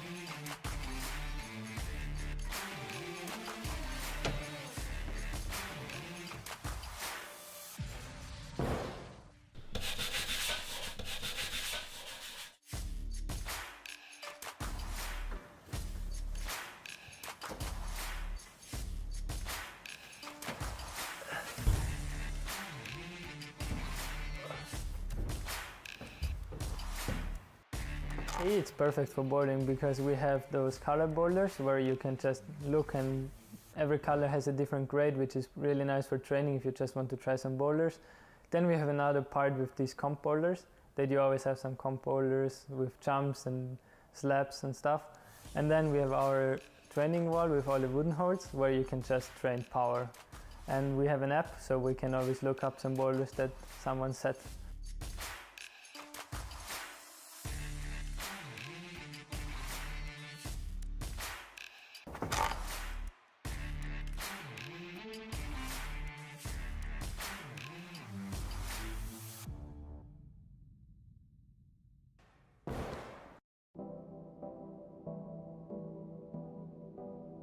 I've always had some problems with my back and also my legs. Last year I wasn't able to heel hook because my knee was hurting, so I'm training a lot of core with my physio to improve my core stability, my leg stability, to try to prevent injuries.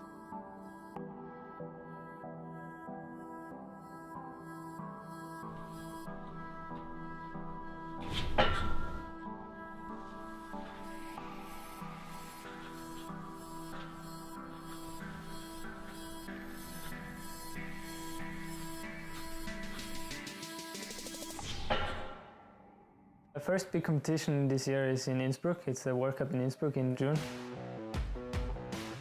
I'm definitely training for that one. Super looking forward to climbing in my hometown. Unfortunately without people watching, but it's definitely going to be a big show.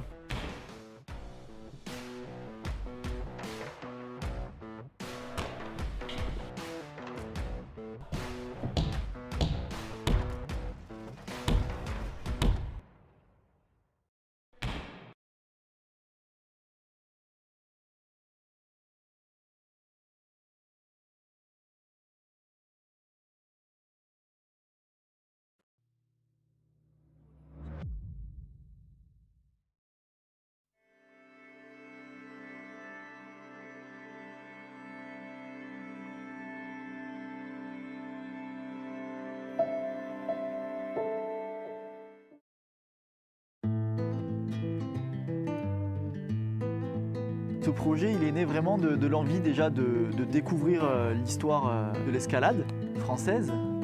Par quelle étape sommes-nous passés, par quel site, par quel style sommes-nous passés.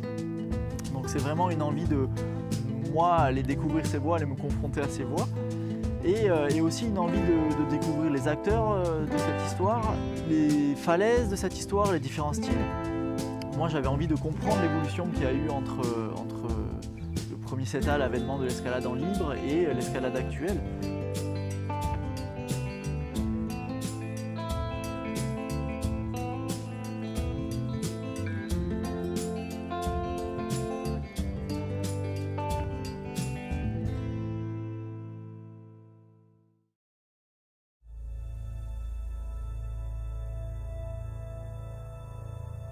Le saut-soie, c'est vraiment une étape importante parce que l'escalade libre, telle qu'on la pratique aujourd'hui, c'est un peu écrite ici.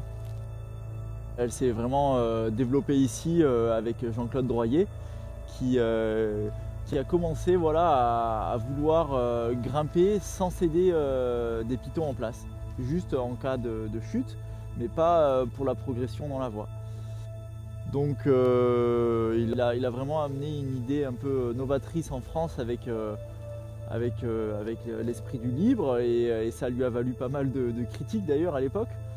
Mais heureusement qu'il était là et puis qu'il a eu un peu cette audace de lancer ça parce que voilà, maintenant c'est ce qui définit notre sport et la manière dont on le pratique. Grâce à un rassemblement au Pays de Galles où la fédération anglaise en quelque sorte a invité des grimpeurs français et là-bas évidemment ils grimpaient en libre et je me suis rendu compte des possibilités considérables. D'abord ils grimpaient à un niveau plus élevé que nous et puis des possibilités que ça allait permettre d'apporter. Donc au retour je me suis dit bon bah voilà, on va commencer à essayer de développer cette pratique en France.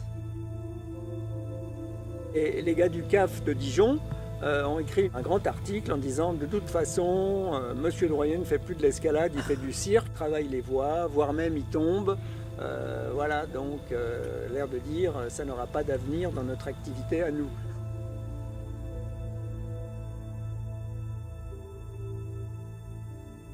Cette voie aussi, elle est un peu atypique parce que ça commence par une grande traversée et ça finit dans un dévers en fait, un dévers qui est assez impressionnant je pense pour l'époque parce que c'est très physique sur des bacs mais c'était pas de l'escalade technique comme il savait faire quoi. Donc je pense que l'Ange a vraiment marqué une époque dans le sens où se lancer dans des dévers en libre sur des pitons c'était quelque chose de nouveau quoi.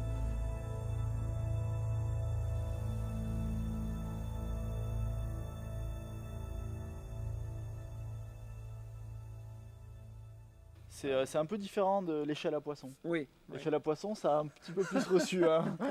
Ça vieillit beaucoup l'échelle. Pour finir, c'est presque plus dur. Ouais, je pense que c'était plus dur l'échelle à poisson. Ah oui, ouais, on va devoir faire, effectivement. Là, tu balades carrément. L'échelle à poisson, je te jure, il y a des endroits, ça... Ouais, c'est des trucs, tu peux vite avoir un pied qui rip et c'est horrible que... carrément. Après, moi, dans mon livre, j'ai regardé hier, je l'avais coté 7A+, 7B. Ah oui, c'était pour faire chier Laurent. C'est les mecs du Sud qui m'ont décoté la gougousse. Parce que comme j'avais fait la gougousse, premier 7B à Buux, pour moi, les gars du Sud, ils me la décotent à 7A+. Donc du coup, Laurent devenait le premier à avoir fait du 7B. Mais peu importe, mais à l'époque, il y avait une rivalité entre Jacob et moi.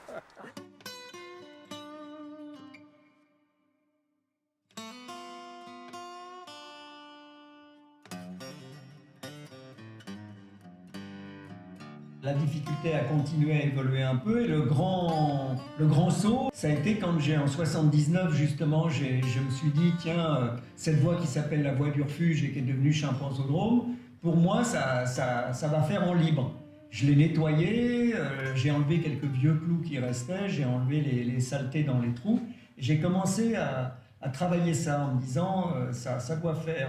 Et finalement, le bruit a couru que j'essayais cette voie. Jean-Pierre, finalement, s'est emparé du projet et en début 81, l'a réalisé. C'est devenu là le premier 7C+, de France. Ça a été un saut.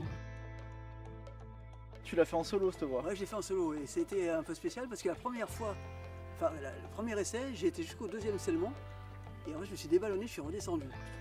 Ensuite je me suis reconcentré en me disant merde, je suis quand même pas un berlot à ce point-là. Je suis reparti, je suis sorti, relativement fébrile en haut, alors que j'étais habitué à le faire plusieurs fois de suite. Et après ça, quand je suis arrivé en haut, je me suis dit putain mais qu'est-ce que j'ai fait là? C'est une connerie énorme. Et d'un autre côté, c'était l'anniversaire. On rigole Alors, pas avec l'anniversaire. faut pas déconner avec les On peut pas anniversaires. déconner avec l'anniversaire, c'était 20 ans après, tu vois.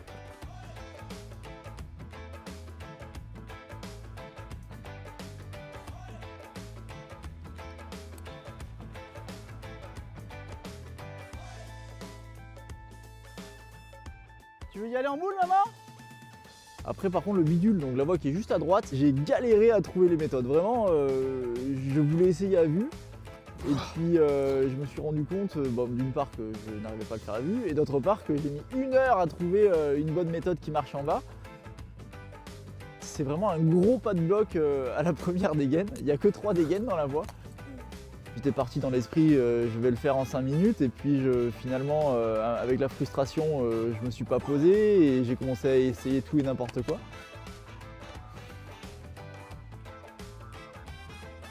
Putain! C'est une voie d'une sacrée difficulté, je trouve, pour l'époque, et la cotation 8A+, me semble très très justifiée.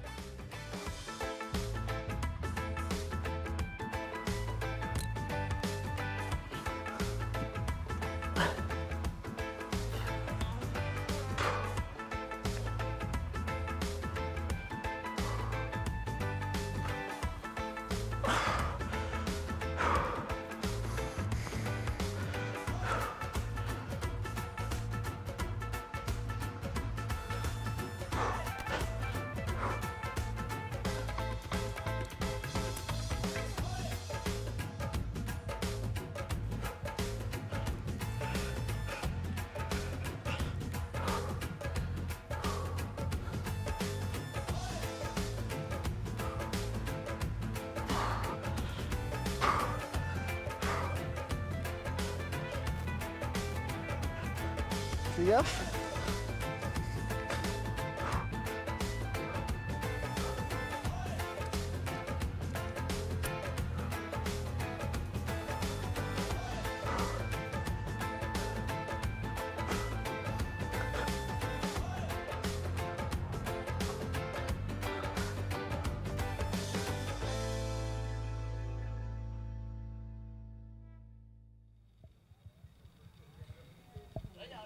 Ah mais non, je te dis, l'autre fois, moi j'ai rien compris l'autre fois. J'étais vaché sur le piton où t'es là et j'ai regardé mais j'ai pas vu comment faire. Je crois pas que c'est pété à ce niveau-là. Là où ça a pété, c'est tout en haut. Tu vas tomber de toute façon. Ah non. Ah mais moi, une semaine après, je sais même plus ce que j'ai fait. Hein. Je sais même pas si j'ai fait la voie. Tu vois.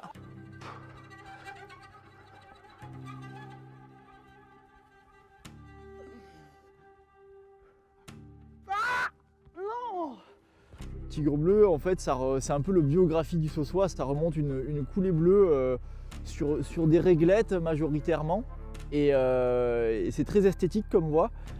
C'est assez résistant sur des petites réglettes, donc c'est quand même des petits pas de bloc, mais qui s'empilent, et il faut avoir quand même la résistance, la continuité pour aller jusqu'en haut.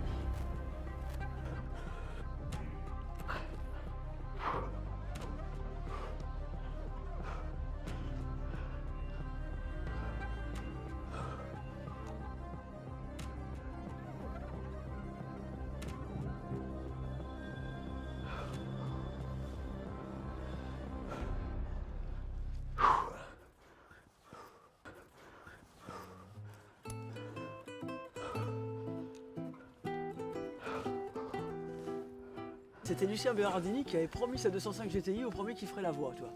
Donc je me souviens après avoir fait la voie, avoir été voir Lucien et lui dire hey, Lucien, il me faut la carte grise et les clés là. Et il m'avait dit non mais la voiture elle est capoute, elle est foutue. Ouais mais tu avais dit 10 000, je vais donner 10 000 balles. Je dis bah donne-moi les 10 000 balles alors. Il me dit ouais mais non parce que j'étais pas là, j'ai pas vu. Bah, j'ai dit il y avait quand même Monsieur Moreau et sa femme qui ont vu quand je l'ai fait la voie. Donc il y avait quand même des témoins. Quand même tu me dois cet argent. Et en fait jamais il a voulu le donner en fait. Peut-être qu'on va faire une étape bonus. Il y a une étape bonus à la Sainte-Victoire et au Simail. Peut-être qu'on va faire une étape bonus dans le Comtal.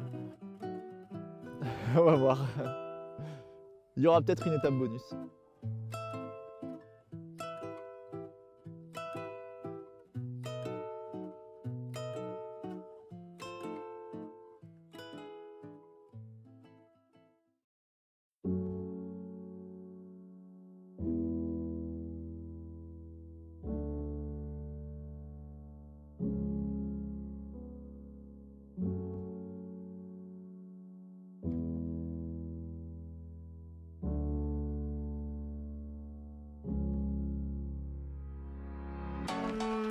Non era tra i miei piani, nel senso non è che desideravo scontrarmi con la primatista del mondo, però dovevo partecipare alla gara, quindi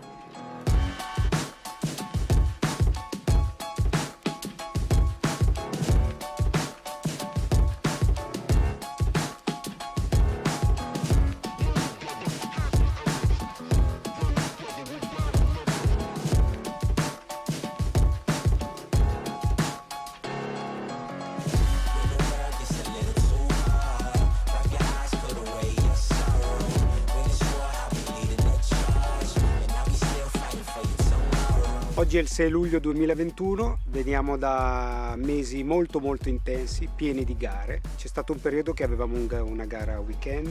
Bea posso confermare che sia un atleta esemplare, ha portato delle vittorie molto importanti, 2 vittorie in Coppa Europa giovanile di speed. Avevamo degli obiettivi che non si sono risolti, perché puntavamo al podio nel campionato italiano boulder o in Coppa Italia boulder, non è successo.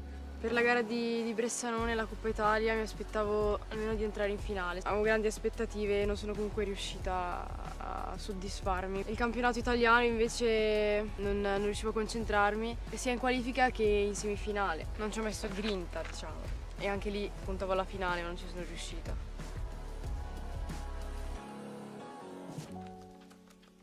All'inizio maggio c'è stato il campionato europeo di speed, avevo grandissime aspettative, infatti la sera prima non sono riuscita a dormire, ero agitatissima, anche perché era la prima gara internazionale dopo un anno che non gareggiavo a causa del Covid.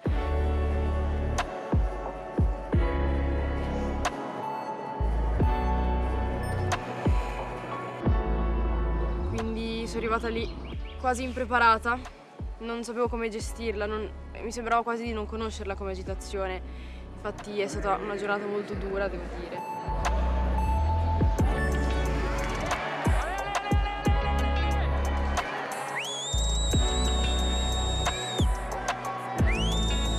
E nonostante questo mi sono stupita perché sono riuscita ad arrivare in finale e credo di aver perso per l'agitazione. Dal video non sembrerebbe, però quando io mi sono trovata fianco a fianco alla ragazza in cima mi sono sentita quasi frenata e ho perso di pochi decimi.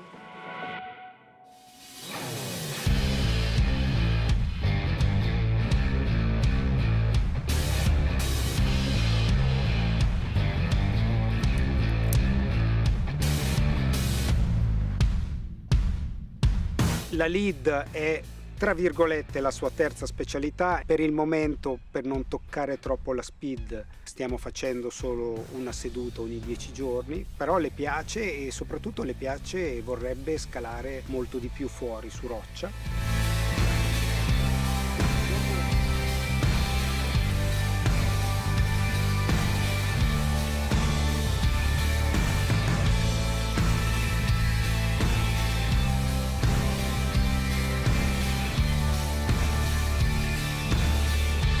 Sicuramente mi è mancato scalare sulla roccia, ma anche in generale scalare in palestra durante il periodo delle gare di speed, perché concentrarmi solo sulla speed spesso mi fa diventare matta, perché devo preparare sempre solo quella, non posso dedicarmi alle altre, e poi soprattutto quando finisco le gare, finisco la preparazione della speed, mi trovo molto più scarsa nella lead.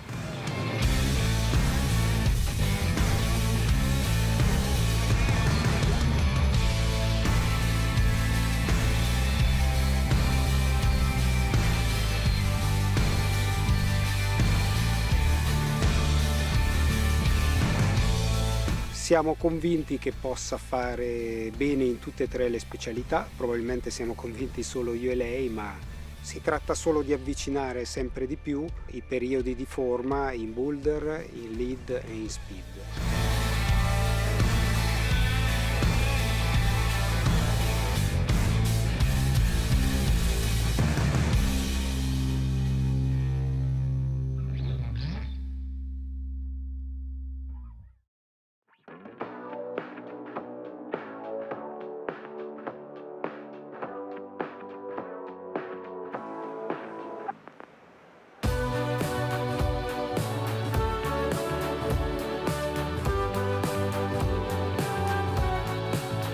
Sapevo di poter puntare comunque sulla gara che ci sarebbe stata a fine settimana a Gaflenz. Il pomeriggio ho partecipato alla gara di Coppa Europa Senior, dove il mio unico obiettivo era battere il mio record e fare il record italiano, quindi scendere sotto gli 8. Non avevo molte aspettative sul piazzamento della gara, ma volevo semplicemente salire bene e fare una gara pulita.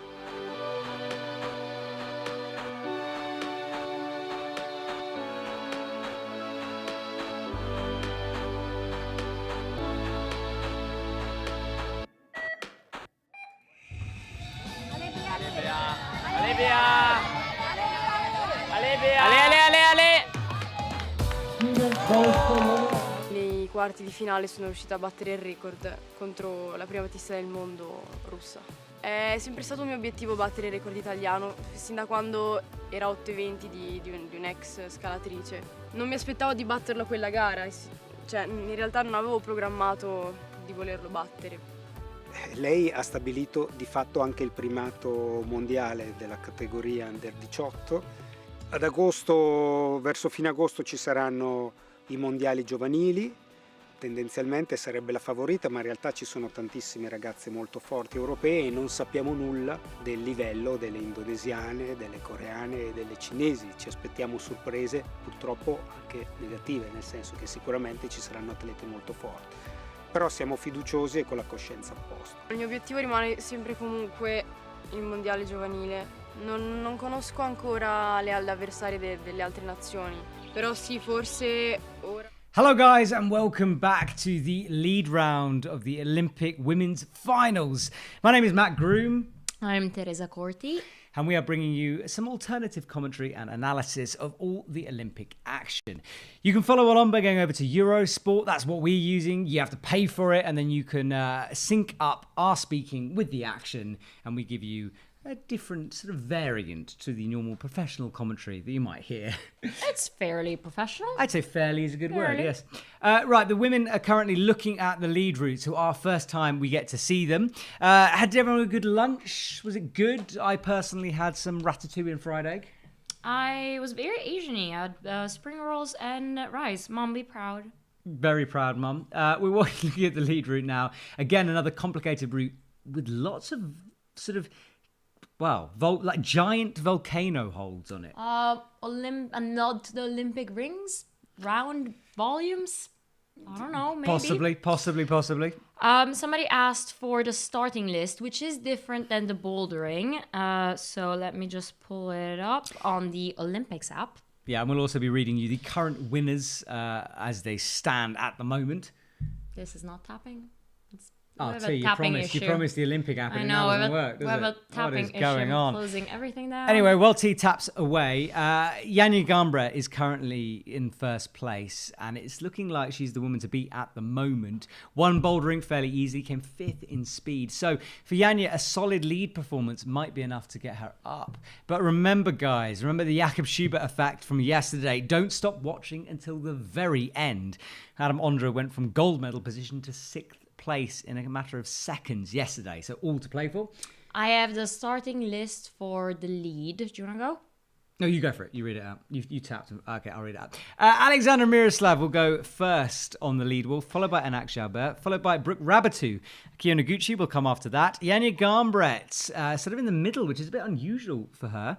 Miho Nanaka, Jessie Pilz, and Cheon So will come out last to climb. I mean, I wouldn't say unusual. She did, in the qualification round, Janja did flash 4 boulders. So she gave it her all then in the bouldering, maybe coming out a bit tired in the lead. Instead, this time we saw her, well, top 2 boulders and maybe take a rest on the final one. Well, I meant unusual as in, like, we often see Janja coming out last rather than midway through a competition. Yeah. She always kind of has this aim, this goal to do. So it'd be interesting. Can we have the current winners? Have you got that one? That yes. little sheet.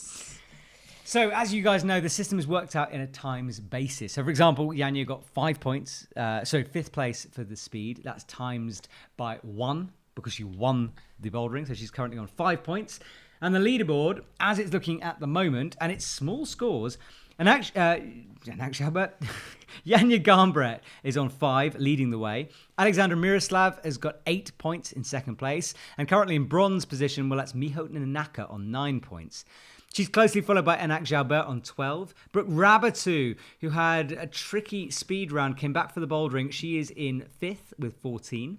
Akio Noguchi in 6th place with 16 points. Jessie Pilz in 7th with 30. And Cheon So, who had a fairly tricky bouldering round for her, currently in last with 56 points. Sorry? Oh. Sorry. Okay. Our TV's about to switch off. Thanks. Didn't even notice that. There we go. Our TV is back on. So yeah, that is our current standings at the moment. So all to play for as we come into this lead round. Everything might change. I mean, Jessica Pilz and Cheon So coming out last. We'll see what Janja will do. Hopefully, it won't be as nerve-wracking as yesterday. But I mean, we can only guess by now. So what's your educated guess? My educated guess is that, as I said, it's Janja's to lose at this point. She's put herself in the perfect position in order to win a medal. 2nd and 3rd, I really don't know. We know how good Brooke Rabatu is at lead climbing. She just got that 2nd place in bouldering at the last second. It would be very interesting for her. Miho Nanaka, it would be cool to see a Japanese athlete on the podium. She's in 3rd place right now. 3rd place in bouldering as well. Very consistent. Yeah, but... Yeah, so it's going to be a fascinating final round of the final competition. Thank you to everyone for joining us. If you have done, we've had a great week watching all of the action along with you guys.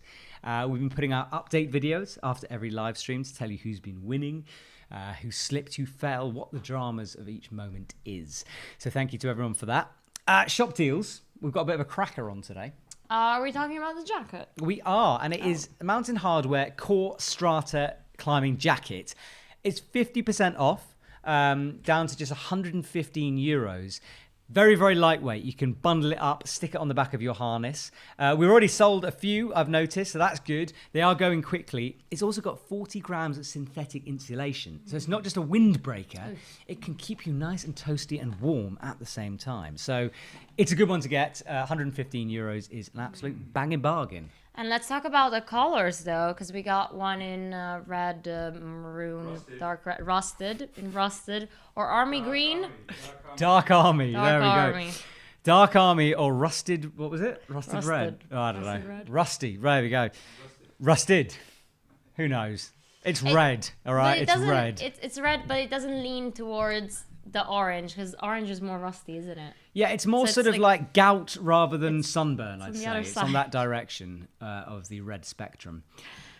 So yeah, that's the deal of the day today on the EpicTV shop. And while we're doing all the housekeeping, subscribe to the channel if you will. We've had thousands of subscribers in the last couple of days.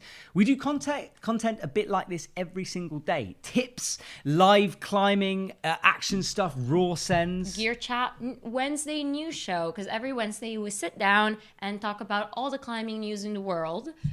We skipped it this week because obviously the biggest news ever is on screen right now, the Olympics. But yeah, those are our shows. Friday Gear Show. And also tell them if they're skiving, we have a way of finding out where they work and we'll tell their bosses Oh, if they don't subscribe. Hugo apparently has worked out a tech-based solution to this skiving issue. We noticed earlier that, frankly, loads of you were skiving. But Hugo reckons that he can trace you and he will be selling your details to your bosses. Therefore, if you don't purchase stuff from the Epic TV shop, we will do that. And it's not blackmail before I get you started. You're pushing it. We thought we were going to go for a subscribe and like here. No. They have to purchase, subscribe or like. Whatever they do, just do something. Otherwise, we'll shop you in.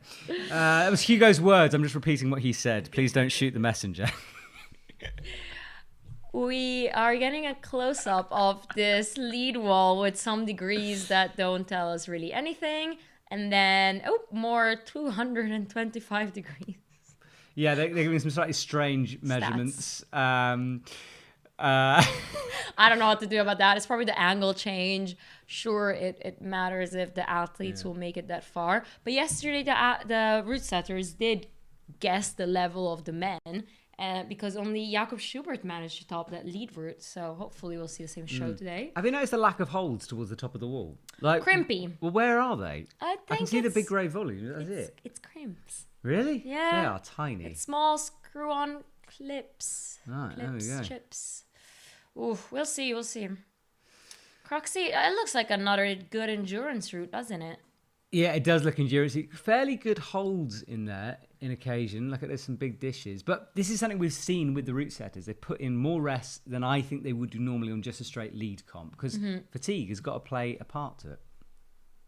Indeed. And what do you think about the grade then? Are we around 8B, 8A+? You want me to judge the grade by looking at it? I can absolutely do that. Okay. I can absolutely do that. Okay, in fact, what do you guys think from looking at this route before we even see a climber on it? What do we think? The top looks good. I reckon it's going to be around about 8A. Top is a jog. Top is a jog. The top is a jog. Right, so I think 8A. What do you guys think? We haven't seen any climbers on it. This is a complete keyboard warrior moment here. But what grade do you think this route is just by looking at it? Let me know. Comment 8A+, 8B from Kylie. I think 8B, 8B+. You think harder? Well, that's how hard normal lead finals are-ish. Okay. And if you think, Yanya... Yes. What she can on site, outdoors and indoors. I don't know. What can she on site outdoors? I don't know. I know she climbed the 9A back in 2017. Yeah. Sant'Elia, right? In Sant'Elia. But since then, we really haven't seen her climbing outdoors that much. There was the Red Bull chimney video, though, that was insane. Yeah, true. Right, we've got Alexander Miroslav coming out onto the stage, currently sitting in... If I want to get it up. Third. Can Second.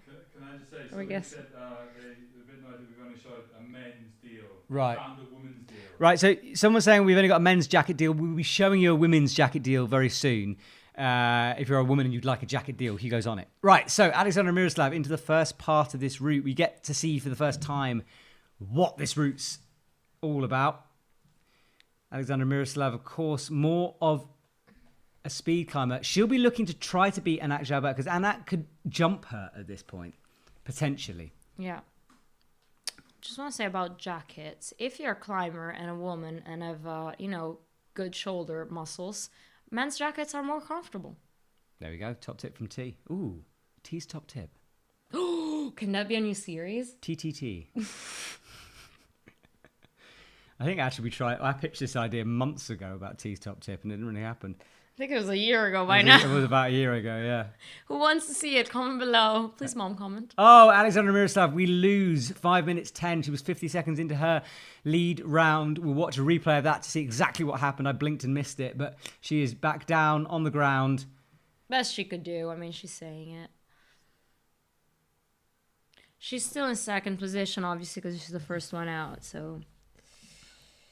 Still don't know. T not wearing her glasses, which is risky. How much of this can you see currently? It's yellow. There are holds. She just fell. The rope is still red, and that is muscle memory from yesterday, probably. More than enough vision, frankly. So we lose her at the sort of midway through this yellow crimpy section. Big shrug to the crowd. She did her best. Yeah. Not a specialism. She did well enough. I mean, she's just got a new world record, an Olympic record as well, of course, by getting that world record. Pretty special stuff from her. She returns to her sofas, still being followed by the rope lady. Does she get a medal from the Guinness World Record? For a world record? I think it's a medal. She'll be in a book, though. I've always wanted to be in that book. Remember that book? The Guinness World Record book? It was a thing. People used to buy it. I got it for every Christmas. Present. Yeah. Apparently it's Anouk, not Anak. Anouk. Sorry. We're saying Anak. Sorry, Anouk. Apologies. Anouk Jalbert. Well, here she is, Anouk Jalbert. She's got a shimmy on her neck, and she's putting it on the floor, otherwise known as a towel. There it goes. Shoes. What is she wearing? I don't know what she's wearing. We'll give you a timestamp as it comes up, guys. Clock hasn't started yet. Now it should. She's just pulled onto the wall. Makes the first clip fairly simple. Now, she will be looking to get as high as possible. She needs to beat Alexandra Miroslav. 5 minutes 46 on the clock if you're trying to sync up with us on Anouk's run.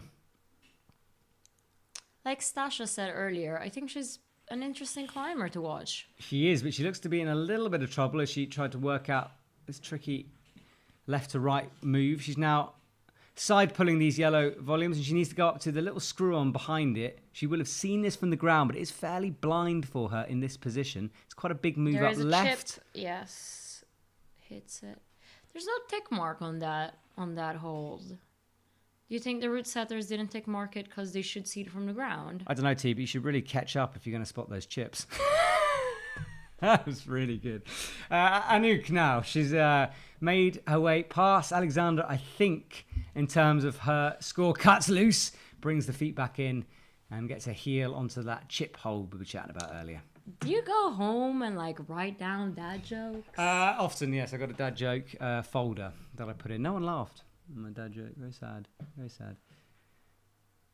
So Anouk now starting to fight, and we're going to lose her. Is that a bit further up? It was further than Alexander, I'm pretty sure, yes. But let's keep the updated scores scrolling. Yes, 13 plus. 13 plus. Top of the leaderboard. Fine. So she did what she needed to do.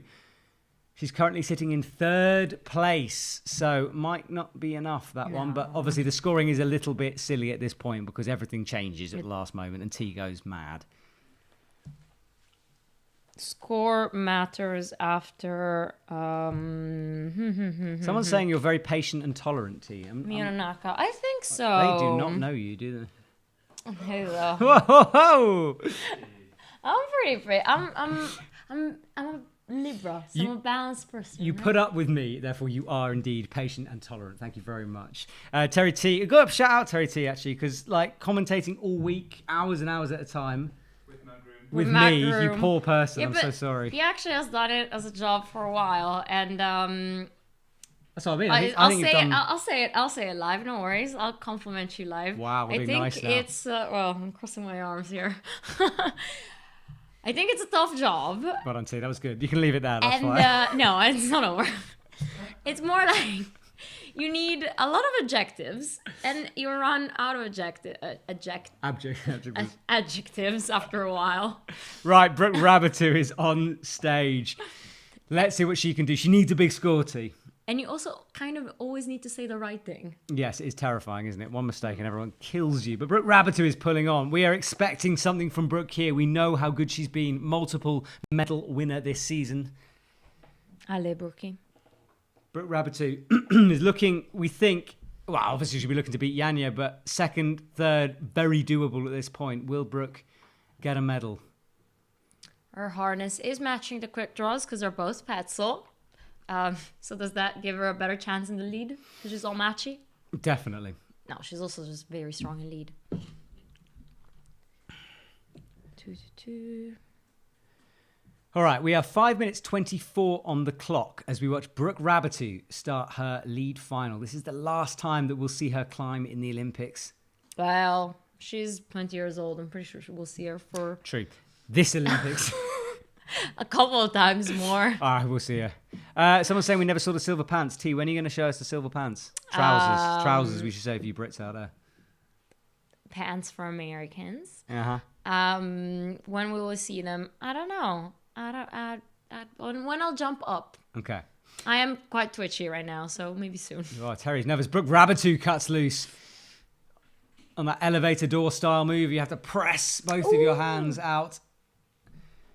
It's a Pac-Man that's eating the next hold. That's true. It's a Pac-Man eating a gyoza. See? Some Japanese relevant there. Right, Brooke, resting. Not before she really. not really. Half a second of rest, and then she launches into these pockety holds, these volcano styles. Did you change the route from the men's? Did they change the route from the men's? Like- Yes, that is a different route, T. It is. It is different. The pockets. Oh, They, oh some okay. cut loose moves, like big holes, but cut loose moves.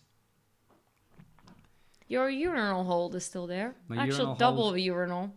If you miss one, you can get any other. Oh, No! we lose Brooke Rabbitoo. We lose her very, very early on in this competition. She is immediately in tears and devastated by that one. 4 minutes in, and we lose Brooke as she looks back up at the wall. 2 minutes in. 2 minutes in. Hold 20 plus for Brooke Rabbitoo. That's not good enough for Brooke. Well, who knows? Who knows? Who knows? It could be a difficult. Actually. I mean, if Brooke Rabbitoo fell off that move, Yeah. she's one of the best. It could just be nails hard. Yeah.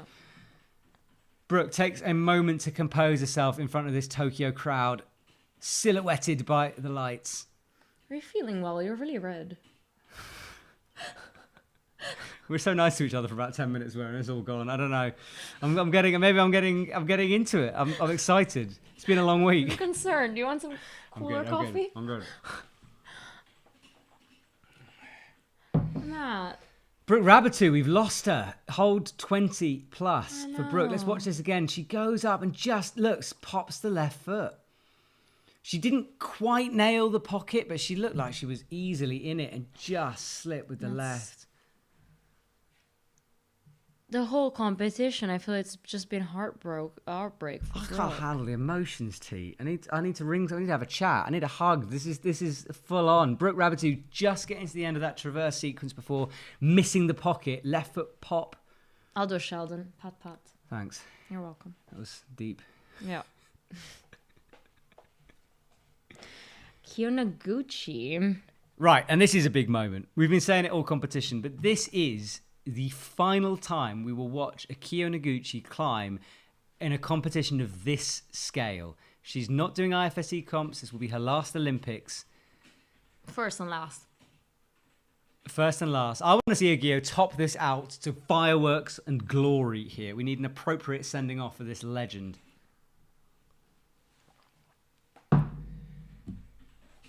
So, Akio Noguchi, she pulls on straight away. Not too difficult at the beginning of this women's route, we don't think. Some fairly big holds as they get involved.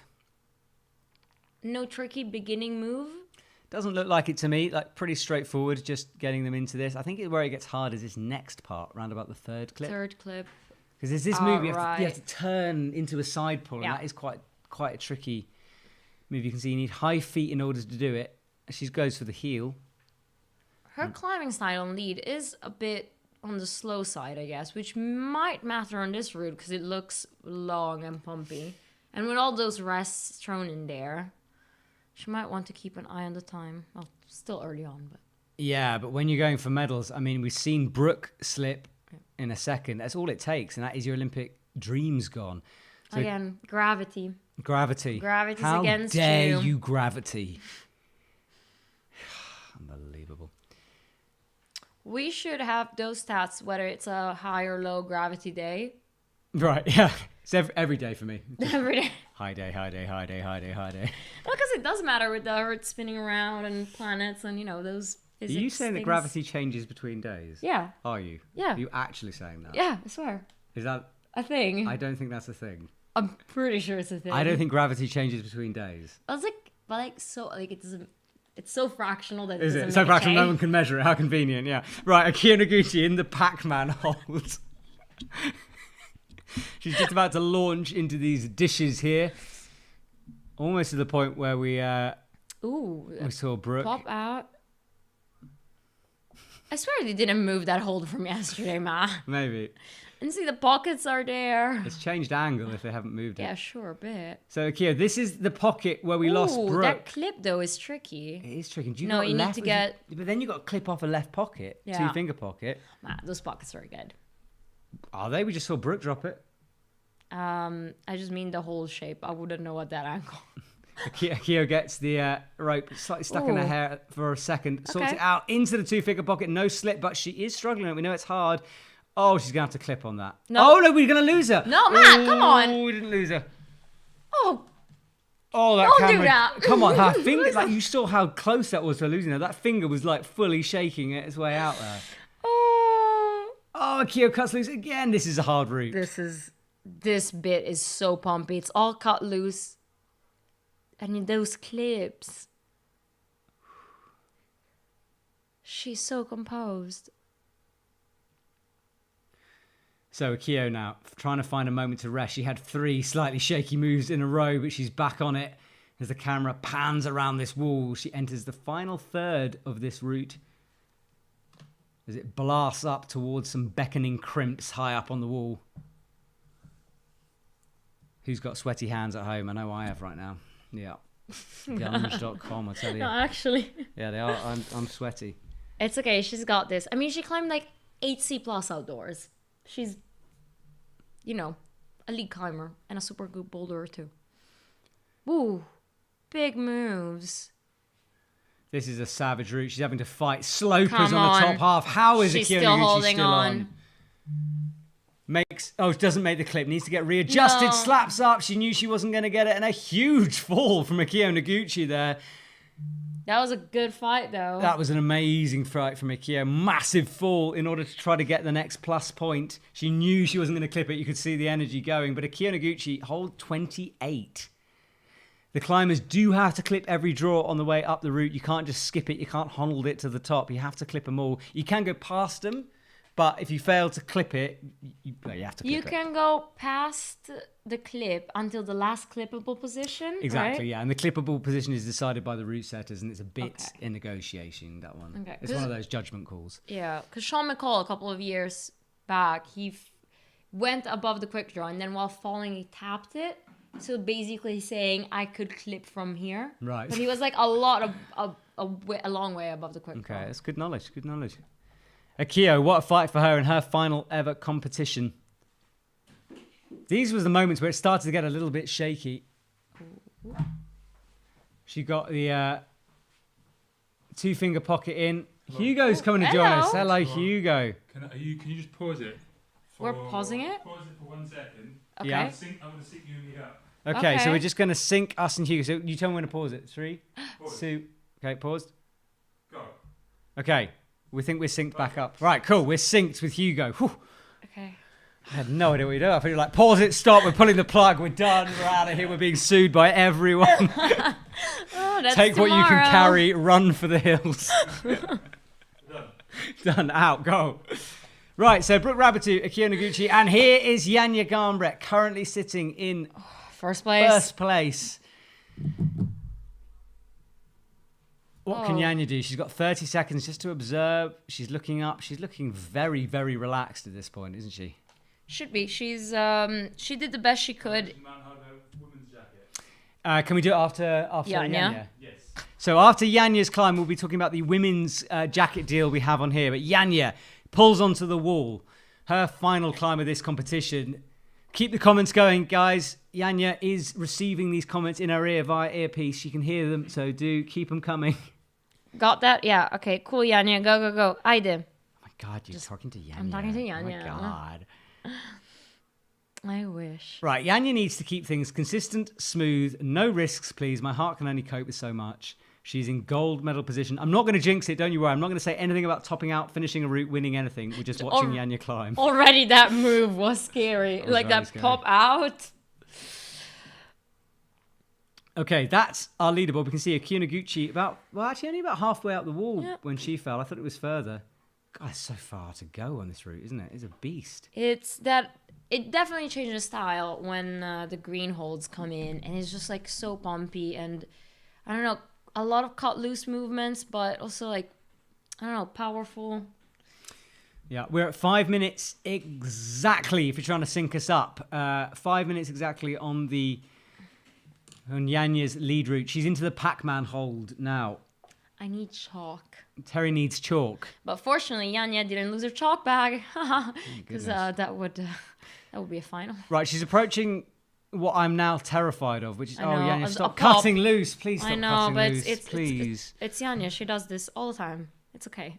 I know. Even Janja is looking a little bit tired here, Yeah. isn't she? I think all the athletes are a little bit tired. That's Akio Noguchi's high point.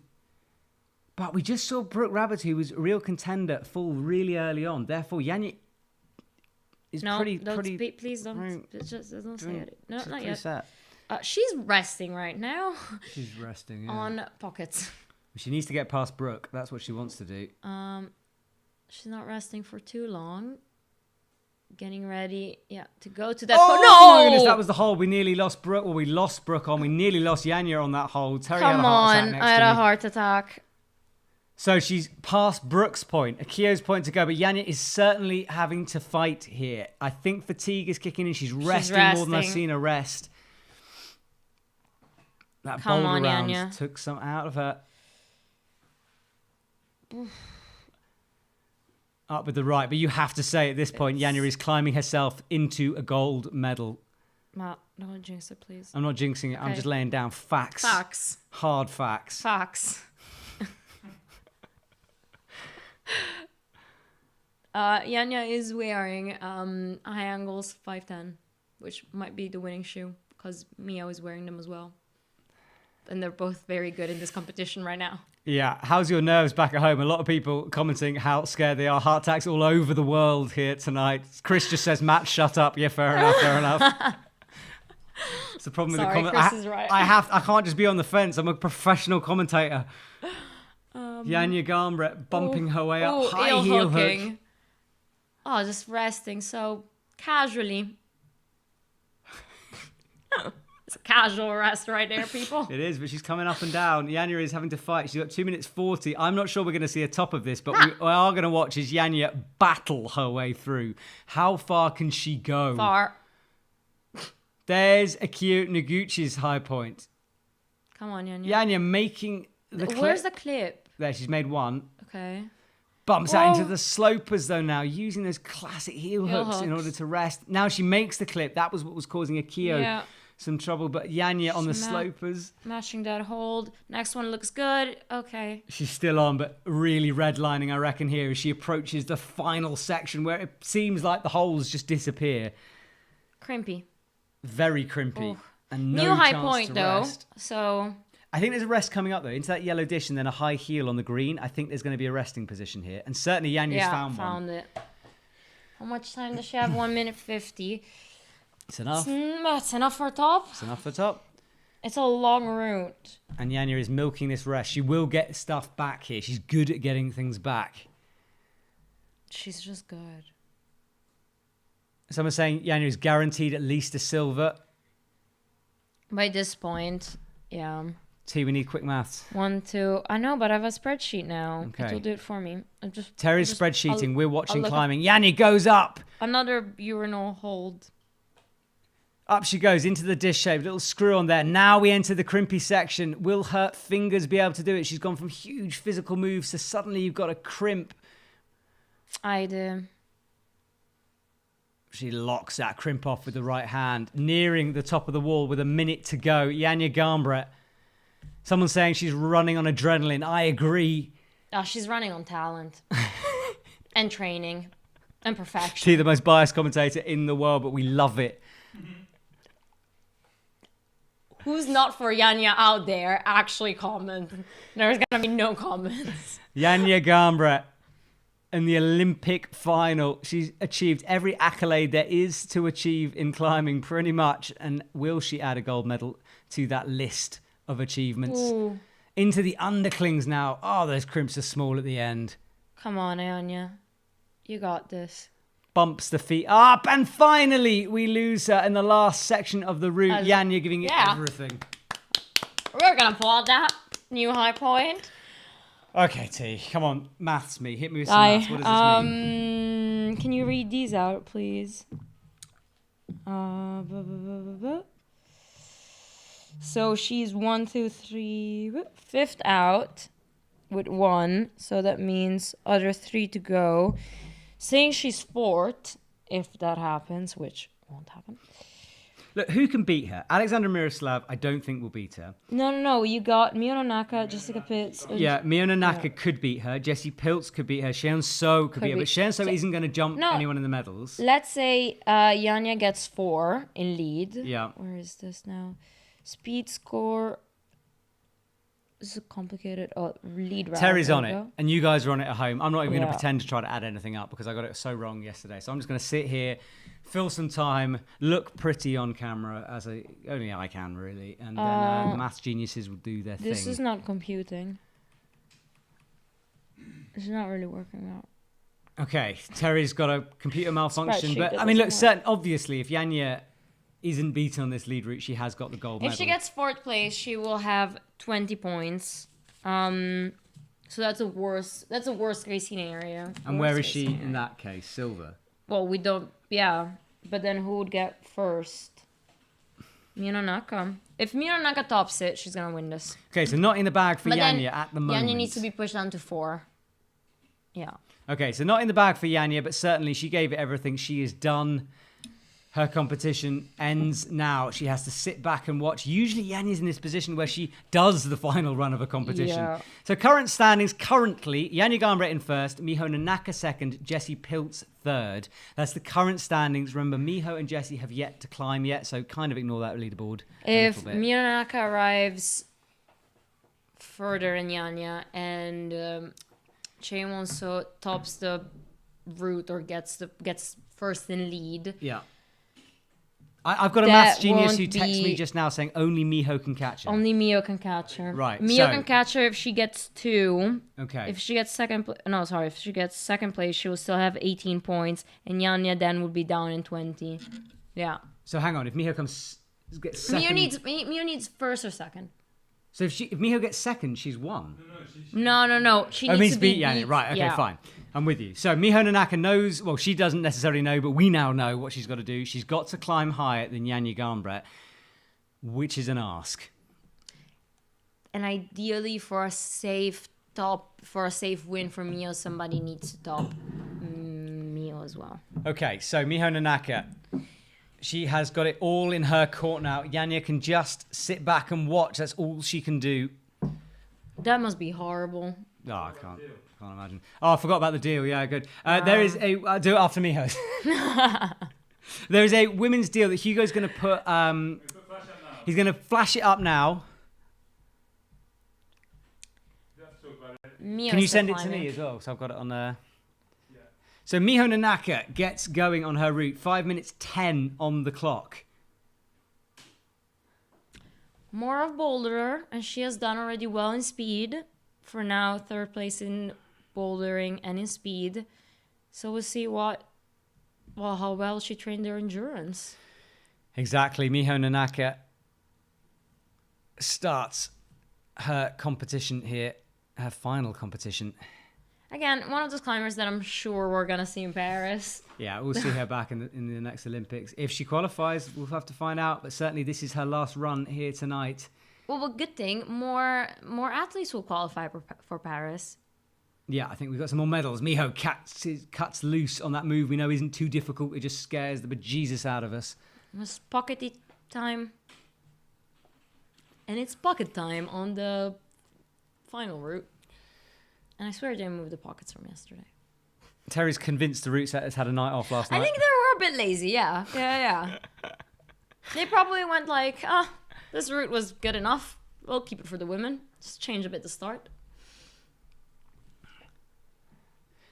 So Miho, nearing the end, that's the pocket where we lost Brooke. That shocker early on in the tournament. And Miho finding a Going great for resting those position. hill hooks. Oh, on her knee. That looks... Oh, no! Oh, we lose Miho Nanaka down low. And that, I'm pretty sure, if I can't, I'm going to say that means that Yanya Garnbret will walk away with the gold medal here tonight. I think she knows. She does know. She just closed her eyes for a second. And I think the reality has just set in for Yanya Garnbret. She knows that she is the Olympic champion. Yanya did it. Oh, Terry's in tears over here. I think she actually did it. Oh, she thinks she did it. Terry's in tears. I'm not in tears yet, but what a moment for Yanya Garnbret as we watch, sadly for Miho Nanaka, taking a fall. Will that be enough for silver place for Yanya? Are you crying at home? We watch Yanya lean forward, her eyes suddenly closed for half a second as her dreams became a reality. Yeah.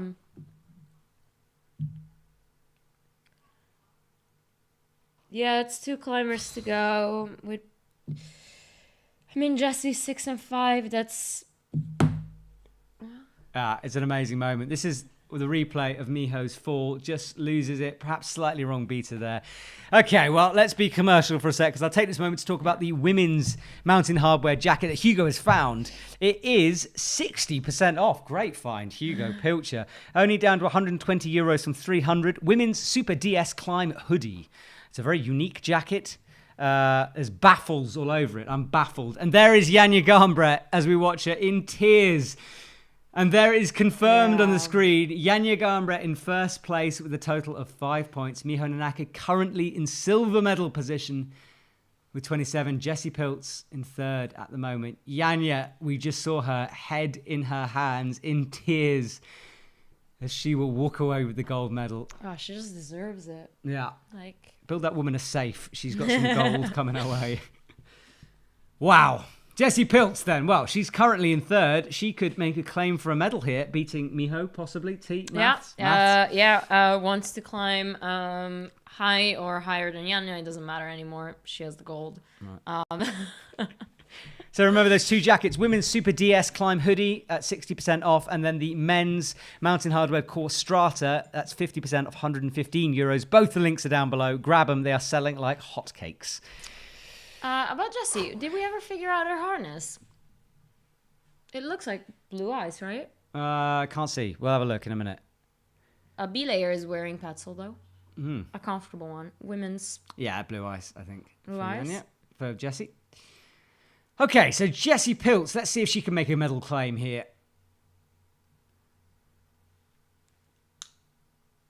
Making the first moves of this route look really easy. Jessie would love to top this route in her personal battle with Janja. That would be a good tick for her. She just needs to pull a Schubert. She needs to pull a Schubert. Yeah, exactly. Pull a shoey. Do a shoey. They do a shoey. Do you think they do shoeys? Ew. I think not. I'd definitely be doing a shoe. I'd just be doing a bottle.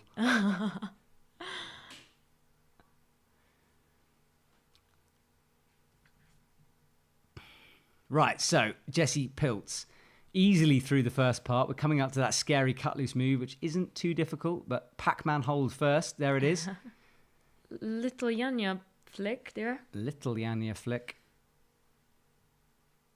Up Jessie goes, and now she starts the journey left into the volcanoes. The Pump Fest section. Yeah. Where the beater is tricky. Miho misread it, I think. Trying to get a high right heel, which you really had to lock off a very shallow finger dish in order to do that. Out she goes. Cut loose, terrifying moment. If you're trying to sink, we're at 4:30. She's got 4 minutes 30 left. There are the high points. Janja Garnbret way out in front, 37 plus. How does she find the endurance to keep going through that? And Jessie Pilz is nearing Miho's time. People are saying it's an Edelrid harness. Interesting. Oh. Could be an Edelrid harness. I think she is actually Edelrid. When I said that. That's the German theme, though, isn't it? Yeah, I don't know. Right, Jessie into the dish. We've lost Miho. We lost Brooke here. This is definitely the first crux. High left for Jessie. She gets the beater right and really moves through that pretty quickly. And now rests with a little drop knee on the left.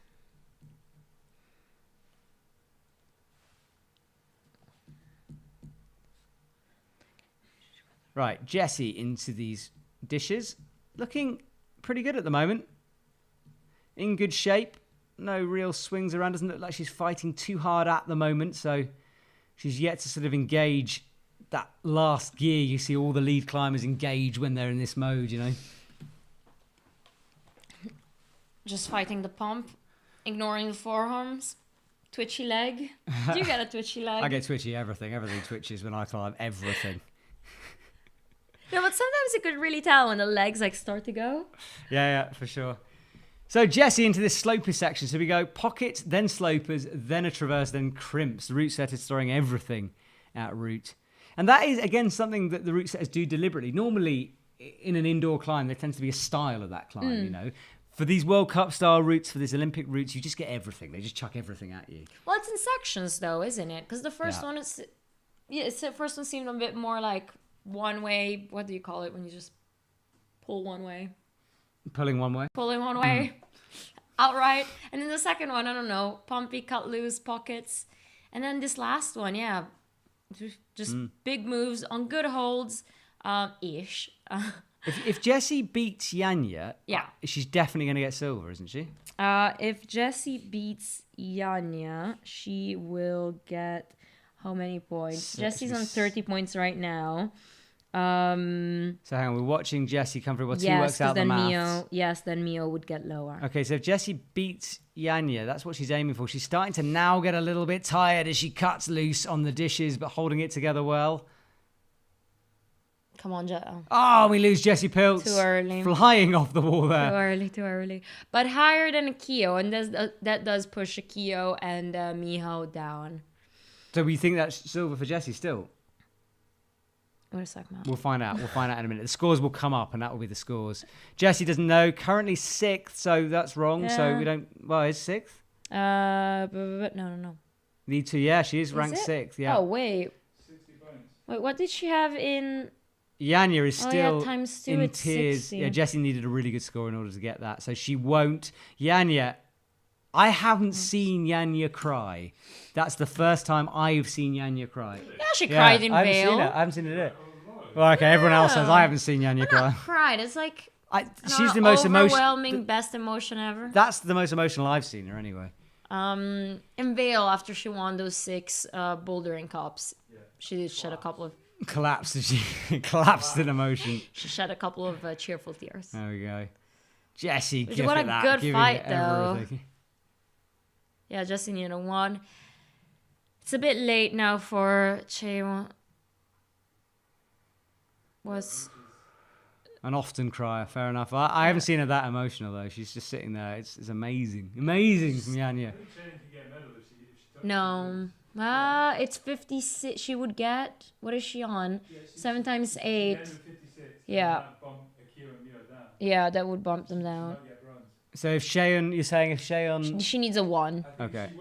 If she wins this round, she might just squeeze into the top 3.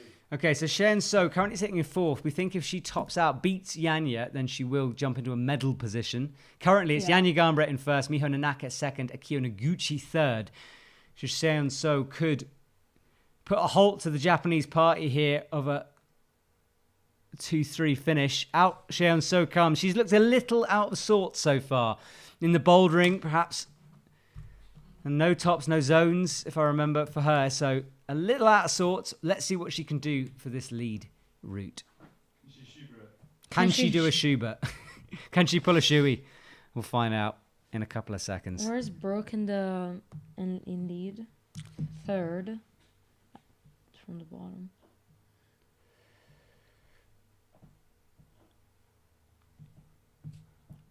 Right, Shensu taking her time. She's got 5 seconds before she has to pull on. Now she walks towards the wall. Here we go for Shensu as the clock will start. She's left this quite late, actually. She's got to go. Bows to the crowd. Let's see this. She pulls on. 6 minutes on the clock. Shensu knows she needs a top for a medal. She can still do it. And we think it's Akio's position that might be in danger. That's what I'm seeing, but...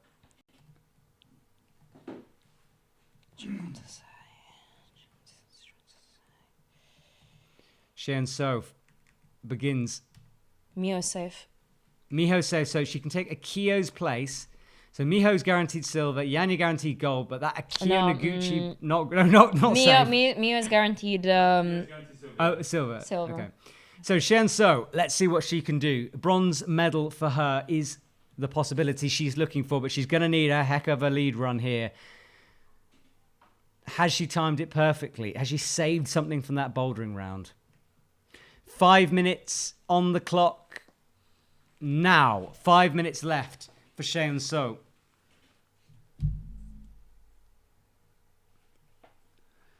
She presses her way up through the Pac-Man section. This side pull from Shensu. That's hold 17. I'm not sure why they've circled hold 17. Is that important? I don't know. Yeah, and he's getting hugs all around from the other women. Shensu, meanwhile, she still has a job to do here. Hold 19 beckons next. Xiaoso will cut loose. This is the scary cut loose move. Out she goes. No problem. Easy, yeah. Ooh, it needs a little bit of a swing though. The thing is that realistically, she is climbing with Jane Kim, so in lead, she got style from a very good lead climber. Top or no top? I don't want to say. I don't know. I don't even know anymore. But she is struggling going up to this pocket. She made a movement towards it and then thought better of it, came down to rest and chalk up again. This is certainly an early crux for the women's route. And the longer Xiaoso is holding onto those finger pockets, the more tired she will get. She swaps down for the right and goes all the way up off the pocket this time. Well thought through from her. Now she'll get the high left foot and the clip. Locks in that finger pocket. She reaches into the dish, briefly cuts loose. 3 minutes 30 on the clock. Who will get the bronze medal? This is what we're fighting for right now here in the Olympic women's competition. She is fighting for this though. She knows she needs a top. The best result in lead. Yeah. Let's see what she's like on the slopers. She's made her way through the pockets, okay? I think it's not just slopers, it's big moves, 2 slopey holds. Yeah, Xiaoso, a bit of a prodigy. I remember when she burst onto the scene. Oh yeah, 2019 was definitely her year in lead. She came out beating Yanya. This is the physical slap, though. That's Akio Noguchi's high point. Starting to struggle. Makes that stick, immediately locks in the heel and makes the clip. Xiaoso nearing the top of the wall. If you're Akio Noguchi right now, I bet you can't watch.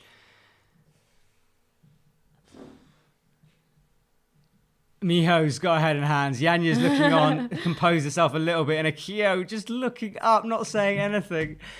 Oh, it's got to be the worst feeling, hasn't it? Yeah.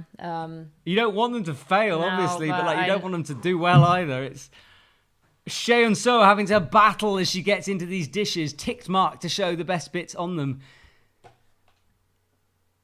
Come on. Yep. Out she goes. Now it's a rest coming up. My She's going to be move. able to rest here. High She heel. needs to get everything out of this rest to at least move past Jessie. But then again, it won't do anything for her. It's gonna move Jessie and Akio Noguchi up or down. Yeah, we're going to wait and see here. What happens is our final climber rests high up on the wall. Spotlighted on that Tokyo wall as night falls on the rest of Tokyo. She cuts loose, bumping out left to the big dish. And again, locks in a heel in order to press through to the crimpy part of this route. Now looking like she's struggling though, and we do lose her on the crimpy section. Right, okay. That's it. Calculator's out. Oh, it's done. You think I mean, it's enough? Yanya won a Yanya couple of Gambret minutes takes ago. the win. We can see that. And that could be And our top 3. Those are our top 3. So Yanya Gambret in first place. Miho Nanaka will take the silver medal. And Akio Noguchi in her Bronze. final ever competition. And I am very pleased that Akio walks away with the bronze medal. Yanya in tears. Miho stands up to walk towards the Tokyo home crowd. Gets a hug. Honestly, I am so... sad for Xiaoso there, but in terms of a poetic finish to this competition, yeah, look at this trigger woman. Oh, that's well deserved, everybody. Oh, and Yanya, just see how much it means to her, how much she worked hard for this, and Mio with all those little tweaks, and then Akio to just finish her career like this. I mean, a better ending, you can't wish it. There are tears all around there on that Olympic Yeah. stage. Terry T's been crying. Hugo is probably crying. He's hiding behind a monitor. We can't see him. Got a teardrop here. I've got a little dampness in the corner of my eyes. That's all there is. What a competition and what a week here for the Olympic streams. We've had a lot of fun. It's been a lot of fun. And Actually, Akio Noguchi and Alexandra Miroslav did tie in points. But then I guess in the bouldering round, she had one more zone or something. So yeah, I'm not sure how it's worked like a out. quicker zone. But Xiaoso, she could have maybe jumped in that bronze position. She doesn't. 6th for her. She's very young. Aw, Janja her getting a hug from her coach. Slovenian teammate. Look, we knew Janja was the favourite coming into it. We knew Yeah. the pressure that she had on her. It's not guaranteed to win. I mean, it never is. But then she did what she needed to do in speed. Bouldering obviously was hers. In lead, I mean, she still got a 1. And you know what? Forget it if you don't like the format or not. It's kind of irrelevant. What she did was she came into a format. She is trained to be one of the best speed climbers in the world. She maintained an unbelievable talent for bouldering and lead. I don't care if you don't like the format. Argue about that later. In terms of athletic ability for what she's done, that is special. She played it right. Their coach just worked with her on everything, and they didn't neglect speed climbing. She became one of the best speed climbers. Luca Fonda, her coach. His coach. Oh, Luca's there. Look, there's a Slovenian team. Sorry? Isn't he Slovenian? He's Slovenian coach. Yeah, well, he's in the team, yeah. He's their photographer, carries around a long lens all the time. Look, Janja, I know how hard I know how that whole Slovenian team work. They move as a unit around Europe, this force of climbing. And it is going to be the medal. And that's pretty much the end. Mia Krampel. Krampel Our giving Janja a teammate hug. at the Olympics. Oh. Very emotional all round. Amazing. Well, guys, we're pretty much done with our coverage. That's it. Hugo, come in here. Yeah, Hugh, come join us, guys. We're going to say goodbye, sign off. It's been a crazy 4 days of Olympic live stream. Thank you so much to Hugo Pilch, who's going to come and join us for doing all the tech side of that, getting everything sorted out. Really appreciate it. No worries. Well done, guys. That was great. That was good. Thank you guys for watching at home. Please, before you go, subscribe to the channel so you can get us more followers. We can do more stuff like this. Yes, and check out the EpicTV shop. And what else? We hope you enjoyed it. Yeah, we certainly enjoyed it. So Janja Garnbret gold medal, Miho Nanaka silver, Akio Noguchi bronze medal. Thank you for all your lovely comments on the chat. We really, really appreciate it. Make sure you guys stay and watch this medal ceremony. Certainly it will be on in the background for us. We will say goodbye to you guys from EpicTV in France. Thank you so much for watching us. And we'll be back for our normal broadcasting schedule next week. Thank you very much. Bye. Bye. Who's gonna press the... Just gotta go and press the button. Okay. So we'll... Silver pants for the last second. Thank you, by the way. There they are. Silver pants to finish. Which have pockets. See you later, everyone. Oh, they want us to stay. We're gonna sign it out. We're gonna get out of here. We're gonna write a show. That's true. We still need to record.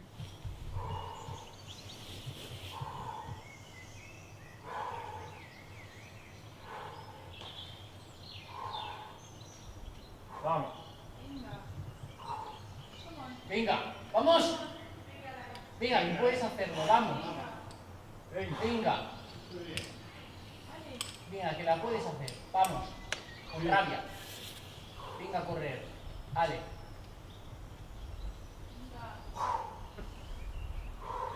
Vamos. Vamos. Va que sigue. Sigue. Vamos.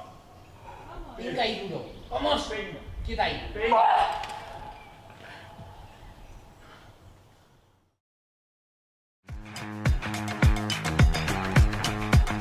Izquierda, Dani.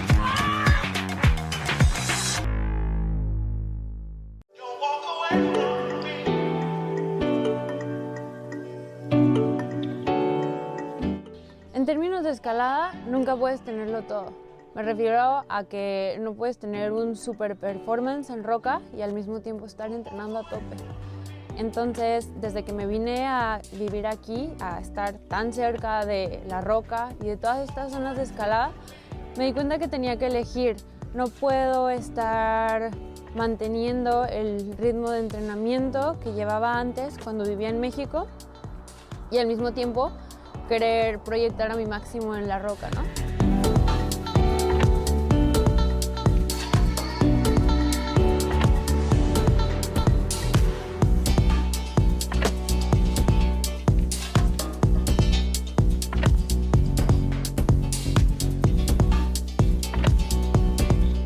Entonces, o tomas la decisión de entrenar a tope y dejar de tener un buen performance en la roca, o decides encontrar un balance, que es lo que estoy intentando hacer, que es escalar en roca, ir aumentando poco a poco mi performance, pero tampoco ir proyectando a mi máximo, y al mismo tiempo hacer ciertas actividades de entrenamiento en mi casa que me permitan tener una ganancia que no sería tan grande como la que tendría si estuviera únicamente entrenando, pero por lo menos ir mejorando un poco en ambas, ¿no? En la roca y en el entrenamiento. Durante la semana intento salir a la roca 3 días. El resto del tiempo, bueno, lo combino entre mi entrenamiento y el trabajo. Cuando trabajo, normalmente paso más de 8 horas sentada en la computadora para compensar los días que me fui a escalar, ¿no? A la roca. Y bueno, durante todo ese tiempo que paso sentada, trabajando y estar en la computadora, me gusta tomar pequeños descansos para hacer estiramientos, para mejorar mi postura, salir a correr y bueno, darme un respiro, ¿no? La manera en la que intento sobrellevar mi entrenamiento con la escalada en roca es realizando 1 o 2 sesiones en mi board, en mi plafón por semana, y al mismo tiempo también hacer suspensiones, ¿no? En una hangboard y bueno, la rehabilitación de mi rodilla. Para mi sesión en la board tengo una app en donde guardo todos los boulders que voy haciendo o inclusive proyectos que no sé si me van a salir algún día.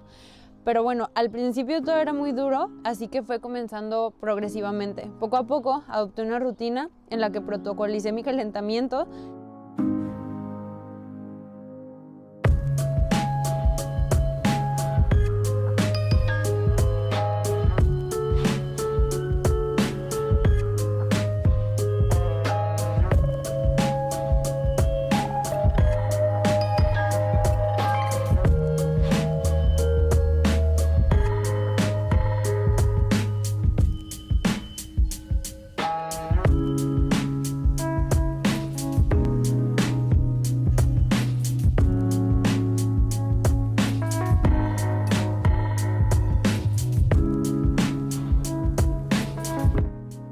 Este sistema de calentamiento me permite recordar no juzgarme, ¿no? Y entrar al juego con lo que tengo.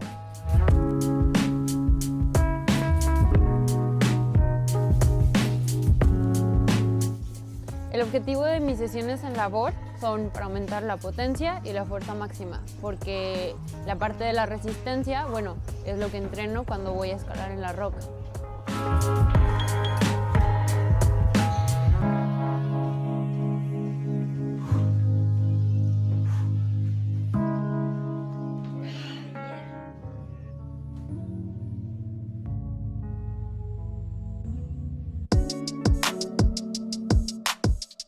La vía que escogí como proyecto esta temporada se llama la vía del Kim. Y bueno, inicialmente estaba buscando un proyecto que fuera como lo suficientemente duro, que me retara, pero también que no fuese como tan duro para que fuera un proyecto tan a largo plazo. Entonces, bueno, una amiga, Daila, me recomendó que la probara porque es una de las más populares y bueno, como de las más icónicas de aquí de Racó de la Finestra.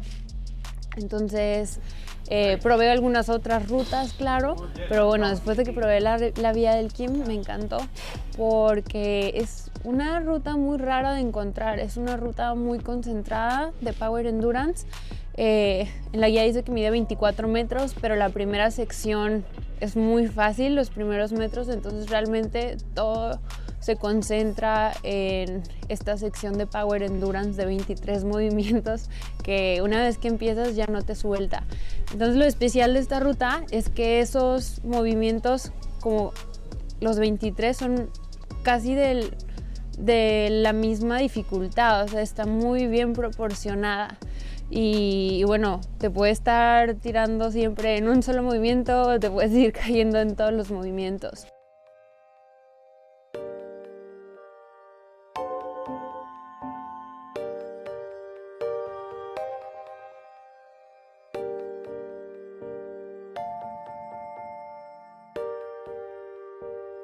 Je vois ton nom, danse avec moi mélodie. Tu braques mon cœur, ouh là là là Amélie. Resteras-tu à mes côtés toute la nuit? On taffe la nuit, studio commence à minuit. Je rêve toute la nuit que j'étais quelqu'un d'autre.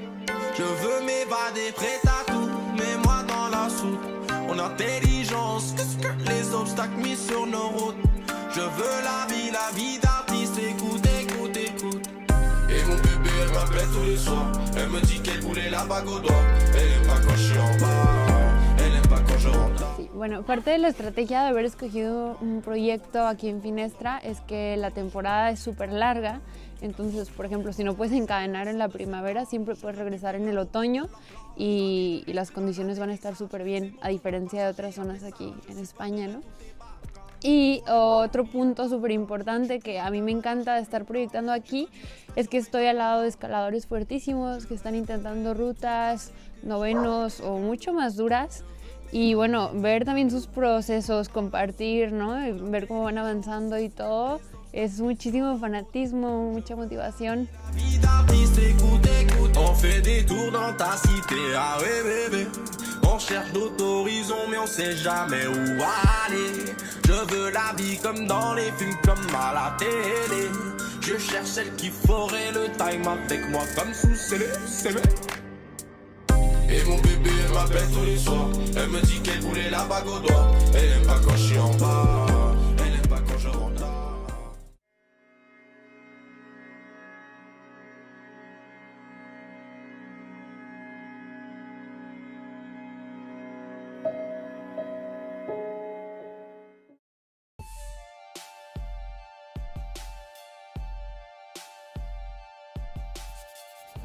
I'm Matthias Bosch. I'm a climber from Austria and I'm part of the national team for 8 years. Right now I live in Innsbruck, which is really great because we have the best facility to train here. Last year it was really hard because we didn't have a perspective what we could train for because no competition was really on the schedule, everything was rescheduled.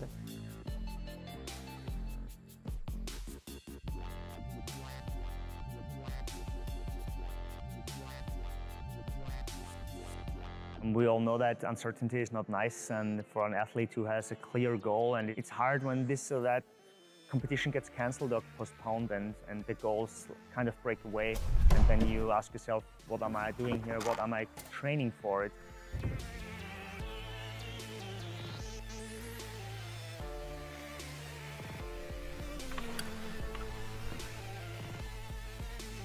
I think it's really important to have some comps again, to have a real fixed focus that you train for and then you have to perform on that day.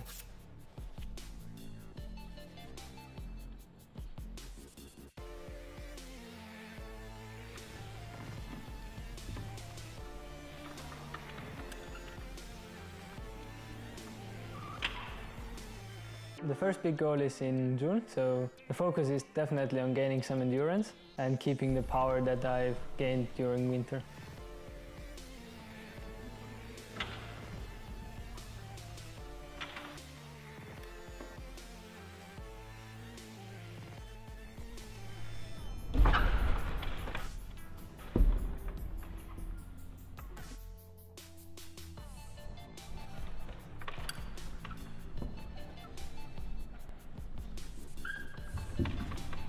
We try to push him into on-site climbing, also when he climbs a route here that he hasn't climbed before, that he focuses and tries to do his best on the first try, which is the most important thing in lead climbing.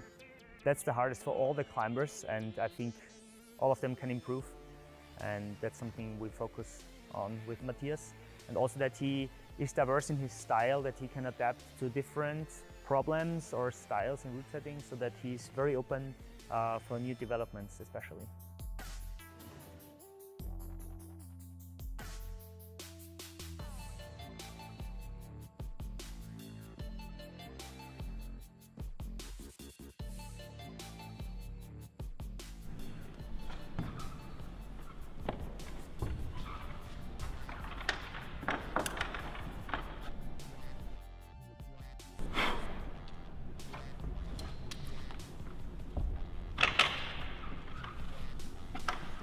Well, today I did more like projects that I have maybe one or two rests, so I can send them in a few tries. In the beginning you have to work on the moves and you have to look how can I climb efficiently, where can I clip, where can I rest in order to not waste any energy, and then you just try to send the route.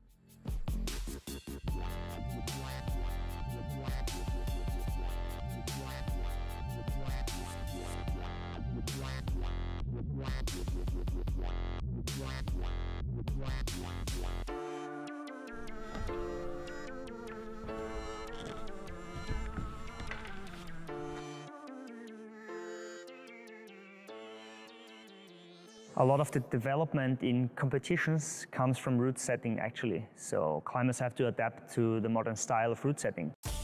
Bouldering influences the lead discipline, and we find boulder elements or moves or parts in routes.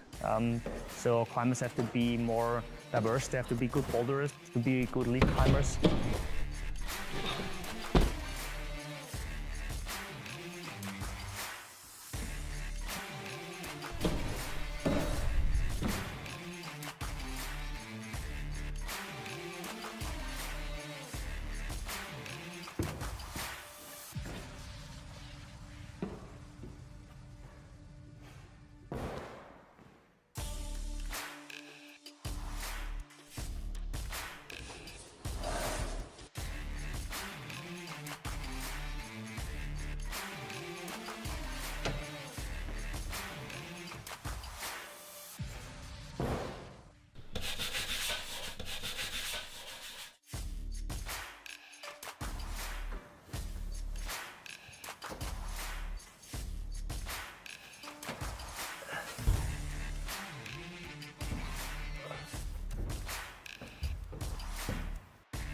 It's perfect for bouldering because we have those color boulders where you can just look and every color has a different grade, which is really nice for training if you just want to try some boulders.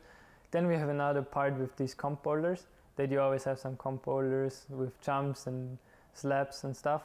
And then we have our training wall with all the wooden holes where you can just train power.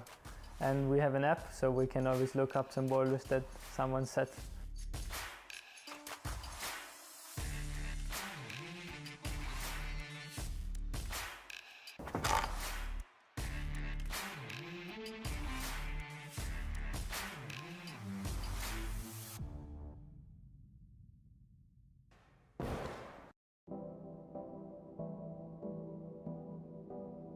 I've always had some problems with my back and also my legs.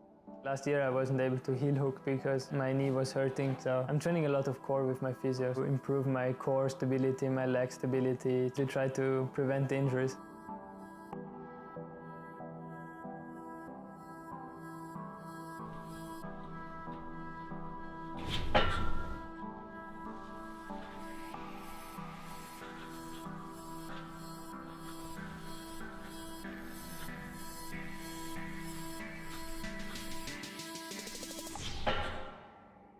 The first big competition this year is in Innsbruck. It's the World Cup in Innsbruck in June. I'm definitely training for that one. Super looking forward to climbing in my hometown. Unfortunately without people watching, but it's definitely going to be a big show.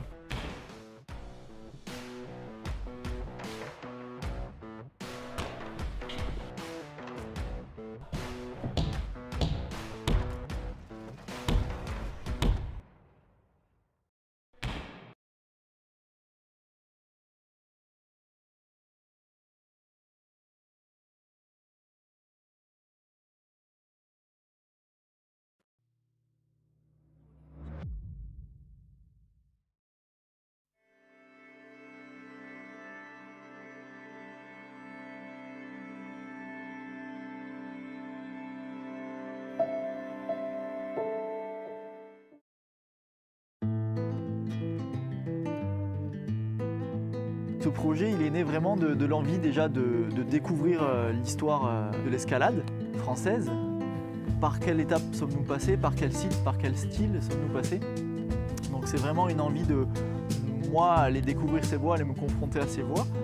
Et aussi une envie de découvrir les acteurs de cette histoire, les falaises de cette histoire, les différents styles.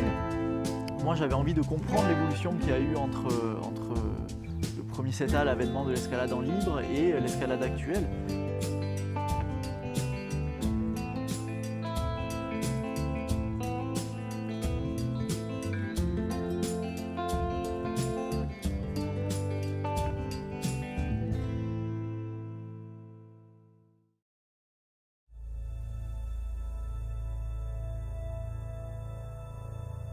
Le saut soi, c'est vraiment une étape importante parce que l'escalade libre, telle qu'on la pratique aujourd'hui, c'est un peu écrite ici.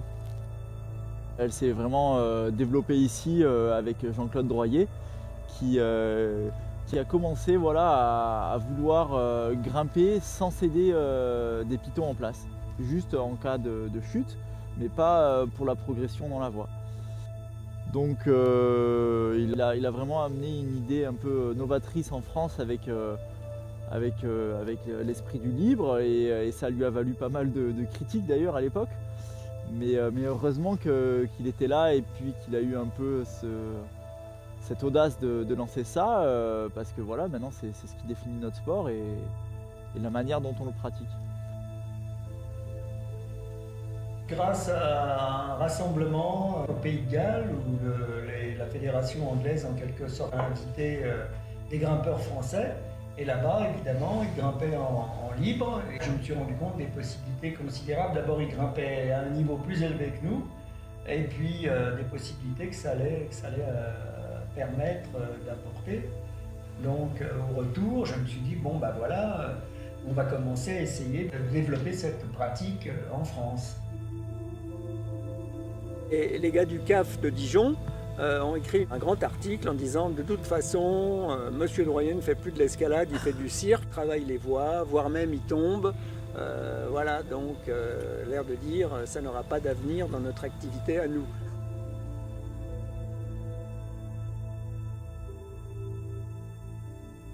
Cette voie aussi, elle est un peu atypique parce que ça commence par une grande traversée.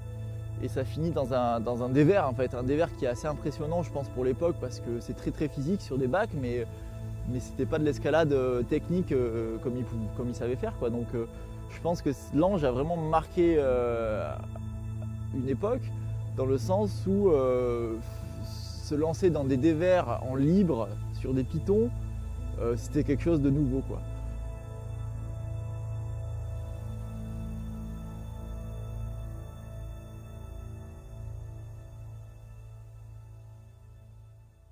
C'est un peu différent de l'échelle à poisson. Oui. L'échelle à poisson, ça a un petit peu plus reçu. Hein.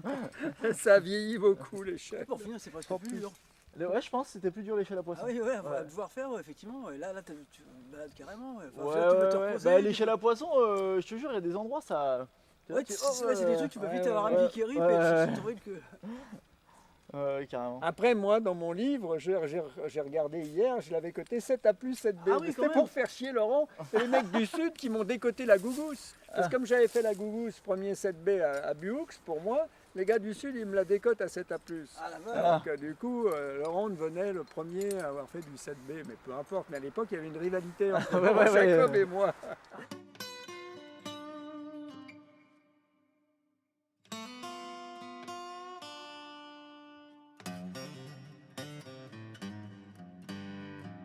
La difficulté a continué à évoluer un peu et le grand saut, ça a été quand en 79 justement, je me suis dit tiens, cette voie qui s'appelle la voie du refuge et qui est devenue Champensodrome, pour moi ça va faire en libre. Je l'ai nettoyé, j'ai enlevé quelques vieux clous qui restaient, j'ai enlevé les saletés dans les trous. J'ai commencé à travailler ça en me disant ça doit faire.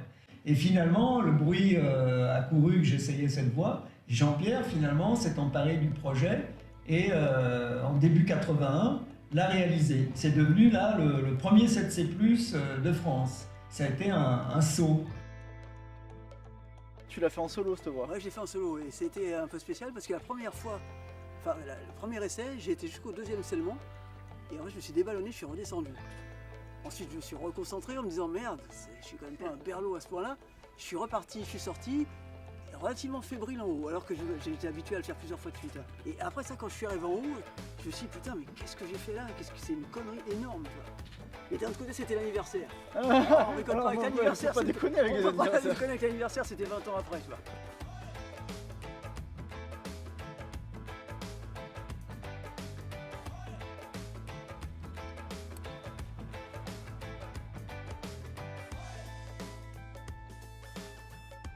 Tu veux y aller en boule, maman? Après, par contre, le bidule, donc la voie qui est juste à droite, j'ai galéré à trouver les méthodes. Vraiment, je voulais essayer à vue. Et puis, je me suis rendu compte, bon, d'une part, que je n'arrivais pas à le faire à vue, et d'autre part, que j'ai mis 1 heure à trouver une bonne méthode qui marche en bas. C'est vraiment un gros pas de bloc à la première dégaine. Il n'y a que 3 dégaines dans la voie. J'étais parti dans l'esprit, je vais le faire en 5 minutes, et puis finalement, avec la frustration, je me suis pas posé et j'ai commencé à essayer tout et n'importe quoi.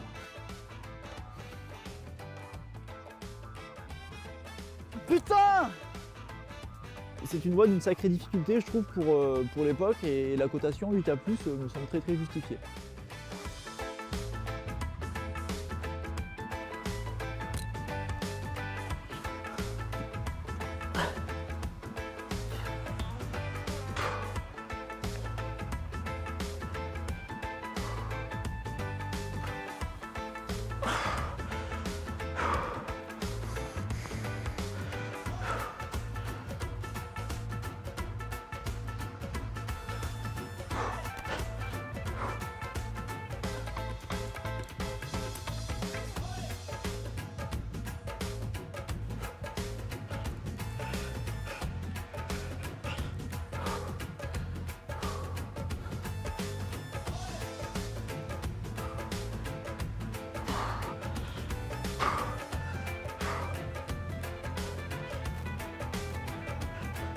Fais gaffe.